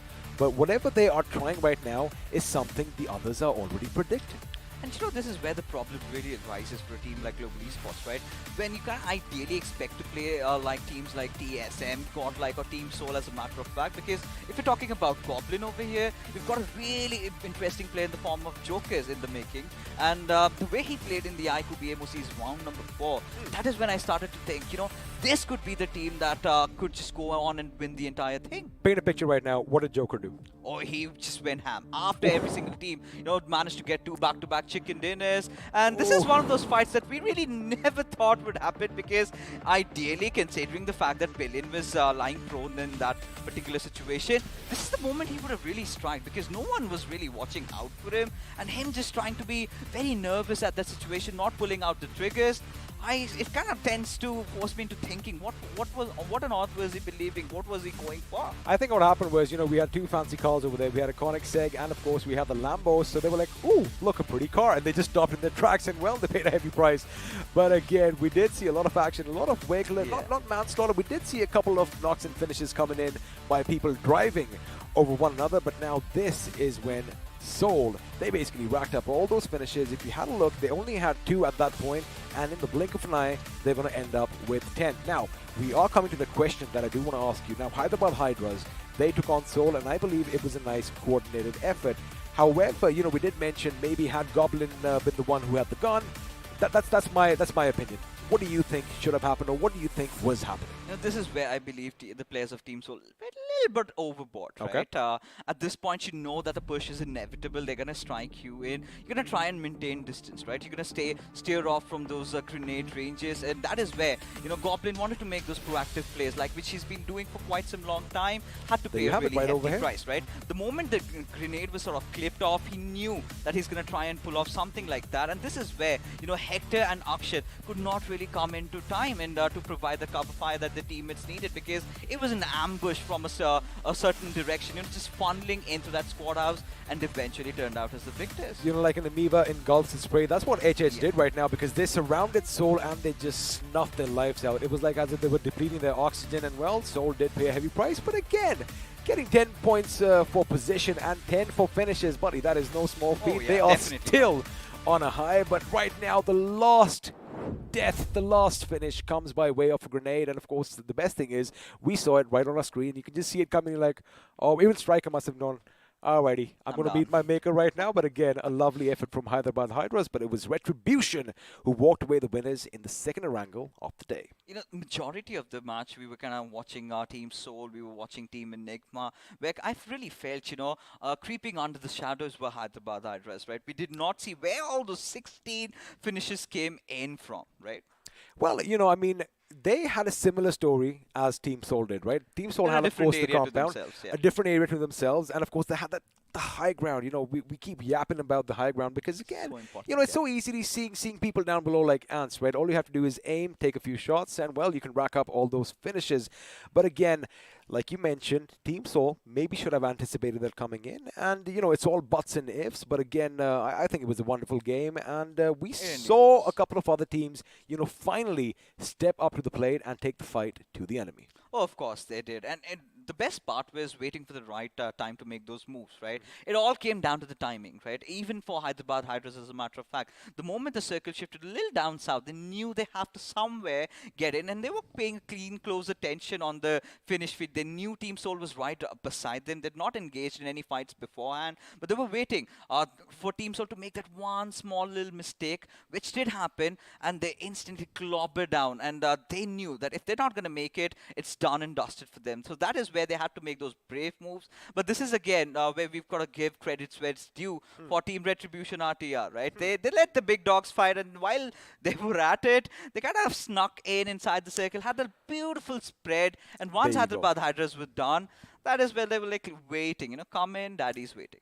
Daddy's waiting. I thought that was your line. I thought you're the guy who's always waiting. I have no idea. We're going to talk about this over the course of the next few weeks because I know all of you know exactly what I'm talking about. Daddy fixes over here. A bit too proud. But again, I had a good time in that game, as did, of course, the boys from Retribution RTR. Again, I like the fact that you did mention they were spread out far and wide because, again, when Hyderabad Hydras, despite having the high ground, they were kind of clumped in one position. Exactly. And those grenades, even if you have smoke, those grenades did all the talking. It indeed did. But for now, ladies and gentlemen, it is going to be the map of Miramar again. And to do all the talking along with me on the desk is going to be Arka, who's been watching on this beautiful map of Erangel in Unfold. And he's got a lot of pointers to which we're going to get in. But this is where Group C, they're going to be sitting down a little bit, just understanding Team Soul, of course, the way they've been dominating. That's absurd. That's preposterous by every single means. But now, we do have Group B really coming in, and this is where OR, Blind, Big Brother Esports, Walkouts, the big names that tend to dominate the Miramar. They're back with us again. And what are your pre-initial thoughts? I would say that, Fierce has already been struck to the people at the bottom of the table, because at this point of time, they're not able to perform. They're not able to bounce back even in the game changer map like Sanhok. So at this point of time, I think that every fight they take, they're going to tuck their tails. But for now, we're going to be looking at a promo coming in from the side of iQOO smartphones. And I know that you guys are going to enjoy this because ultimately a lot of information about this device. To make every day the best of my life. To strive for more, to beat my own score. To get that encore. I've got this. I've got the power. To do more. See more. Be more. I've got the power. To win. Beautiful device, right? Especially around the build studio, kind of steps out, isn't it? Because the way the colors are shifting around, and you might have one in your pockets as well, ladies and gentlemen, as we're offering 3 giveaway phones today. All you've got to do is head over to its Google, on the search button, type iQOO Neo 6, and that is where you're going to be redirected to their website, and that is where you're going to press on Please Notify Me. And if you're lucky, if your stars are aligned like how these teams have been playing right now, especially the likes of Team Soul, Hyderabad Hydras, you might have yourself one by the end of the evening. Absolutely agreed on that point. But at the same time, getting back into the map itself, there's a lot of skirmishes which we'll be looking out for, because basically we have been seeing that right now the experienced teams are actually dominating, and we did speak about this, right? Initially it's one day performances where most of them got out of the tournament itself, but when they know that they have a lot of games up ahead in front of them, and the way the experienced teams are taking a fight towards the so-called new pros, or the so-called underdogs to be specific, but I would like to call them pros themselves. What do you have to say? Did you expect such kind of a change coming in BMPS? Oh, of course I did. Right now it's a pro series, and now it's no more underdogs. Those days are gone, right? Yep. They were numbered. They had to hustle it along. It's been 2-3 years. They've been grinding in previous titles. Now with the inception of BGMI, they have had a lot to prove. Few, making it to the quarters, till the semis, crashing out in the BGIS. But this time they've made the cut, and here they are, your new pros, ladies and gentlemen, the tier 1 teams that we've been talking about. A lot of big names also did miss out on. And this is what we wanted, right? The new names to come in. We had Autopots coming in with the chicken. Even we had the likes of FS Esports, another invited team. We haven't seen much out of them in the other third-party tier 1 lobbies, though, but they're still here, right? They're still making a name for themselves. And this time again, another team, Retribution RTR, hailing down south. Sister squad above Team Blind, and they managed to accrue that chicken dinner. They needed that little push, right? The little pedal to the metal, and wow, this has been amazing. Absolutely. A little giveaway, guys, as well. Let's not forget that, in the It's Sports channel, when you go in the chat, you have to vote out for your favorite team, right? And if that team is making on the top of the table, 3 of the people who have voted for the specific team, just in case, if you feel that, Team Soul is going to be on the top of the table by the end of the day, and you vote out for them, and 3 lucky winners amongst them is going to be getting this beautiful device as well, right? Oh, yes. Oh, no. It's not the beautiful device. Rather, they're going to get merchandise or something much better. Zippers and jackets and t-shirts, a lot of things which are going to keep on adding up. Oh, did I spill some beans there? But again, Arka. Of course, I think it's pretty straightforward. All you Soul fans, Team Soul's going to be on top. So I think we know what the chat's going to be spammed around with. Unless and until we still have a few more games to go. Yep. And some other team could really come in. But I do not think they're going to get even closer to how good or where Team Soul are, right? Sitting at 70 points by just 3 games. This is insane. I won't be shocked if they hit the 100 marker by the end of today itself. Not even by the end of today, by the end of the next map itself, because confidence is 100%. Yeah. They still have one more. Yeah, I do agree. And then one more thing is that in the previous game especially, I think, they could have made it a little more better, but it was just that Hyderabad Hydras were taking away all the hard work. We did see the kind of damage they were able to dish in the previous map, right? 2,800. It was a skyscraper. But at the same time, Hyderabad Hydras on the other side were just picking up to all those finishes, because the hard work was obviously done by the side of Team Soul. But chances of that to repeat again, I don't think so. It's going to be possible. I'm not going to take it out from the Hyderabad Hydras, because this is, of course, nothing taken away from Team Soul. They were amazing. Yep. But for what Team Hyderabad Hydras did over there, it takes a lot of cojones to try and execute like that. Because when you knew that your life is hell-bent on that, you have to somehow barge inside the compound. You have to take that fight. That is where they had the balls of steel to try and get that initial knock. Yeah, of course, Team Soul could have done a little better in trying to defend that, could have maintained a little bit of distance, because we knew those grenades were inevitable. But the divided attention, right? Team Soul was also looking out for those finishes which they were eventually raking up, right? So suddenly they did see it coming. They seized the opportunity. They seized the opportunity. They kind of saw it incoming, but they didn't know that the hard push is going to be so hard that it's going to be all 4 players rushing in. And the initial, as you said, that was more than enough for them to capitalize on. Yes, all these things said and done, the next map is going to be the map of Miramar, where things are going to turn for a lot of these teams. Let's not forget that there are some good names who tend to put some placement points on the table for themselves in the map of Miramar, are actually not able to do so, referring to GOG at this point of time. What do you have to speak about their performance? I mean, likewise with a lot of teams that have made into the BMPS this time, they're having those little jitters, right? They're kind of feeling a little nervy, which I believe towards maybe the second or third day is going to be fixed, right? They're kind of trying to settle in, because they now know who their competition is, right? Exactly. They know that these are the 24 teams that we have got to battle it out against. Yeah, we might have a few bad games, but we're going to make those improvisations, we're going to make those adjustments, and mind you, tomorrow I think GOG is going to get a chicken dinner. I have a little feeling in my heart. Yeah, I just hope so. But at the same time, let's not forget the side of Seven Seas as well, right? The way they are suffering. We do understand they had to crawl their way into BMPS itself. But ultimately, somewhere I felt that, that's going to be a wake-up call for them where they'll be looking out to perform much, much better. What do you have to say about the performance? What do you think is actually going wrong? Because as of now, what I am seeing, it's just that I'm not able to see any of the teammates trying to stick together and take a fight as a group. Is that the thing? Pretty much answered. And again, timing, right? I've been talking about it. I've been emphasizing a lot on the timings of the rotations. The decision making has all been astray, right? This is something that they're going to go back to the drawing boards and fix it and maybe come in tomorrow, right?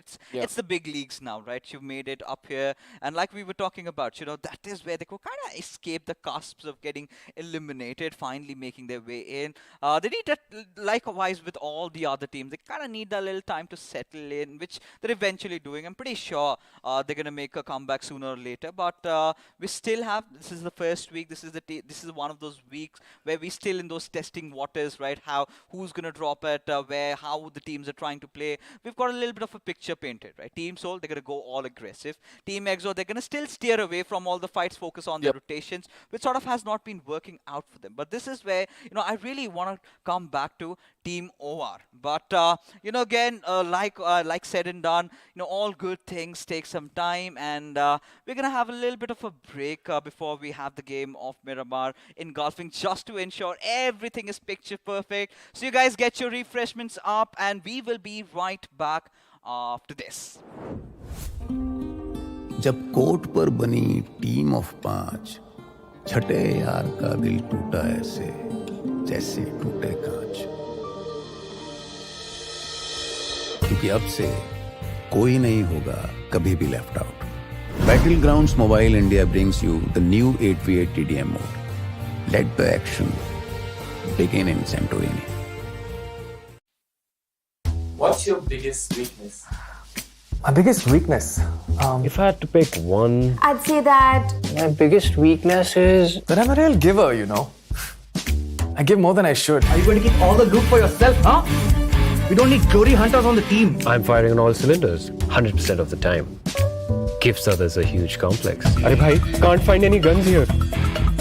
I'll be toast if I have to carry on with this frying pan. I'm too calm and composed for my own good.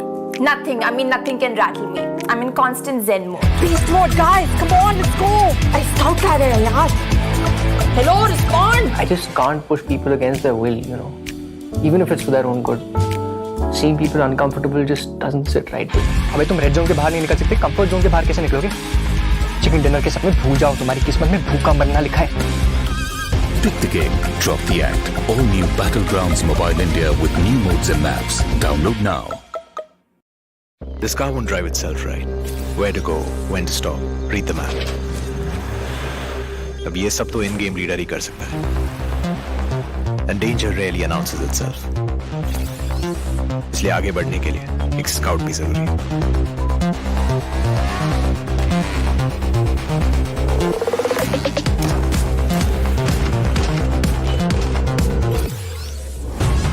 And without the fragger being there to wipe out the enemies, moving forward तो भूल ही जाओ.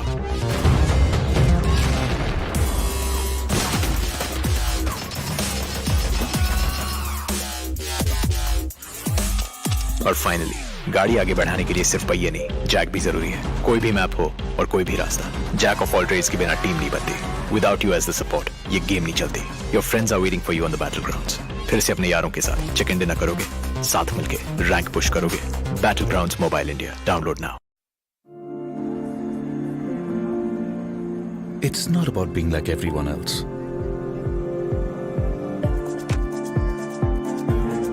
It's about having your own destination.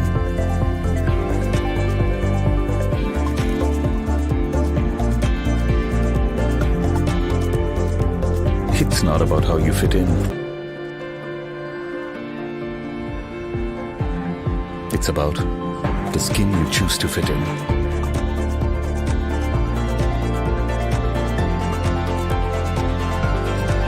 It's not about you belonging somewhere. It's about you belonging with your squad. Because everyone can be a player in Battlegrounds Mobile India. All new Battlegrounds Mobile India with new modes and maps. Let the battle begin. Download now. Train और tracks के छिचक के बीच अगर local में बैठी team Mumbai's अपनी game पटरी पे ला रही है, तो बनारस की पतली गलियों में राजेश गेम में पतली गली पकड़ रहा है। थैंक्स टू सिमरन, उसके क्लैन के रैंक का कोई बाल भी बांका नहीं कर सकता। बड़ा बाजार में कैसा भी हो वाईफाई, पिंटू अपनी स्क्वाड को दे रहा है hi fi.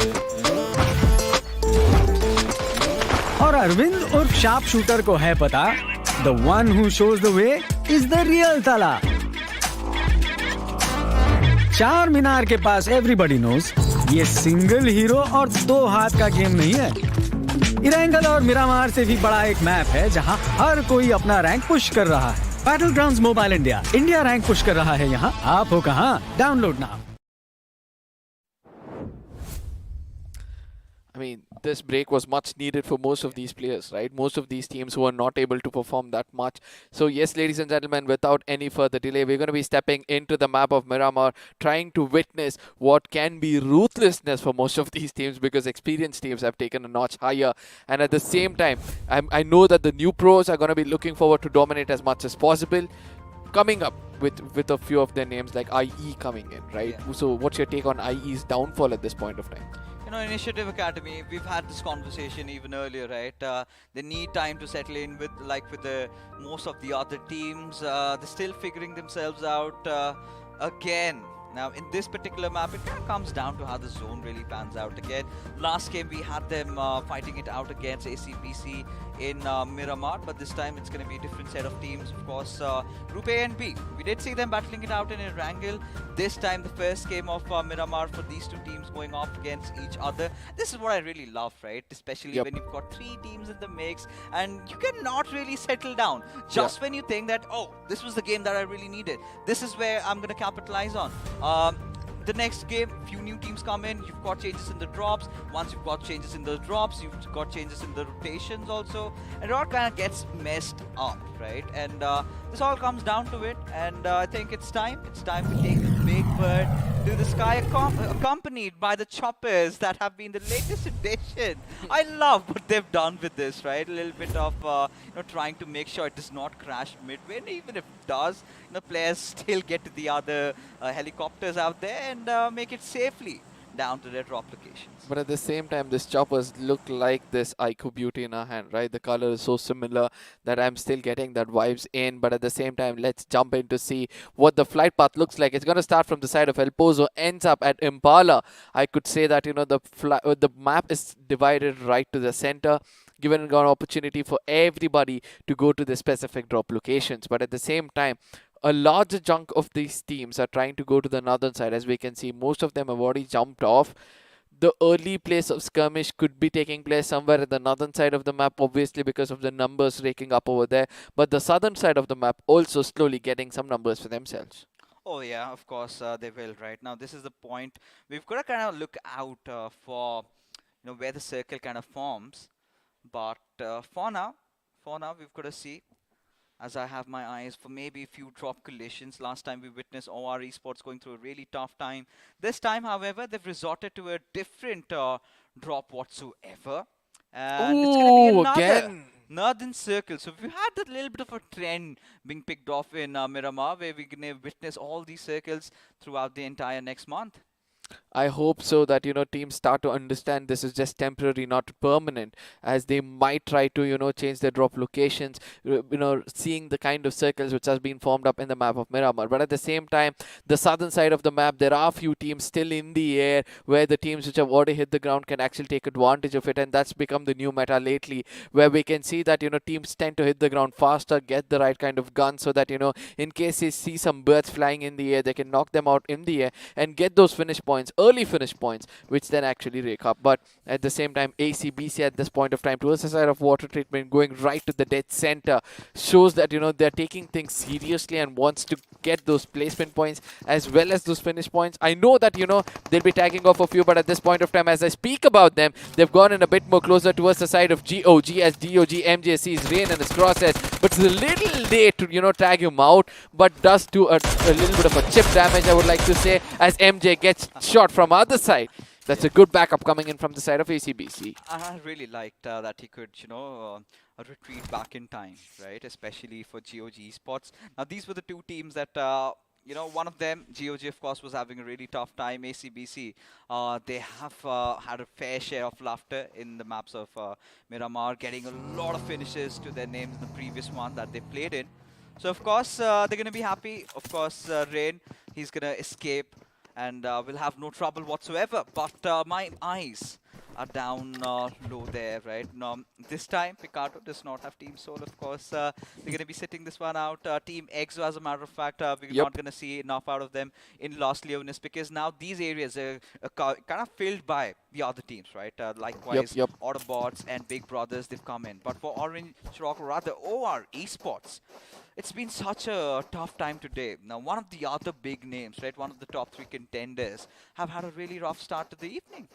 I think they can perform much better in this round, right? They actually know which are the teams which they're facing off, so they're going to be much more confident to understand the experienced teams are not there. So this is the time to shine, and hopefully they'll be able to do so, as at this point of time we can see that they're doing the right kind of farming, right? Level 2 helmet, level 2 vest with everybody at this point of time. Some really good bullets to carry out with, 1 or 2 boosters. They've got some decent med kits, and they've got the corner of the map itself where they can come in late rotations, probably not get tagged off. But I do understand that when it comes to late rotations, especially for the side of Team OR, they need to kick up a little before the blue zone starts to hit them, so that they'll have a little bit of a chances of coming in to the northern side of the map itself, somewhere from the side of Campo or towards the side of Cruz de Valle. I mean, at this time around Cruz de Valle, I don't know if it's going to be a right idea, but yeah, of course, they can rotate a little bit north, go around the La Cubreria areas, just go behind from the tails of GE. But another team that has really performed well in the maps of Miramar has to be Team MG, right? Especially making it to the top 2. And this was, again, one of those invited teams we got to see in round number 4 of the iQOO BMPS. Weren't really expecting them to make the cut, but here they are. They've been hustling it out, working it around. They've been going through such rough phases, and still the players, despite all odds, have made it over here, and they're going to be looking to reclaim the lost, the lost bragging rights they used to have once upon a time, right? One of those teams that produced players like Z-God. You have some legends like Surya. I think who is apparently coaching for a few other teams. I do not know where he really is right now. I'm a person who came in late into the scenes, right? You were always there from the inception. So some informations like this, we can always head to your chat and ask some things from you. But at the same time, we're going to be looking at the side of WO walkouts at this point of time. Are all 4 players here or just 2? I think it's a whole squad. Oh, no. It's a 2v2 split. Yes. It's a 3-1 rather. It's a 3-1. I think it's going to eventually turn out to a 2-2 split. And it's always this happens with almost everybody. Guys, if you have witnessed this with you, even while you're playing Miramar, let us know. Your minibus gets caught, and why wouldn't it, considering you're not supposed to drive it up the hills, right? It's not meant for that. And that is where you can go a little bit off-roading with buggies. But I really love the importance of a minibus inside the maps, right? You've got a huge vehicle coverage, right? You blow off the tires. It's a perfect, well-built fortress for you. And I think walkouts, another favorites to win Miramar. Who do you predict to be the winners? I mean, I'm going to ask this to you and even the chat. For me, this time it's going to be the side of... it's going to be hard for me to bring this up. Pick a name! How difficult is it? I think it's going to be RTR Retribution. RTR Retribution are back-to-back. I mean, that's going to be really, really feisty if they can get it for themselves. But I still have this little feeling, right, lingering in the back of my head, that it's going to be one of those teams that really specializes in Miramar, right? One of those Southern Circuit teams that we've seen. And it's been from the inception of this game, right? It has been the go-to map of teams like Hyderabad, Hydras, Orange, OR Esports.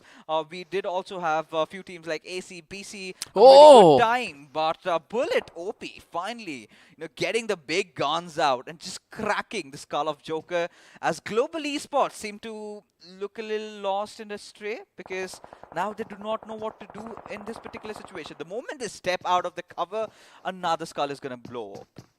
I hope so that, GOG know exactly what to do at this point of time.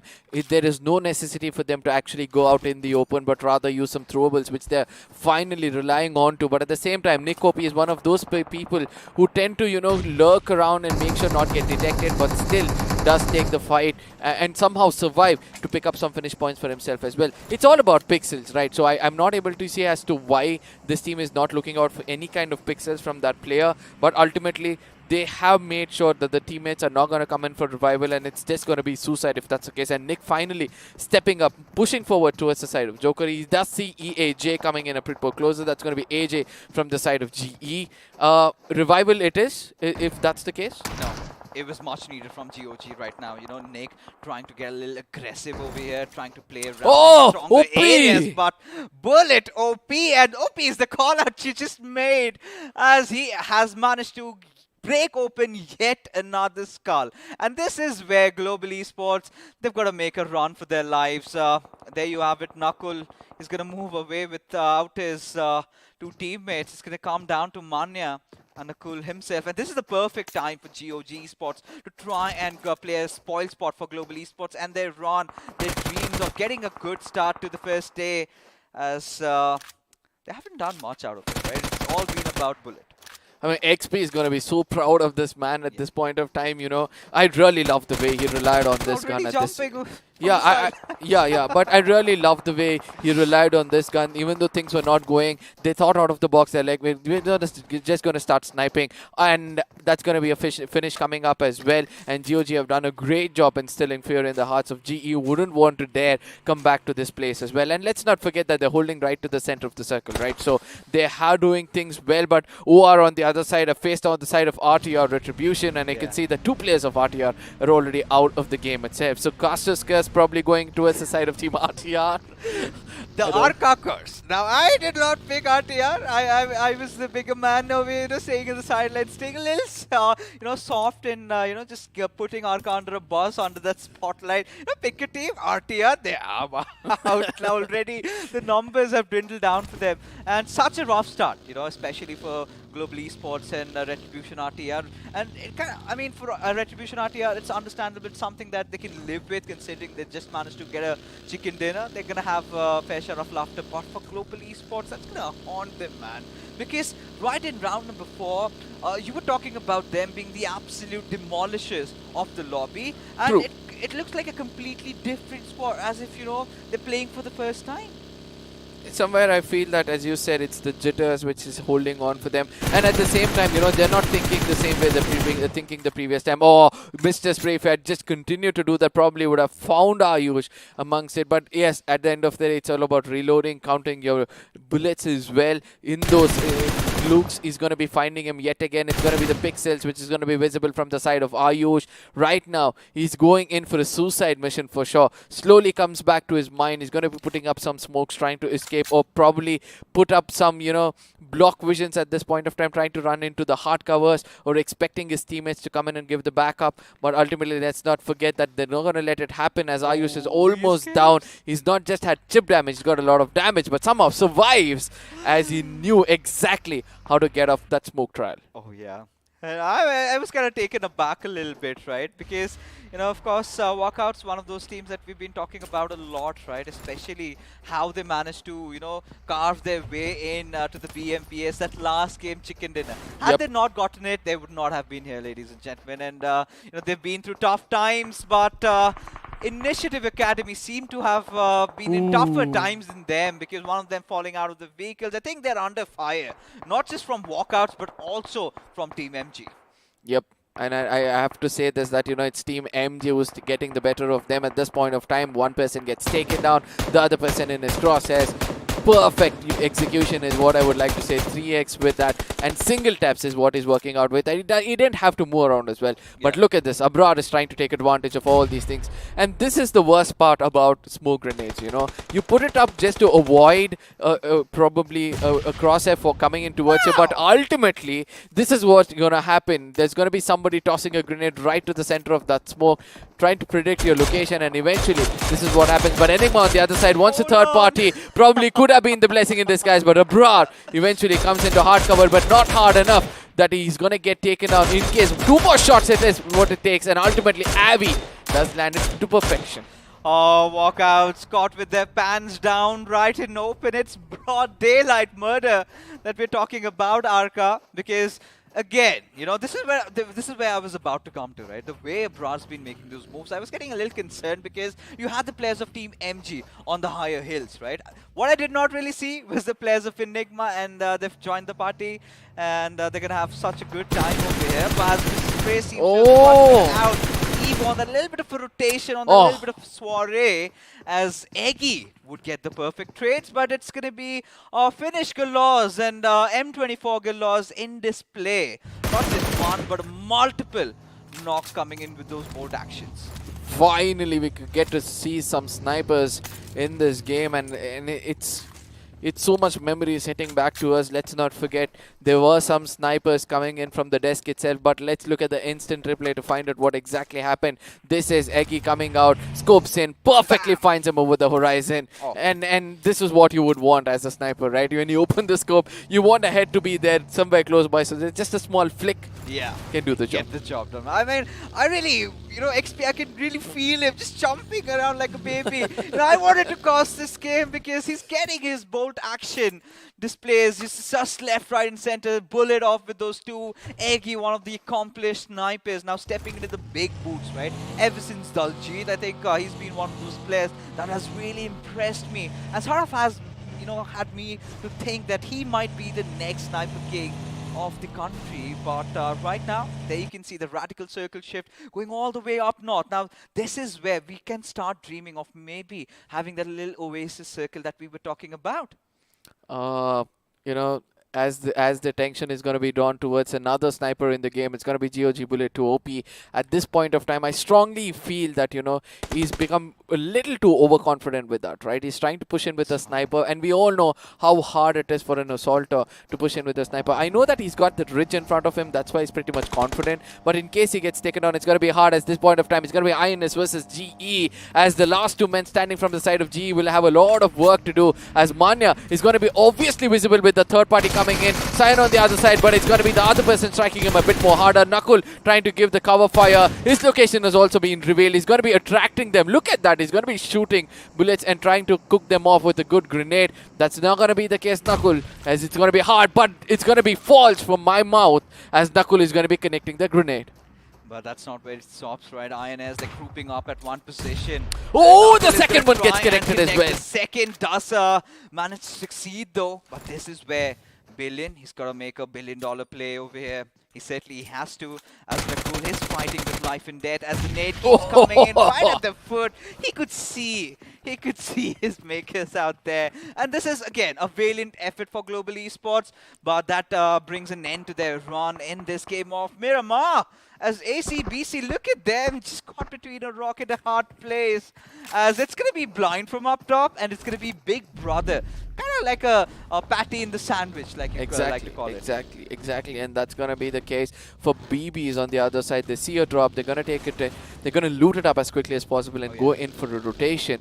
But at this point of time, good to see that Blind is trying to come up with a different kind of a gameplay, right? I know that they have a little bit of a zone for themselves in front of them at this point of time. They're coming with different, buggies and all together, and they're trying to get the highest ground. I know GOG's already made it somewhere over there. GOG, on the other hand, if they had all four men standing in the same area, I think they could have struck Blind when they were weakest. I think they could have, but again, you know, we've been talking about the speculations, right? The ifs and buts. But I think we can see those skirmish break out in just a wee while because GOG are in so close proximity to Blind right now. They have that little bit of a high ground to play around with, but now we do have the Enigma on a search for a few finishes to their names. I believe they know exactly where Dawn is. Going to be flushing him out with all those grenades as he goes charging in. Is he going to connect those final bullets and bring an end to Team MG?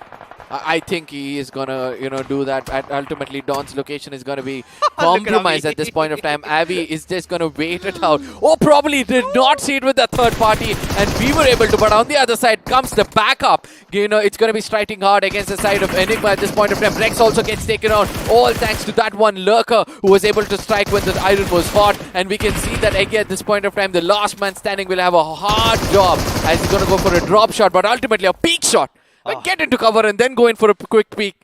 I think that was perfection coming in from the side of Team MG. It was a throw from Team Enigma. I'm gonna give you that. The way they kind of went scouting around, searching, looking out for that one play out there. And, Team MG, I do not know. Dawn, you've got to give it to him. I could almost hear his heartbeats over here in the studios itself. And, of course, getting themselves in a little bit of a sandwich situation over there. Not the right time to pick up a fight, though. Avi is definitely going to kick himself in the fate as Big Brother Esports. Now, they have that little bit of an edge to play around with, but you've got to pay a look at the mini-map. Right beside them is a player of Team Blind, and he's going to be causing a lot of hindrance for this particular team to try and get inside the circle. Amongst all these things, we can see that, there's a lot of teams lost a player. WSF have lost one. GOG were looking strong, have lost one. Blind have lost one for themselves. Whereas on the other side, RTR hits the ground real hard. BB's on the other side. There's a person down on his knees. He also gets erased off. So the team advantage, or would say man advantage, with all foemen standing, seems to be a little hard for most of these teams. But Hydras are looking the strongest in this game with 3 finishes, and they've started to eliminate one squad at a time. And the first one is going to be IE. Again, a rough game for these lads. The new professional players that we do have amongst us in the iQOO BMPS this time, though. But look at the shift, right? Completely favoring Autobots yet again. And INS, they're going to be enjoying the spot at least till now, as Hydra is going to be peppering down all those bullets at MG's direction. And this is where Hydra Official need to figure out a way to get inside the circle. This has always been the problem, right? They somehow tend to hold a position where they can get some finish points for themselves, but it's just that they get delayed, or either they don't find the perfect timing to make it inside the circle and eventually get taken down. GOG on the other side is relying on this one bridge right in front of them. They have to be very careful with Blind right behind them. They could be a backstab coming in from their side, because ultimately GOG Blind has got ACBC right next to them, right? But right now they're going to be in the crosshairs of MJ himself, so it's going to be hard for the side of BB. I'm so sorry, I was speaking about Blind, but rather it's BB coming in a bit more closer. So GOG have a very good chance of striking in against them. INS have got one man down on his knees yet again. Let's see whether Evil Sky on the other side will be the last ray of hope for this squad or not. I mean, Evil Sky, he's been, constantly just hustling it out, right? Get as many finish points as he can to his name. But this is where he's playing with fire, right? Look at GOG. They have their entire attention focused at the players. Oh, of BB. nice! And there you have it. Bullet certainly has manifested some evil spirit inside his body, because this man, he's on fire. Absolutely, I've never seen this bullet in a really long time, and sometimes back when I was grinding with him, I do remember I was cursing him to pick away all those things, but it's good to see him perform this much better. But at the same time, they need to make sure this man is alive until the end if they have to continue the same. And I know that, Team OR from the other corner is also trying to do the same at this point of time. Atanki, Hydras, as we speak about, we did say, right, the rotation is something which doesn't work out for them, and they're going to get eliminated by the hands of Team INS. This is where the concern really arises, because they were outside the circle and still trying to pick up fights. I think it was against Team MG, but right now we've got a little bit of a duel happening between the players of Esports Swallow, WSF and INS, the Global Esports Slayers in this particular game, as Crazy Soul, Shane, they're on the western side, and then you've got INS on the left side over here. The other two players, Joker and Billion. Still a 4-man squad though, but Bajwa and Tango. Now the kind of expectations we really had from this squad, they have been haven't yet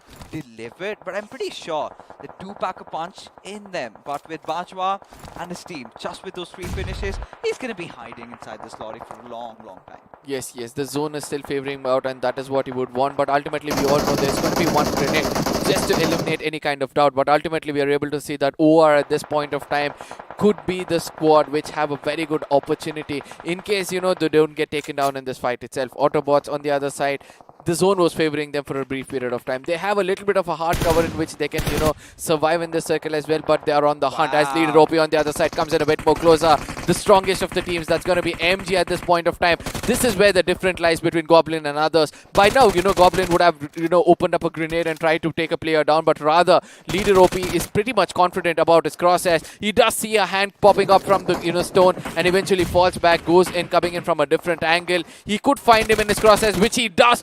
Almost taking him down. Let's see whether it's going to be the case as he gets taken down by the grenade itself. Still not overstepping though. Of course, did have to pay a hefty price, but I'm pretty sure Bullet is going to get him back up in no time. But now time is of the essence. They have to make it inside the circle, and Dionysus is going to be barraging him with all these grenades. And finally, he finds that little room where he can go for the push. But is FJ paying attention? It's going to be Bullet yet again. Give this man the iQOO MVP already as he puts an end to Team NG over there. But their smiles were not long-lived as they instantly get decimated right after. But look at Bajwa. Exactly. Bajwa is cooking up a grenade and nobody knows a grenade has been cooked over there. But this time, his location is going to be revealed and that's going to be a man trying to step into his crosshairs rather. Gets taken down. That could be the next man walking into his crosshairs. Again gets taken down. Bajwa is trying to play all kind of instruments right at this point of time. He gets up at the nick of a moment where he made the biggest mistake of his life. Not placing the crosshairs in the other direction, but did the damage against the side of INS. Oh, what a way to bow out though. But of course would have wanted to end up with those 2 finish points to his name. Still managed to sneak in 1 though. But Team INS, they almost had their hearts out of their mouth at that point. But for now, Autobots, they have taken control. But this is where they cannot be complacent because you have got OR Esports in the nearby fray. And with all that smoke and all that human commotion out there, I'm pretty sure they have a slight idea. But what I really love about them is that 3-1 split that they're up to. Absolutely agreed on this point, but at the same time, what I love the most about them is the 9 finishes which they've raked up. They're not going to regret taking another fight at this point of time because they know it's that finish points which has always brought them over here. But, Autobots on the other side, we all know this team. Once they start to assemble and try to, take that real estate, they're really good at it. On the other side, Team INS is cooking up grenades randomly towards the side of Team OR. Will that do the damage is going to be the next big thing because we all know that, OR, if you taunt them and they try to take the concentration towards it, it's going to be hard, and INS are actually doing that with Joker trying to tag them out. Now OR's attention has been completely towards this side as ABCs or the Autobots are going to be getting right into the center of the dead circle. I love this from Autobots, what Mr. IGL did for them, right? Now he's going to steer up from all these fights. They're going to let INS and OR battle it out. Whoever is the survivor has to face them as Crazy Soul. Cooking up and tossing yet another grenade. Does it make it smart? Time's gonna tell, and no, it did not. But at the same time, this is where INS have to figure out ways to get inside the circle. Crazy Soul at this point could act as a sacrificial lamb, could put a stop at OR, but look at Orva. He's got the perfect angle. The moment that smoke dissipates, OR, they're just gonna explode. They have a little bit of a hard cover for sure, but at the same time, Fox is going to be landing those shots. You will right now, hell is going to be called upon the side of Team OR at this point of time. Which team is going to be raking up more finishes is going to be thing as Jelly on the other side is going to put an end almost to 1 player. Yes, I think he did put an end for the side of Joker, but this is what I said. Once you taunt the side of OR, they're going to be concentrating on you so hard that even before they get taken down, they're going to take you down in one way or the other. They've had a really good run so far. The favorites to win the chicken dinner in this map of Miramar as well. They started off with chicken and getting a second. Would want to get a little closer to Team Soul as Atanki is going to make a mad dash inside the circle. Absolutely being fired, bobbing and weaving, but would not be enough. As the chicken dinner, ladies and gentlemen, goes yet again to Team Autobots, the second one for the evening. and with 6 finishes though. But what I really liked is the kind of consistency that this squad is up to, right? We've got really good comparison now being drawn up. There are few of the new professional players that you know, are struggling, and there you have Autobots amongst all, you know, getting these wins for themselves. What did I say about Team OR? No, don't taunt them, and you have to pay the price for it, and that is what INS are gonna learn a hard way. But at the same time, Team OR, with that kind of finish points they're raked up, they're gonna be on the top with just 1 point. That's gonna be 22 points for them. Right behind them is gonna be Autobot Esports with 6 finish points and 15 placement points, 21 points coming in for them. A good run for these two squads, but yet again we're able to see that the finishes has been shared equally until the 7th position. That's gonna be how official Hydra's officials, on the other hand, you know, they have also done a good job so far, right? Oh yeah, I mean, they pretty much that one fight where they kind of won those that one squad fight, that was fine, got them those 4 finish points. But I think the stars of this match has to be Team GOG for me, man. Yeah, exactly. You're kind of looking out for that, you know, that resurgence game from their side. And Bullet, he was absolutely mental. Could not see a lot out of OR Esports. They were not on our screens, and so was this player, iQOO MVP Dionysus. That one little fight against Team GOG, where they kind of got them down. Eventually saw nonetheless 807 points of damage, 6 finishes. Now that is a clinical play. Yeah, agreed. And we expected this from the side of MG, right? You did explain about them before itself, but look at that. We were able to see 2 more names coming in from the side of GOG. It was not only Bullet raking up 5 finishes, it was the support coming in from the side of MG as well. 926 damage this person was able to deal before getting taken down. It was just that if he was reaping benefits for all those damages, we know how many finishes he would have had in his pocket. Oh, the hunger of youth, man. Look at MJ. Look at him. The way he was playing in this particular game, 926 points of damage, like you said. But Aditya, he had to make his mark, right? Now, this is exactly what OR Esports needed at this point. With still 1 more game to play, I think this little bit of a boost in the confidence is going to help them in the final game of Erangel. But Bullet and his skull-cracking M24 shots, I mean, this is where we were all scared a little bit the way he was playing. But yeah, the match summary, right, goes down to Aru having the longest distance finish. This is where I thought, you know, it can be someone else, but it is what it is. Yep, Oro coming in. The snipers were into play somewhere. I expected the snipers to get it, as you said. But at the same time, 9,405 healing coming in the map of Miramar. Nothing much of a shocker, but 34 assists. Good to see that as well. Only 1 grenade finish.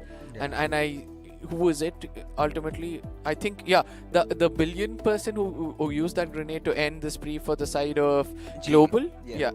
So it's GE who get taken out with that 1 grenade finish. Good one over there. Airdrop looted is just 1, but FT Graph is going to show us much more better stats, as we all know who's done the most of the hard work. It is going towards the side of GOG. They raked up 8 finishes. That was a bit of a shocker for me, you know. At the end of the day, I did not expect them to do that, but ultimately 1,989 damage. They've lived up to their name. The question arises, you know, what do you have to lose right now? It's all that you've got to claim, the glory, everything. And this is exactly what they needed, right? Same goes for, you know, OR Esports, you know, same goes for all the other teams that were not performing to their limits, right? But this is where I also have to give where recognition is long overdue to Team MG, man. You know, 2 Miramar games, they have been absolutely pristine, right? The way they've been playing, being one of the most consistent teams, making it to the top 2, then to the top first. I've loved how they've played this match. Yep. Now the overall standings is going to show us a much better result, because ultimately those teams who had to wake up are kind of woken up from their slumber, as Hyderabad Hydras are going to prove to us it's not always about the winner chicken dinner, but it's about the consistency which we hold to rake up those finish points and possession points of 43 points. They stand at the 3rd position without any kinds of dinners for themselves. But let's not forget that Autobots have the only team with 2 winner chicken dinner. Let's not forget that Team Soul has still got 1 more game to go. Probably they can make it into 2 anytime soon. But yes, Team INS, OR, Blind, 33, 30, 30 shows that there's a fight between the 4th and the 8th position as of now. Now, just imagine, right? If Seoul gets the next chicken dinner with, let's say, 15 15 plus finishes. points, and that's going to be a new record, right? Created in the Indian circuit. Out of the 4 games, you're kind of averaging around 25 points, which they're already the 23 marker. But yes, Autobots, we love that, right? This is the storyline that I need. Some new faces coming into the scene, and which clearly did not happen in the last time around BGS. Nothing taken away from the underdogs, but I really wanted someone in the top 3 new faces to come up, and Autobots has certainly been one of them.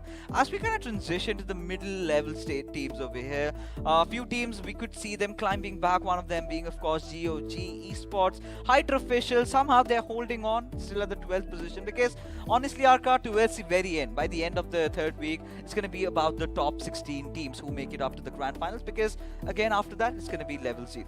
For me, it's all about that heavy lifting you do in the first week itself, and that is going to give you a lot of opportunity to fight out in the final map or the final week itself. So yeah, coming back to the most bottom part, we're going to be shocked, literally shocked, to see a few of the names like Global Esports, Enigma Gaming, 7Cs, UP50, R Esports, most of the invited teams already over here. Let's not forget that Walkouts and Initiative Academy were 2 of those teams, who fought their way, and we really thought that they'll be performing the best, including UP50. I don't know, we did say, right, this is the tournament of unexpected. I mean, again, coming back to the long stages, right? We've got 3 weeks of plays and a lot of matches. Maybe it's going to be tomorrow, right? Maybe it's just them not having been woken up at from the right side of the beds, right? It could be any possible thing for teams like you said, Initiative Academy, Global Esports. Of course, that was a little bit of a shocker, because I really thought that they could be somewhere around fighting for the top 3, because you talk about the big hitters, right? Global Esports are one of them. And a lot of big hitters sort of backed out in the round 4 of the iQOO BMPS, but again, we are chartering into new territory and talking about new things. Of course, this beautiful new device in my hands right now, ladies and gentlemen, the iQOO Neo 6, as we have our friends from iQOO with a special message just for you guys. To make every day the best of my life, to strive for more, to beat my own score. To get that encore. I've got this. I've got the power to do more, see more, be more. I've got the power to win. I've got the power.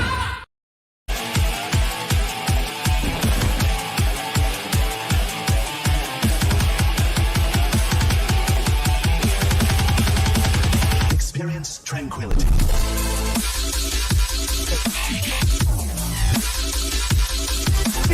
यहाँ पर 14 finishes निकालते हुए मुकाबले. Are you freaking kidding me?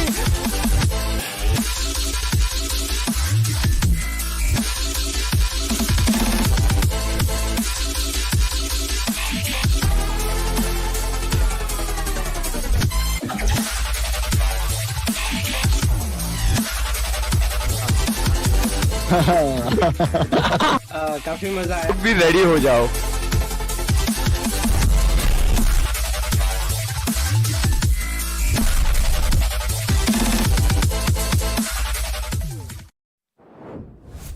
I mean, it's sort of a carnival already, right? So many streamers out there on Loco, but yes, this beautiful smartphone. And I have been seeing you lately, messing around with a little bit. So tell me something about this phone. Yeah, this is, what I was trying to find out is that there were 2 variants of Neo when I saw online, and then I was wondering which is this. But this was that variant which has the better processor of them all, specially designed. I really love the cooling which is coming up with this, right? It's spread across the complete motherboard. The cascade liquid cooling system. Cascade liquid cooling, and it has taken majority of the terrain as well. So I don't know why I'm using terrain. So yeah, it's coming back.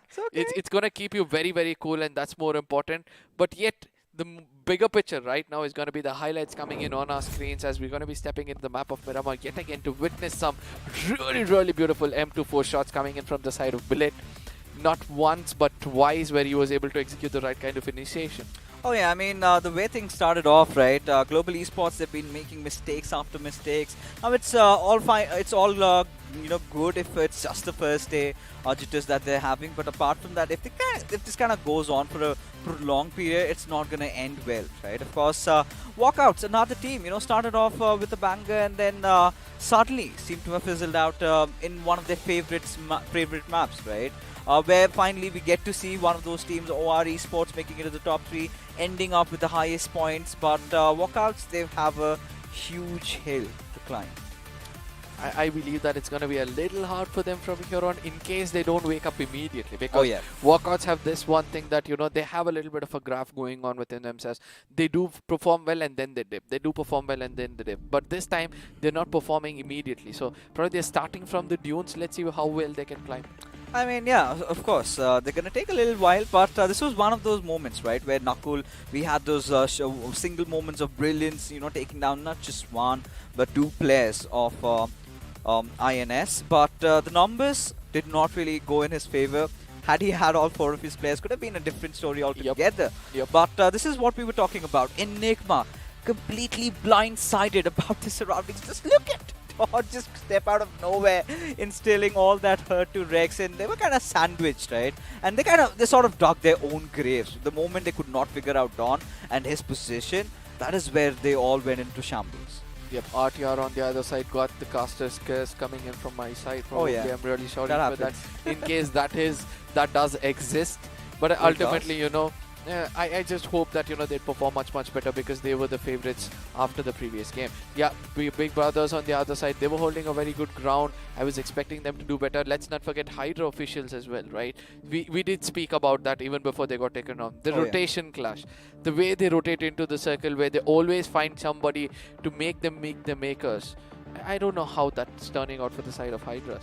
I mean, for Hydras, again, they were picking the wrong fights, right? They were outside the circle. They were trying to engage in a little duel against Team MG, which did not work out well, because you understand you have to steer away from as much fights as you can. Wait for the right opportunistic moment, because at times they're going to come like this, right? This is where GOG was picking up a fight with MG. This is the point where Team Hydra officials should have made a run for the circle. And not doing that, kind of getting a little hasty on the triggers, did not work out for them pretty well.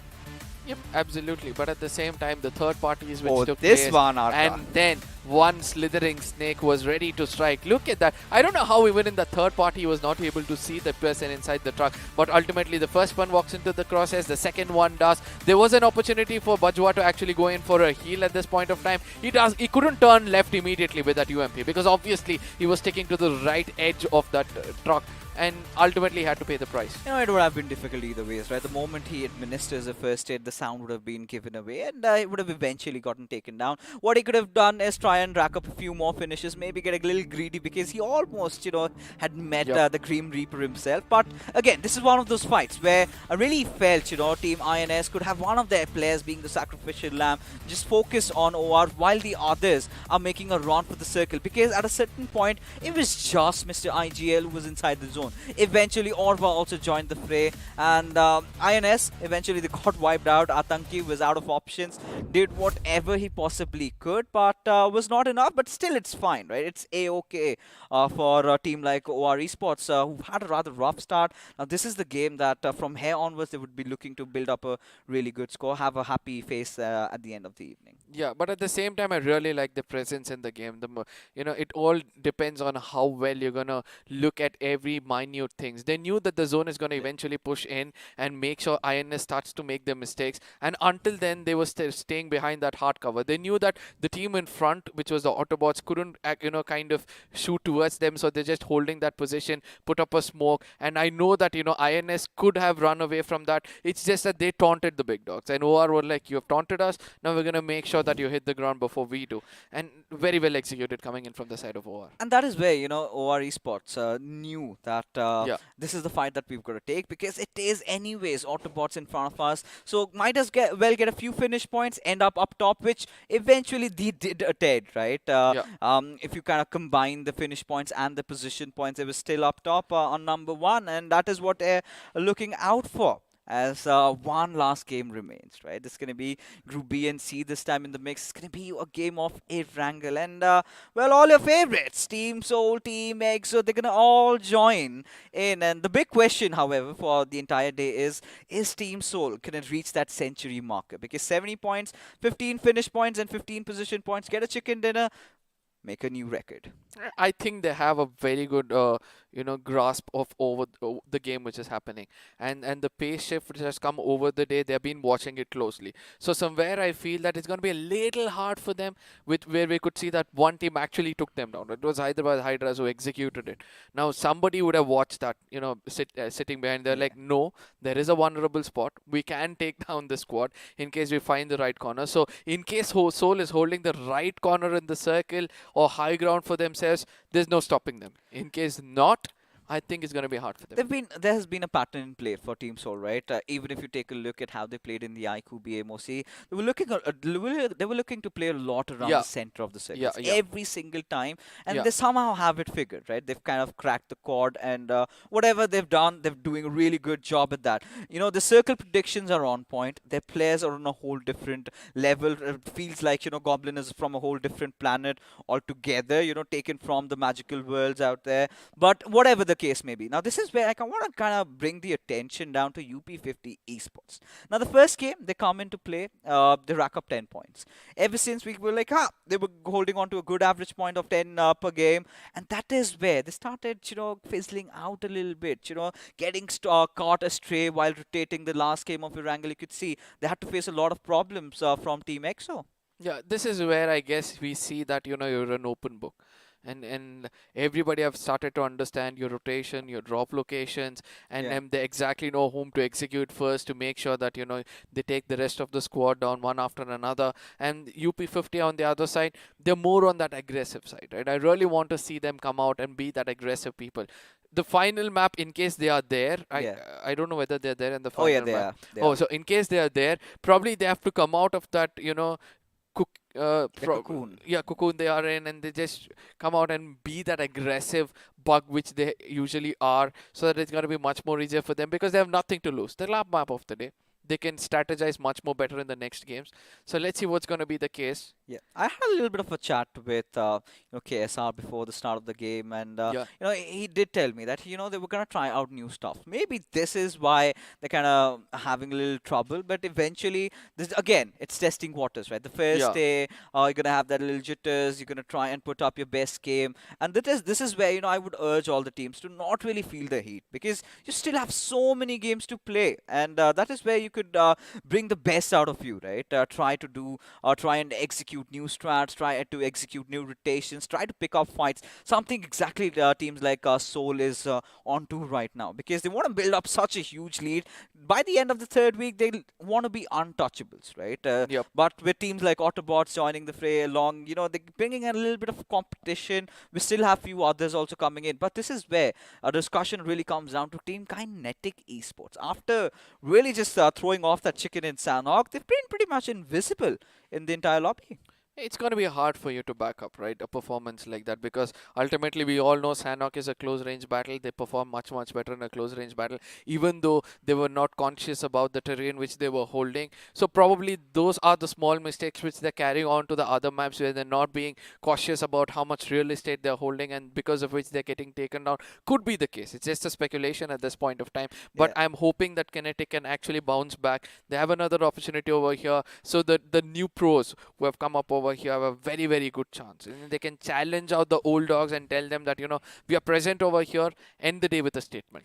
Considering the sort of accolades they had collected in the past, especially entering into the iQOO BMPS round 4, and then backing that back-to-back chicken dinners, and they were going all ham, man. I mean, considering the fights that they were taking, or the Erangel game, the Miramar game, it kind of has been reeling across my mind. The way they've been playing just a couple of days earlier haven't really reciprocated in the same manner today. But again, it's a new tournament, fresh new start, and we're going to see what lies for them, ladies and gentlemen. But this is where you've got to pay attention to the other teams. And Big Brother Esports. Now, this is one of those squads that I really wanted to talk about. The first Miramar game, they start off with a banger, eliminate OR Esports. But after that, they've been somewhere hiding in some, in some caves. They've still yet to pop out.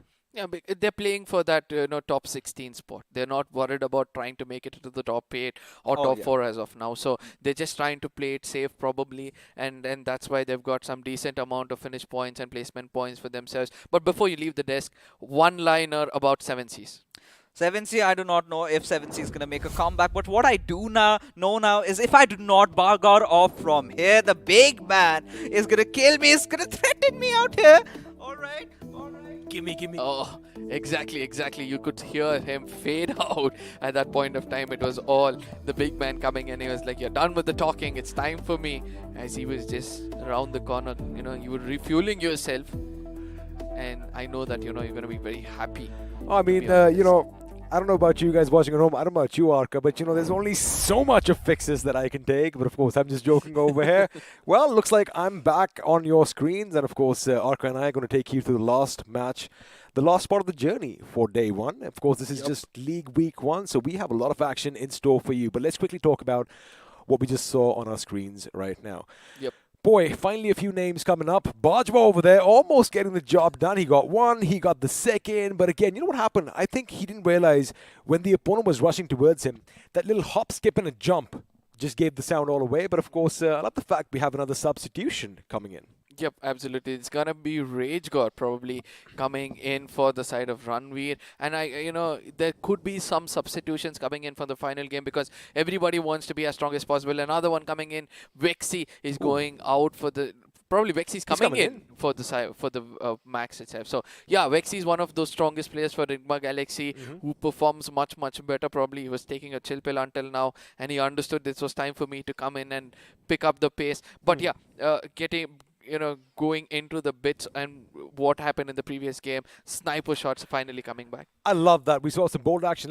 Before we talk about the game to come, remember you have a chance to win some amazing BGMI merchandise. Of course, I'm talking about that lovely t-shirt and that bottle on your screen right now. Now, all you have to do is head over to BGMI Esports, the official channel, and you have to do one little thing. Support your favorite team. I want hashtag whatever your favorite team is, and well, if your team is going to be on top at the end of the day, you stand a few chances of winning, well, all these delicious goodies over here. But again, none of this, buddy, would have been possible without iQOO. Of course, I'm talking about the iQOO Neo 6. And for one last time, let's have a look and see what our sponsors have to say.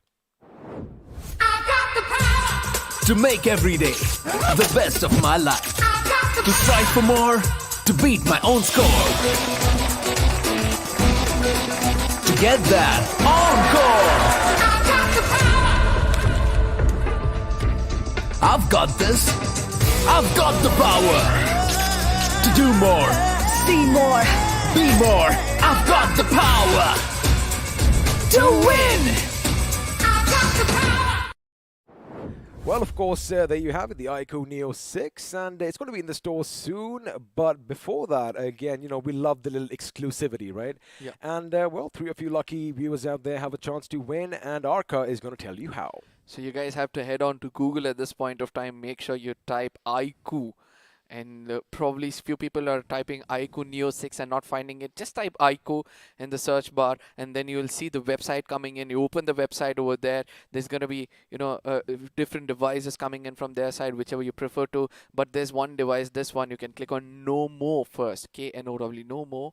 And then you can get into it, where they'll ask you your email ID. They're going to ask you your mobile number. They're going to ask you to sign up for all of those things. And then ultimately, you're going to be like, you're going to hit one other button over there which says notify me. Exactly.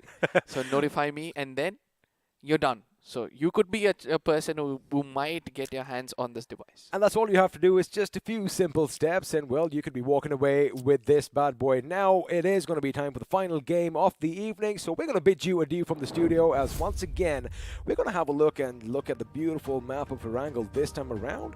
We're going to change things up a bit, and well, you have some green luscious grass all around, you have some beautiful trees, but sooner or later, oh boy, bullets are going to be flying, and all these beautiful walls are going to have bullet marks on them, and well, we want the action to start. Question is, Arka, are we going to see the same Erangel as we've seen in the last 2 games? Because apparently no one wants to have a little bit of a clash at the beginning. I think it's going to be a different story in this game. It better be for the teams who are not performing better, because ultimately if things are not going to work out, you have to come up with a plan B, and if plan B has got your blood on it, I think it's better they pick that up and try to pick up those finish points. We have been speaking about those few finish points which ultimately saves you in the overall points table. If you go down early, you'll be there in that 8th or 9th position, getting yourself that 4 finish points in the overall points table, which will matter a little to make it into the top 16. Well, it is going to be exciting to see whether they can do that, because again, I mean, none of these teams, even at the bottom of the table, I wouldn't say they have anything to lose right now, because again, mind you, boys and girls, this is going to be a long tournament over here. 3 weeks of fighting between these, all these 24 teams, and out of which 16 are going to go forth. So again, the chances are still alive for most of them. But for now, I'm excited to see what's happening, because, well, for the last time on day 1, League Week 1, the C-130 is going to take to the skies. And, well, before we do that, there you have it. It is going to be Team Seoul that are going to be leading the charge. And, well, let's see. I was hearing your discussion early on. You said that, are they going to make that 100 mark? It is a monumental task, but it is doable. But for now, my co-capitan, where are we flying to? Well, it looks like we're flying down south. Yes, absolutely. Starting from the side of shooting range towards the side of Ferry Pier, I really want to see who's going to be taking that, long journey towards the side of Lipovka, Komesky or Milta Power, and trying to, come in late into the circle in case it's forming a little away from them, having a little bit of an advantage to get those placement points. But let's not forget, we are looking out for the early skirmishes, which is important for few teams. Whether that's going to be the case is the next big question. Well, again, we are definitely hopeful for some action to break out right at the beginning, because, again, I get it. All the teams are testing the waters. They're trying and, seeing what the others are made of, but we want some blood right at the beginning. Now, what's interesting is it's going to be Group B that's going up against Group C this time around. Again, all your game plans can be, thrown out the window just in case somebody drops at your spot. But for now, if you have a look at the map, well, Georgia Paul, of course, has been one of the favorites, ever since BGMI was first introduced. And it looks like a couple of teams are going to call it their home. Yep. And they've divided themselves on the zone. And the zone where we all thought if you're taking a long journey, if you're taking a long journey towards Komesky or Lipovka, you're going to be blessed, ladies and gentlemen, because obviously you would want to stay inside the circle from the initial itself. It'll give you a little bit of a space to farm much better, go around more hard covers, trying to see whether you can rake up some finish points for yourself as well. But let's not forget that to the southern side of the map, somewhere I can see BB and 7Cs coming in towards the side of Pochinki is this, if I'm not wrong, where we can see IE close proximity towards the side of Blind. And let's see whether that's going to be the case. Look at this, 7Cs and BB. This is what I was speaking about. But Savita was clever enough to enter the room first. But will he find the gun? It's going to be the next big thing. Yes, he does. But he has 2 men to face off. But ultimately, it was Big Brothers showing who the Big Brothers actually are. And there's some backup coming in from the side of 7Cs. Probably walking into the jaws of death is what I would like to say. As Praygod is the next man. He's getting taken down. Oh, gunshot! It was a shotgun coming into play at this point of time. Well, of course, if you have a sliver of HP from that distance, those pellets are still going to be damaging, but looks like Big Brother definitely are going to be screaming with everything they have. A Scream does have 1 finish to himself, as they all has the other. Now they're going to go in for one of the other members up top. Now, as far as 70 is concerned, Aladdin is going to be brought down. That means, well, he is not going to be granted any 3 wishes in this game because he is out. And there we have it. Our wish has been granted here, Arca. We wanted some action early on, and boom, 3 lives have already been snuffed out. Yes, Sarang will be the last man standing, and he's gonna tuck his tails and run behind, right? That's the best thing for him to do. Now, hey man, you gotta run away, live to fight another day. Exactly, and I just hope that he's gonna live a little longer, because ultimately his location is gonna be compromised. They know that he ran away towards this direction, and they know they would have seen through the shoots when you're landing. You tend to do this thing, look around and see if there is any squads dropping by next to you. And I know that they would have done their homework. BBs are gonna look out for this last person, pick up that final finish point if possible, and eliminate another squad trying to contest them for placement points. Well, let's see if that is going to be the case, because one thing that is going to be in Sarung's advantage is the fact that he is at the periphery of the zone. So, maybe they don't want to go out. But for now, we're going to be switching our attention back to Pochinki. Now, the question is, are we going to see some body drop over here? Because it's been a while I've seen any sort of action in this, well, famous town. But for now, i.e. Initiative Academy, they've kind of given their position away, and well, Williams is going to be in a spot. Definitely no blind spots for him right now, as he knows Ayush might just peek out. But the question is he going to be spotted? Because again, if he gets taken down right now, that is when IE can push in into the city and have all that concrete for cover. Yeah, one thing which I like when I see at the mini-map, the linear formation coming in from the side of Blind, they're busy, looting rather than trying to concentrate over here. He strikes when the Hiron is out. Williams has done the damage against the side of Team IE. Now is the time where, Blind is going to group up, come all different directions. They're going to converge like some pack of wolves and make sure that they take them down. I just hope that is the case. But at this point of time, we can see that, Blind Deadpool is going to be, converting that knock into a finish. Now, IE have to be very careful. They are in the death of the dunes.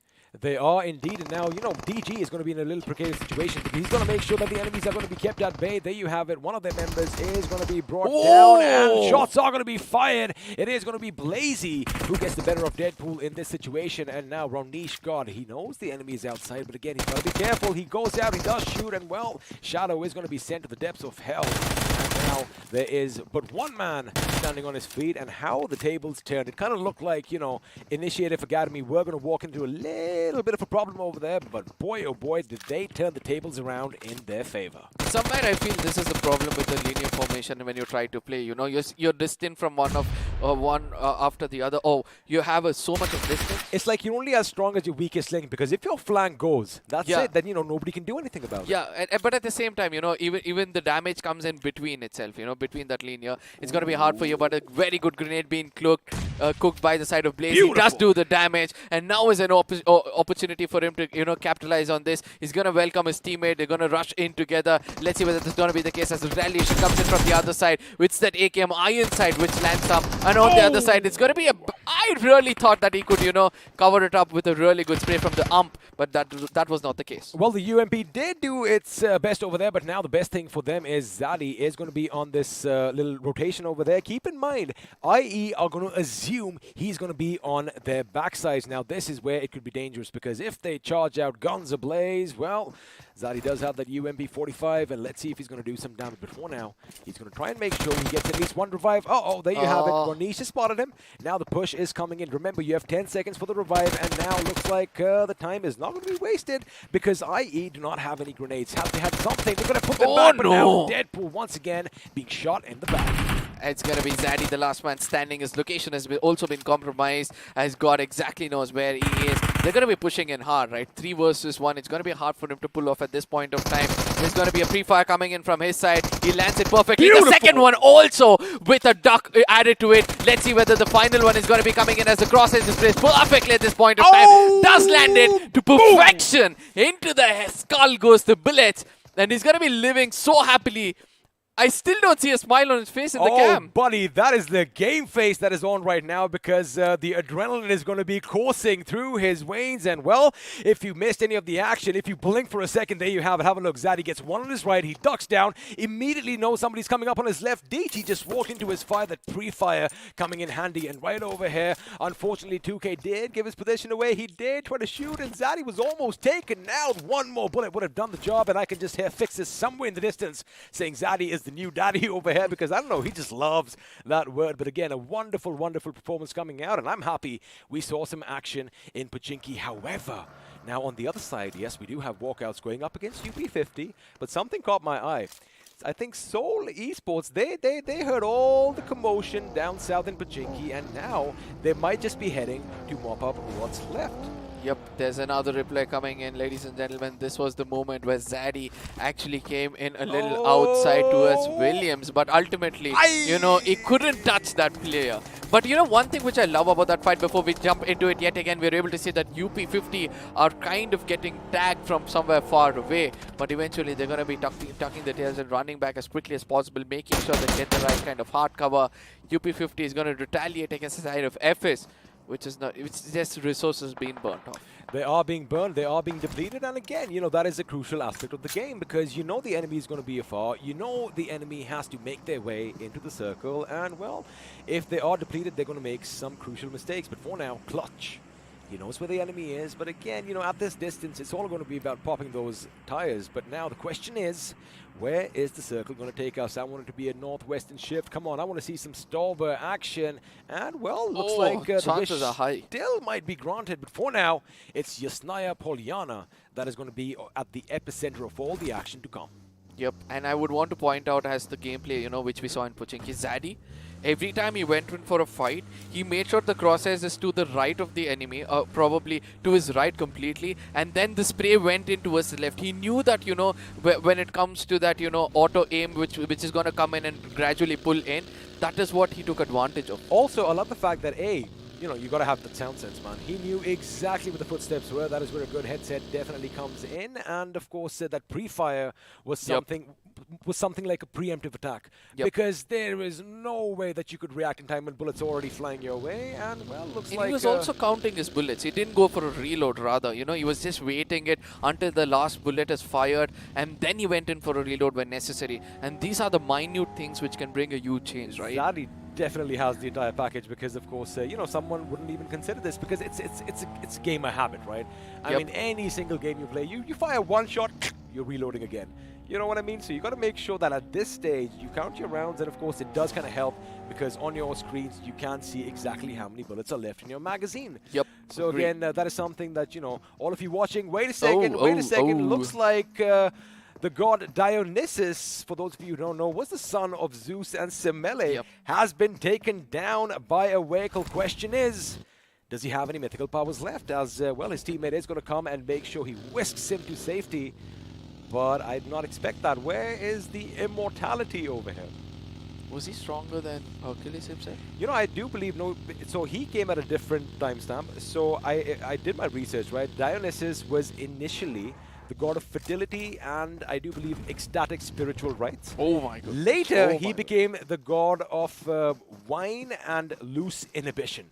So, I don't know. He went on the darker side of it. I don't know what Dionysus is being channeled over here, but looks like the gods are watching down upon him because he is still alive and kicking. And speaking of alive and kicking, Sarang still a one-man army. Absolutely. Now, UP50 on the other side, close proximity towards the side of FS Esports. We're also looking forward to rake up some finish points, right? So both of them need some because they're not having the best spot. I mean, FS Esports on the other side, they're on the top, right? So they don't have to worry. But on the other side, it's going to be UP50 again making mistakes over here. Look at that. Wow. If that, spray did continue, it would have been a very different story. Clutch feels that, the projectile might go in case it pitches and goes towards him. But that's not going to be the case. He does understand that, sometimes you learn the hard way, right? You just burn your resource to check whether that's going to be reaching on the other side. I guess Clutch had that little gamer problem we were talking about earlier, right? Reloading your weapon. I mean, had he let a few shots loose, maybe, just maybe, Ranveer would have been 6 feet under. But for now, he is still alive and kicking. UP50 again, Fixus and you were mentioning, aren't really playing the best game that we have come to know as far as these boys are concerned. But again, have a look at FS Esports. Now, they are spread out not too far and wide. They still have a little bit of a pocket towards the north of this city. Now, my only concern is, they don't have the highest buildings in this spot so far. But again, are they wasting too much time, just focusing on one person because the circle is going to shrink? And let's see if Yasnaya is going to be in play. Well, looks like it is going to be about 264 meters from their position as we are going to head a bit to the west. Let's see what's going to happen as Stolber, a little bit of a Hills of Stolber is in the circle itself, and you could take advantage of that high ground. And let's see whether that's going to come in favor of side of RE or probably MGs, as they're going to be coming in from the northern side itself. A huge chunk of teams coming in from the other side. Let's see which among them are going for that rotation clash, because ultimately, as we have been speaking about, finish points is something you need. Oh, absolutely. And of course, it is going to be survival of the fittest. It's going to be the first one to pull their trigger or have trigger discipline. Anything can happen as well. Blind are going to make sure they finally make it to safety once again. Now, the blue is going to start doing a little bit of damage. But for now, looks like both these lads are going to make it to greener pastures elsewhere. K47 is going to get the better of the opponents. And, well, Aditya from UP50 is going to be brought down as well. expected, as what we can say, because they were kind of not having an advantage of the terrain as well. You know, you did mention that one thing, that a little slope of Stalber is going to be in play, but the problem is, yes, you have the high ground, but people from Yasnaya or the, the valley down below can still spot you. So it's going to be like a silhouette painted against the sky over there. So you got to be a bit careful. Yeah, agreed on that one point. But at the same time, you have to see what's going to turn out for the side of BBs as they take down the ACBC. Rain gets taken down, but at the same time, Capron, it's Evil Sky who's also a bit far away, who's trying to go in for a rotation rather than taking this fight, and I think that's much more important. No, both of them are right at the corner edge of the circle at this point of time, but it's going to be BB who's going to be tagged off a little more at this point of time. They've taunted them, right? And they can expect retaliation at this point of time. Obviously, gatekeeping is going to be the key to get some finish points. Oh, absolutely, and you got to keep one thing in mind, right? Of course, they are going to try and gatekeep the enemy, but the thing is, you're making so much commotion that someone else could hear you, and well, someone else was spotted. I was talking about Team EXO and Snacks. Well, you kind of misjudged the fact whether anybody would be in that compound, and Sensei was going to follow suit as well. Lucky for him, he is still alive and kicking and has his health, but boy, oh boy, that Performante is going to go boom at some point. You definitely don't want to hit any trees, and well, lucky for him, no one is lying his weight. It's just his teammate Fizz. He's safe at this point of time. We can call it that he's safe, but there is a bigger team which is going to be approaching them. It's a 4v3 fight in case Soul also wants the chunk of this hard compound. We are able to see that Soul is still not finalized on their position. They're still on the move, rather than Omega on the other side has installed himself in a stronger position. But we all know that Soul is one team which keeps moving around until they plan themselves like a strong mountain, and then they start to take the fight. And that's the best part about them, right? This Soul, absolutely. 100%. Again, you got to learn from your predecessors, and that is exactly what they are doing. But now the circle, if it shifts down south, it isn't. Oh, no. Soul's going to have to make a move, but looks like a couple of teams are going to be happy with their position. Of course, ACBC are going to be in a nice position. Oh, I beg your pardon. That's Walkout, I beg your pardon. That's going to be in a nice little position. They have the hills that we were talking about moments ago.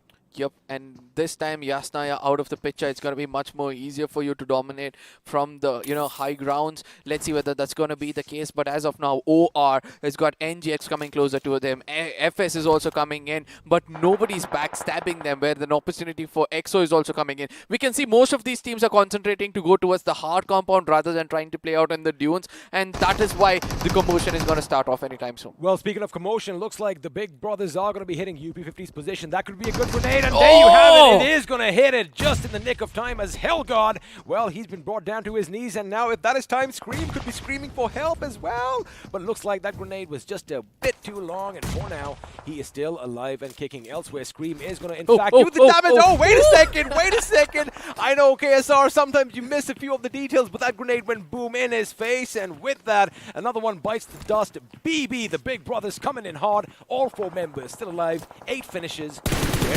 Well, like they are gunning for more. Exactly, immediately turning the attention towards the side of ACBC. This is what happens when your eyes are ears and your ears are also eyes as well. So I'm able to see that, BBs are getting tagged off somewhere far away, but it's the thing that they have hard compound, they have a little bit of a 3-story as well, so they can use it as a high ground towards themselves. But let's see what's going to happen, as OR at this point of time is the only team relying on some dunes to work around with. I don't know if you know this about me. I love cars, right? And right now, for a split second, I just saw the Dream Garage. There was a Lamborghini Urus, and of course, behind that, a Performante. If you want to go off-roading, you have one or the other. But for now, Sarang, again, last man standing, 4-7C Esports. Oh my goodness, had he just thrown that grenade, maybe a few seconds later, it would have been devastating, but he goes for the shot. He gets one. He almost gets the second, but it's going to be KX47 to the rescue, making sure, well, the enemy is going to be down. And with that, 7C Esports, another early exit here, Arca. This is where, it's important for you to have the right kind of gun when you're the last man standing. You need to have a gun which dishes the maximum damage. Opportunities like this won't knock at your doorstep every single time. So just imagine he had an AK or probably an ARM. DPS would definitely help. And it would have been much more easier for him to rake that up. But on the other side, it's going to be Evil Sky down on his knees. Capron is going to use some smokes to cover up the angle from which he can get shot, and he's going to be reviving his teammate as well, as Team MG on the other side have a vague idea as to what things are happening right in front front of them.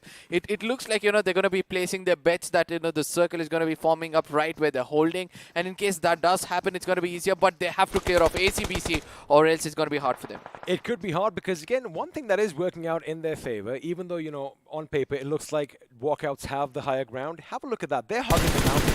And now ACBC are going to come under fire from the heavens above.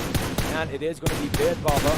I don't really see too much of a beard, but I see a glimpse of it. Anyway, Beard Barber is the one who's going to be shooting down some hot lead in their direction as Hector, well, he's down on his knees and he's going to make sure he doesn't touch the lava because, well, the ground behind him is for now. Circle. It's going to make a little bit of a shift, and well, all the Soul fans out there can breathe a bit easy only if their team can survive this little onslaught, because from one end you have FS Esports, from the other OR could be a bit of a thorn in their side. Speaking of OR, looks like the God Apollo just took down MJ. Now let's see whether that's going to be the case for the Soul for the third, you know, for the second winner chicken, you know, but with the third wow factor coming in for them. But ultimately Soul has to realize this, that the key factor for them, or the key for success for them, has always been that they're holding the center of the circle by the 6th circle itself, and from there on they tend to get things done. But OR on the other side are on the verge of picking up some more finishes for themselves. A grenade is going to be coming in. Athanki exactly knows the projectile. Vexi has eliminated the possibility of Athanki being far away at this point of time. Puts up a grenade a bit more closer. I just hope it was a molly rather, you know, being a fire trap over there, not allowing Athanki to push forward. That would have been actually the right call over there, because right now Athanki is still going to be kept at bay. But the thing is, all those smokes being deployed are going to tell him that... Oh, good one! Oh, that could be a good one. He is left by a sliver of HP. Oh my goodness, the gods are looking at him, and now MG come in, making sure they can pick up their fallen comrade. And have a look at that. Just a bit of a distraction over there. Now Athanki, good presence of mind over there. He's like, you know what, I've kind of lost my element of surprise. I'm one of 2 members standing. I've got to get out of there ASAP, and that is exactly what he does. Meanwhile, elsewhere, Soul Esports back up on their feet. Team Soul taking the fight to FS. At this point of time, they're having a final laugh for sure, but Kinetic on the other side, we're able to see that some more grenades are going to be dished in towards them. But Broad is cooking one to perfection at this point of time. Finds a person with just random spray coming in. Probably it was the sound which gave out the information, and that is how he was able to land the final name in the coffin, and that's one team out of the fray. Well, looks like Abrar and the boys do want to walk out the winners in this game because, well, they are taking the fight to the enemy. Elsewhere, Goblin is going to get himself that grenade attack because, well, he's making people go boom. Now, Soul, they have kind of dealt with FS just a little bit. Of course, FS coming under fire from elsewhere as well. They have come from front, take some cover, and now it is going to be our esports who are going to be their next intended victims. Elsewhere, again, have a look at how they've made up a little bit of a makeshift cover for themselves. They know that they have somebody behind them, so they're going to use that gradual slope for cover, hitting the deck, and of course, you know, that little rock and that burning vehicle definitely helps as well. Yep, but Soul, one more thing what they did amongst them all was they turned around and they saw, even though they were taking shots, just to confirm that nobody's coming in from behind. Buddy. Yep, and that's the best part about it. Now, Ari on the other side have got W at this point of time. Kuniri has got a very good grenade cooked towards the side of, you know, walkouts. It would be much more easier for them to rake up. On the other side, Fierce on the other side is going to make it inside the circle pretty much early, but at the same time, that smoke is going to avoid for a brief period of time. It's important for him to learn that, you know, he's going to be coming into the crosshairs of somebody anytime soon. Before that, he has to pick up as many finishes as possible. On the other side, walkouts get eliminated as 2 players of Ari is going to rain hell upon them. Well, looks like Canary and the boys are definitely singing the sweet song of death because they have 8 finishes to the names already, something that is very different to what we saw in the previous game. And now Hyderabad Hydra's striker going to move in, and well, they are going to be at the edge of the circle, but the thing is, in about 15 seconds, that blue zone is going to be creeping in slowly, basically taking chunks of their lives out. And well, looks like we might have a little bit of a drive-by, but they did kind of just skedaddle with their own teammates, and there you have it. K47 is going to take advantage of that. Max is taken down, but oh my goodness, he had a buggy run over him as Carrie's like, you aren't doing that this time, and another one is going to be wiped out. Hyderabad Hydra's so close to being wiped out. At this point of time. Yes, that is how Team Soul is going to take advantage. One good spray is all it takes when you have information, ladies and gentlemen. And that's how 3 finishes Goblin was able to rake up. At this point of time, he's looking out for the other corner through which he can break more points for himself. Let's not forget, they need 30 points to hit that 100 marker for the day.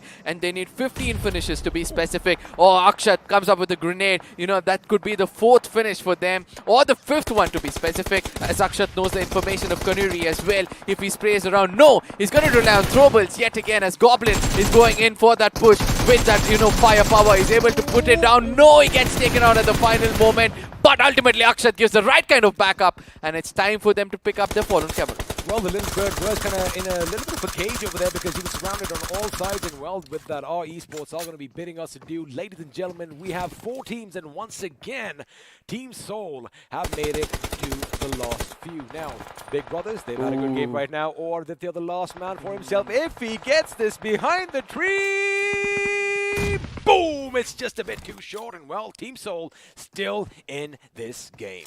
I mean, Team Soul are pretty confident. The second one might not, you know, fall as well. Yes, they're going to be confident about it. Right? In case it pitches, it's going to come back because of that terrain which is in front of them. But a molly, a fire trap coming in as a defensive maneuver to make sure that Soul is not going to push in towards the side of OR. And ultimately, somewhere far away, blessing in disguise for OR is going to be BB trying to install fear in the hearts of Soul, not to push in a bit more forward. But this is where we have to see how much of the circle they're holding. They're pretty much holding, you know, 40% of the circle at this point of time. I'm pretty sure Akshat wishes that little mini Godzilla gives him a little bit of information as to where the enemies are because, well, it is going to be running around on our screens, but unfortunately, it isn't going to be given any information. Now, like you said, OR Aditya, he definitely has some big brothers out there as they were kind of helping him out, and looks like Akshat found the right nick of time to make a little dash. Question is Aditya going to be ready for that little move? Because again, the footsteps are going to be heard a mile away. Elsewhere, Enigma Galaxy not having the best of days, however, making sure that in the Final 4 is definitely something that they are really happy about. Oh, nice. Did pick up his fallen comrade. Unfortunately, Helgod has taken him down for now. Now, Akshat has got a very, very good corner to hold off, right? So, all he has to do is make sure he eliminates Aditya and gives an opportunity for the squad itself to come in from the other corner. He puts up a grenade, but it's not timed properly. So, ultimately, it's not going to lure him out. And eventually, Akshat has to hold that position for a brief period of time. Oh, BB's come out in the open and Goblin is not going to stop himself. Aditya gets taken down as well. And that's going to be Scream taking him out. It's going to be much more easier for the side of Team Soul to push in at this point of time. A good play coming in from the side of Scream. Wow. But retaliation it is coming in from the side of Omega as well. Let's see whether Soul can break up another winner chicken dinner for themselves. Well, looks like they certainly might because for now, BB are going to be on the little bit of down foot. They have 2 members down on the ground, but revives are coming in. Goblin trying to make sure he pushes up a bit further. Again, the fact that they have 3 members alive is going to be unprecedented. There you have another knock coming in. He knows the job he has to do. He's going to rush in with the guns blazing. MG3 is going to be whipped out. We are going to hear a and there you have it. One of them is going to be taken down. Now he's going to focus on the other one. And Big Brothers Esports, they had no idea what hit them as Team Soul's Goblin once again is going to be racking up those finishes, 6 to be precise. And well, looks like they might just get their second chicken dinner as Akshat shoots. He jumps, he connects, and that is all she wrote. Ladies and gentlemen, winner with a chicken dinner going once again Team Soul's way. Woo! Oh my goodness. Against all odds, mate. Yeah, exactly. I mean, this is what I said, right? As we hit the 5th of the 6th circle, they tend to hold right dead center. 26 points. 96 is what they're going to have by the end of the day. But it's as good as 100, I would like to say, because they have put a distance between the first and second position so much that, you know, they have a breathing space right now, right? So let's discuss more about that as we're going to see Big Brothers coming in with a very good bounce back of 23 points. Enigma Galaxy going in for that position points rather than finishes. We're going to be awarded with 17 points. Our esports is going to be other way around. They won the finish points, and this is why they're going to be rewarded with 15 points. I like that. Again, you know, before this last final game started, we did say, you know, the teams at the bottom of the table, they have nothing to lose. They can just go in and... I'm sorry, I think I might have had a little bit of an issue. Yep, a little bit of an issue for sure. But yeah, coming back to see how things have turned out for the rest of the players as well. Walkouts on the other side have got 3 finish points and 1 placement points, and it's going to be hard for them to digest that. As Hyderabad Hydras at this point of time 2 finish points alone as they were holding the right corner. But at the same time, let's see whether that's going to be the case, right? Because we all know it was blind esports from very far away. And I don't know. See, finish points is something you need to survive.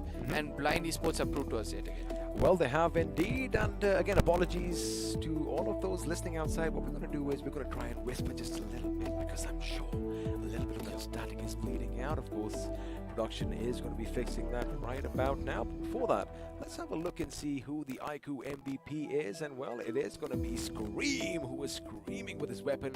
Have a look at the damage. 26 points of damage. That's one team damage, you know. You understand a single person is able to bear, you know, which is more important. But at the same time, let's look at how the survival time is 24 minutes, and that shows that he was also trying to survive the best of it. But Goblin on the other side is going to be smiling throughout the day. 6 finishes, 717 damage. Probably not the highest, but he's going to be happy with that.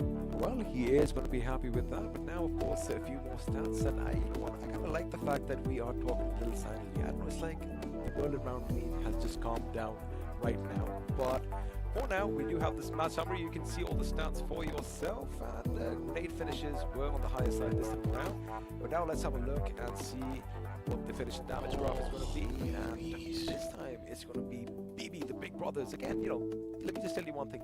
They were acting like big brothers to all of the teams around them. Exactly. Knocking their opponents for them. Exactly. And the hard work, it's paid off for the side of Team Soul. Do you see that? I mean, they have picked up of all the damage, you know. I wouldn't say that they contributed for that performance of Team Soul. I want to say one thing. Now, to all the viewers watching, don't take the second word as anything, right? It's just, I'm going to use the word opportunistic parasites. You know what they are in nature, right? I mean, they find the right opportunity to latch onto a bigger fish, a bigger whatever, and you know, just suck the life out, right? That is what they did. They made sure, even though they came under heavy fire, they made sure that they waited their time and they struck at the right moment. And well, with that, of course, they are still at the tippity top. 96 points for themselves, 2 chicken dinners to their names. You know, one thing which I love the most is when I see rhyming numbers 48, 48. Amazing balance. And they're going to be so happy about it. And Autobots are right behind them with 28, 36 for 67. But yeah, let's look at the middle. You know, this is where the actual fight is, right? You have to survive in this part of the table to make it in the next round. So the difference is 33 to 21. So in case we're considering 13, 14, 15, 16 as the placement you want to stay right now, 26, 27, 22, 21. An average of 5 points is what you need. Let me just be honest with you. All I could figure out was, yeah, that's the difference of 12 points. But yeah, you just rattled off a lot of numbers. But of course, you are absolutely correct. And even if you have a look at 17th till maybe the 19th position, again, it is doable for all these teams. Now, a couple of names are going to be on the bottom of the table right now. However, it looks like I think we are back over here. There you have it. We can finally come back just a little bit louder. Global Esports Enigma down at the bottom, but again, only 4 games have been played by all the teams so far, and this is just the first day. They still have a long journey ahead of them. Yep, and Initiative Academy, 7Cs, Enigma Gaming, the first day has not been that day they were looking out for. But at the same time, I don't know how come your plan B didn't work, plan A didn't work, plan B also didn't work, or plan C probably was not in the books. And I just hope that tomorrow, you know, they wake up a little brighter. Well, again, you know, that is what their homework is going to come in handy, because again, yeah, they might have played the games, but nowadays, look, esports is booming in India, right? And of course, every single team has their boot camps. Every single team has a team behind them. So, you know, now it's going to be on them to try and come up with something that they can change around. But again, you know, I love the fact that this tournament is like a massive pedestal for all these teams to come in and shine on. And talking of pedestals, none of this would have been possible without iQOO Neo 6. And for one last time in this night, let's have a look at what this bad boy has. I got the power to make every day the best of my life, to strive for more, to beat my own score,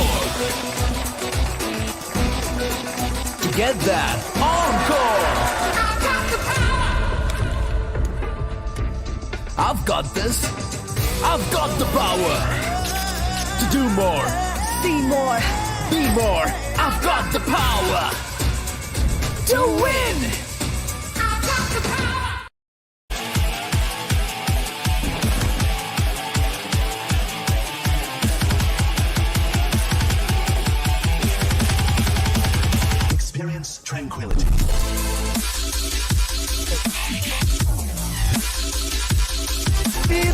यहाँ पर 14 finishes निकालते हुए but Are you freaking kidding me?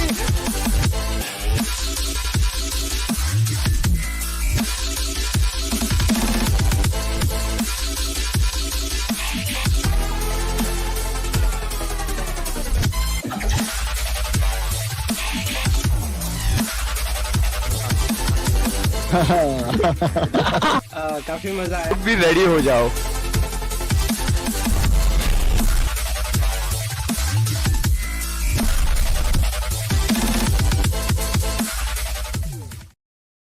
You know, I'm going to say this once again. I love the fact that Loco is Indeka Apna gaming platform because, you know, at the end of the day, we are lucky to have an esports community, which is almost like family. Yes, we have some love-hate relationships here and there, but, you know, over time, everything is healed. And let me tell you one thing. I know I'm going to basically just exclaim that I'm boomer over here. I used to love that song, I Got the Power. Once upon a time, I mean, we were just listening to it. We were just jamming on the side. I mean, the right kind of music, to be frank. Because ultimately, if you're on Loco, you got the power to make a difference. You got the power to, you know, prove yourself that you are worthy of the family itself. But coming back, you know, into the day itself, Soul performing so good, as you said. Wowza. Yeah. As you said, it's a new Soul altogether, living up to the name. Absolutely. You know, somewhere, you know, when we've got this invited teams all getting eliminated, but still Soul was surviving, they knew that, you know, right now it's our battlefield. You know, we are the gladiators. I agree with you. Again, you know, as an ex-player, of course, you played a lot as well. You know that sometimes, we do tend to just get a bit complacent, right? Yep. Now, with this newer breed of players that have come in, again, it's not an easy task for them because we all know, again, like Soul is etched in history, right? If they don't perform, let me be as blunt as I can, they're basically history. They're kaput. They're out. So for them, they have the hunger, they have the drive, and they have to live up to that expectation. And, well, that is exactly what they are doing. Again, like I said, we're going to remember these names for a long, long time. Absolutely. Now, one thing which I love the most about this squad, they didn't let go of any map. They were like this. They played it as if it was the last map they had to play to survive in this tournament, and that's the best part of it all. The word survive. Let me just. I want to ask you a question. How did they survive behind that tree when they were getting shot at from multiple angles? Again, that one little tree was just, you know, Mother Nature was protecting them at that time. So, you know, I mean, they were doing everything right. But again, you know, it's been a wonderful day of BGMI action, and you know, we're going to give something back to you right now because I'm sure all of you are wondering who is going to get the T-shirt and bottle. And well, there you have it. Who's the first winner? I read Bharadwaj as of now. Sri Gokul Bharadwaj. I tend to come from back. It's going to be Shambuni and then Yede. I'm going to let you take the name before. Oh my God, this is so hard. A man with ADHD is going to be so hard for me. I think it's better you do it. We have Suraj Yede. I hope I haven't messed that up. Who is going to be the next winner for these T-shirts? And then, of course, we have someone from Punjab. It's Adarsh Singh, who is going to be walking away with the bottle and the T-shirt. Make sure you rock all this merchandise, and you know you can tag us on Instagram as well, and we might just post that as well because Jasmeet Singh is going to be walking away with some goodies as well. I mean, it looks like most of them coming in from Punjab wants all of it, you know. Hey, probably your fans are coming here, they're like, our fellow man is over there, let's watch him. And then when he says something, and we're going to follow, and, you know, we're going to be rewarded with few. Well, speaking of followers, we have Siddharth, who's going to be running away with some merchandise as well. And, well, Siddharth, congratulations. Again, you are one of the lucky few. But remember, all of you still have chances to win in the days to come. Now, speaking of winners, of course, I'm going to keep your ADHD at bay. We have Moin Chagla. Yep. I think that's right. Yep. All right. Because again, these are proper nouns, so you can kind of have a little bit of an accent. And of course, Aniket Gupta is going to be one of those lucky winners as well. I mean, they're lucky on two things, right? One, their name is going to be read out on the stream itself. And it's almost like a shout out. Shout out to all you guys. Of course, Kunal Yadav is going to be joining them as well. And now let's have a look and see who is the last lucky man or woman to walk away with the merchandise. Well, it's you, Roshan Patel. So congratulations once again. And for all of you others watching over here, let me tell you one thing. I want one of those T-shirts for myself. So, you know, hopefully, you can always try in the next day.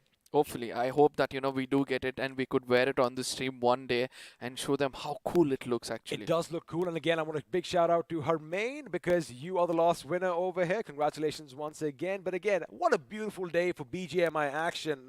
Straight from the beginning, we had, let me say one thing. You know, normally we expect the finishes to be not so high. We started off with 13-14 right at the beginning. Absolutely, and that is how things have started to turn out as well. But you know, there are several other things which we want to speak about, but rather I will let you do the speaking at this point of time, because I do understand it. Sometimes it's about the responsibilities. Well, I'll tell you one thing. This, of course, is the iQOO Battlegrounds Mobile India Pro Series powered by Loco. And if you want to do something, download Loco, India's largest live gaming and esports platform.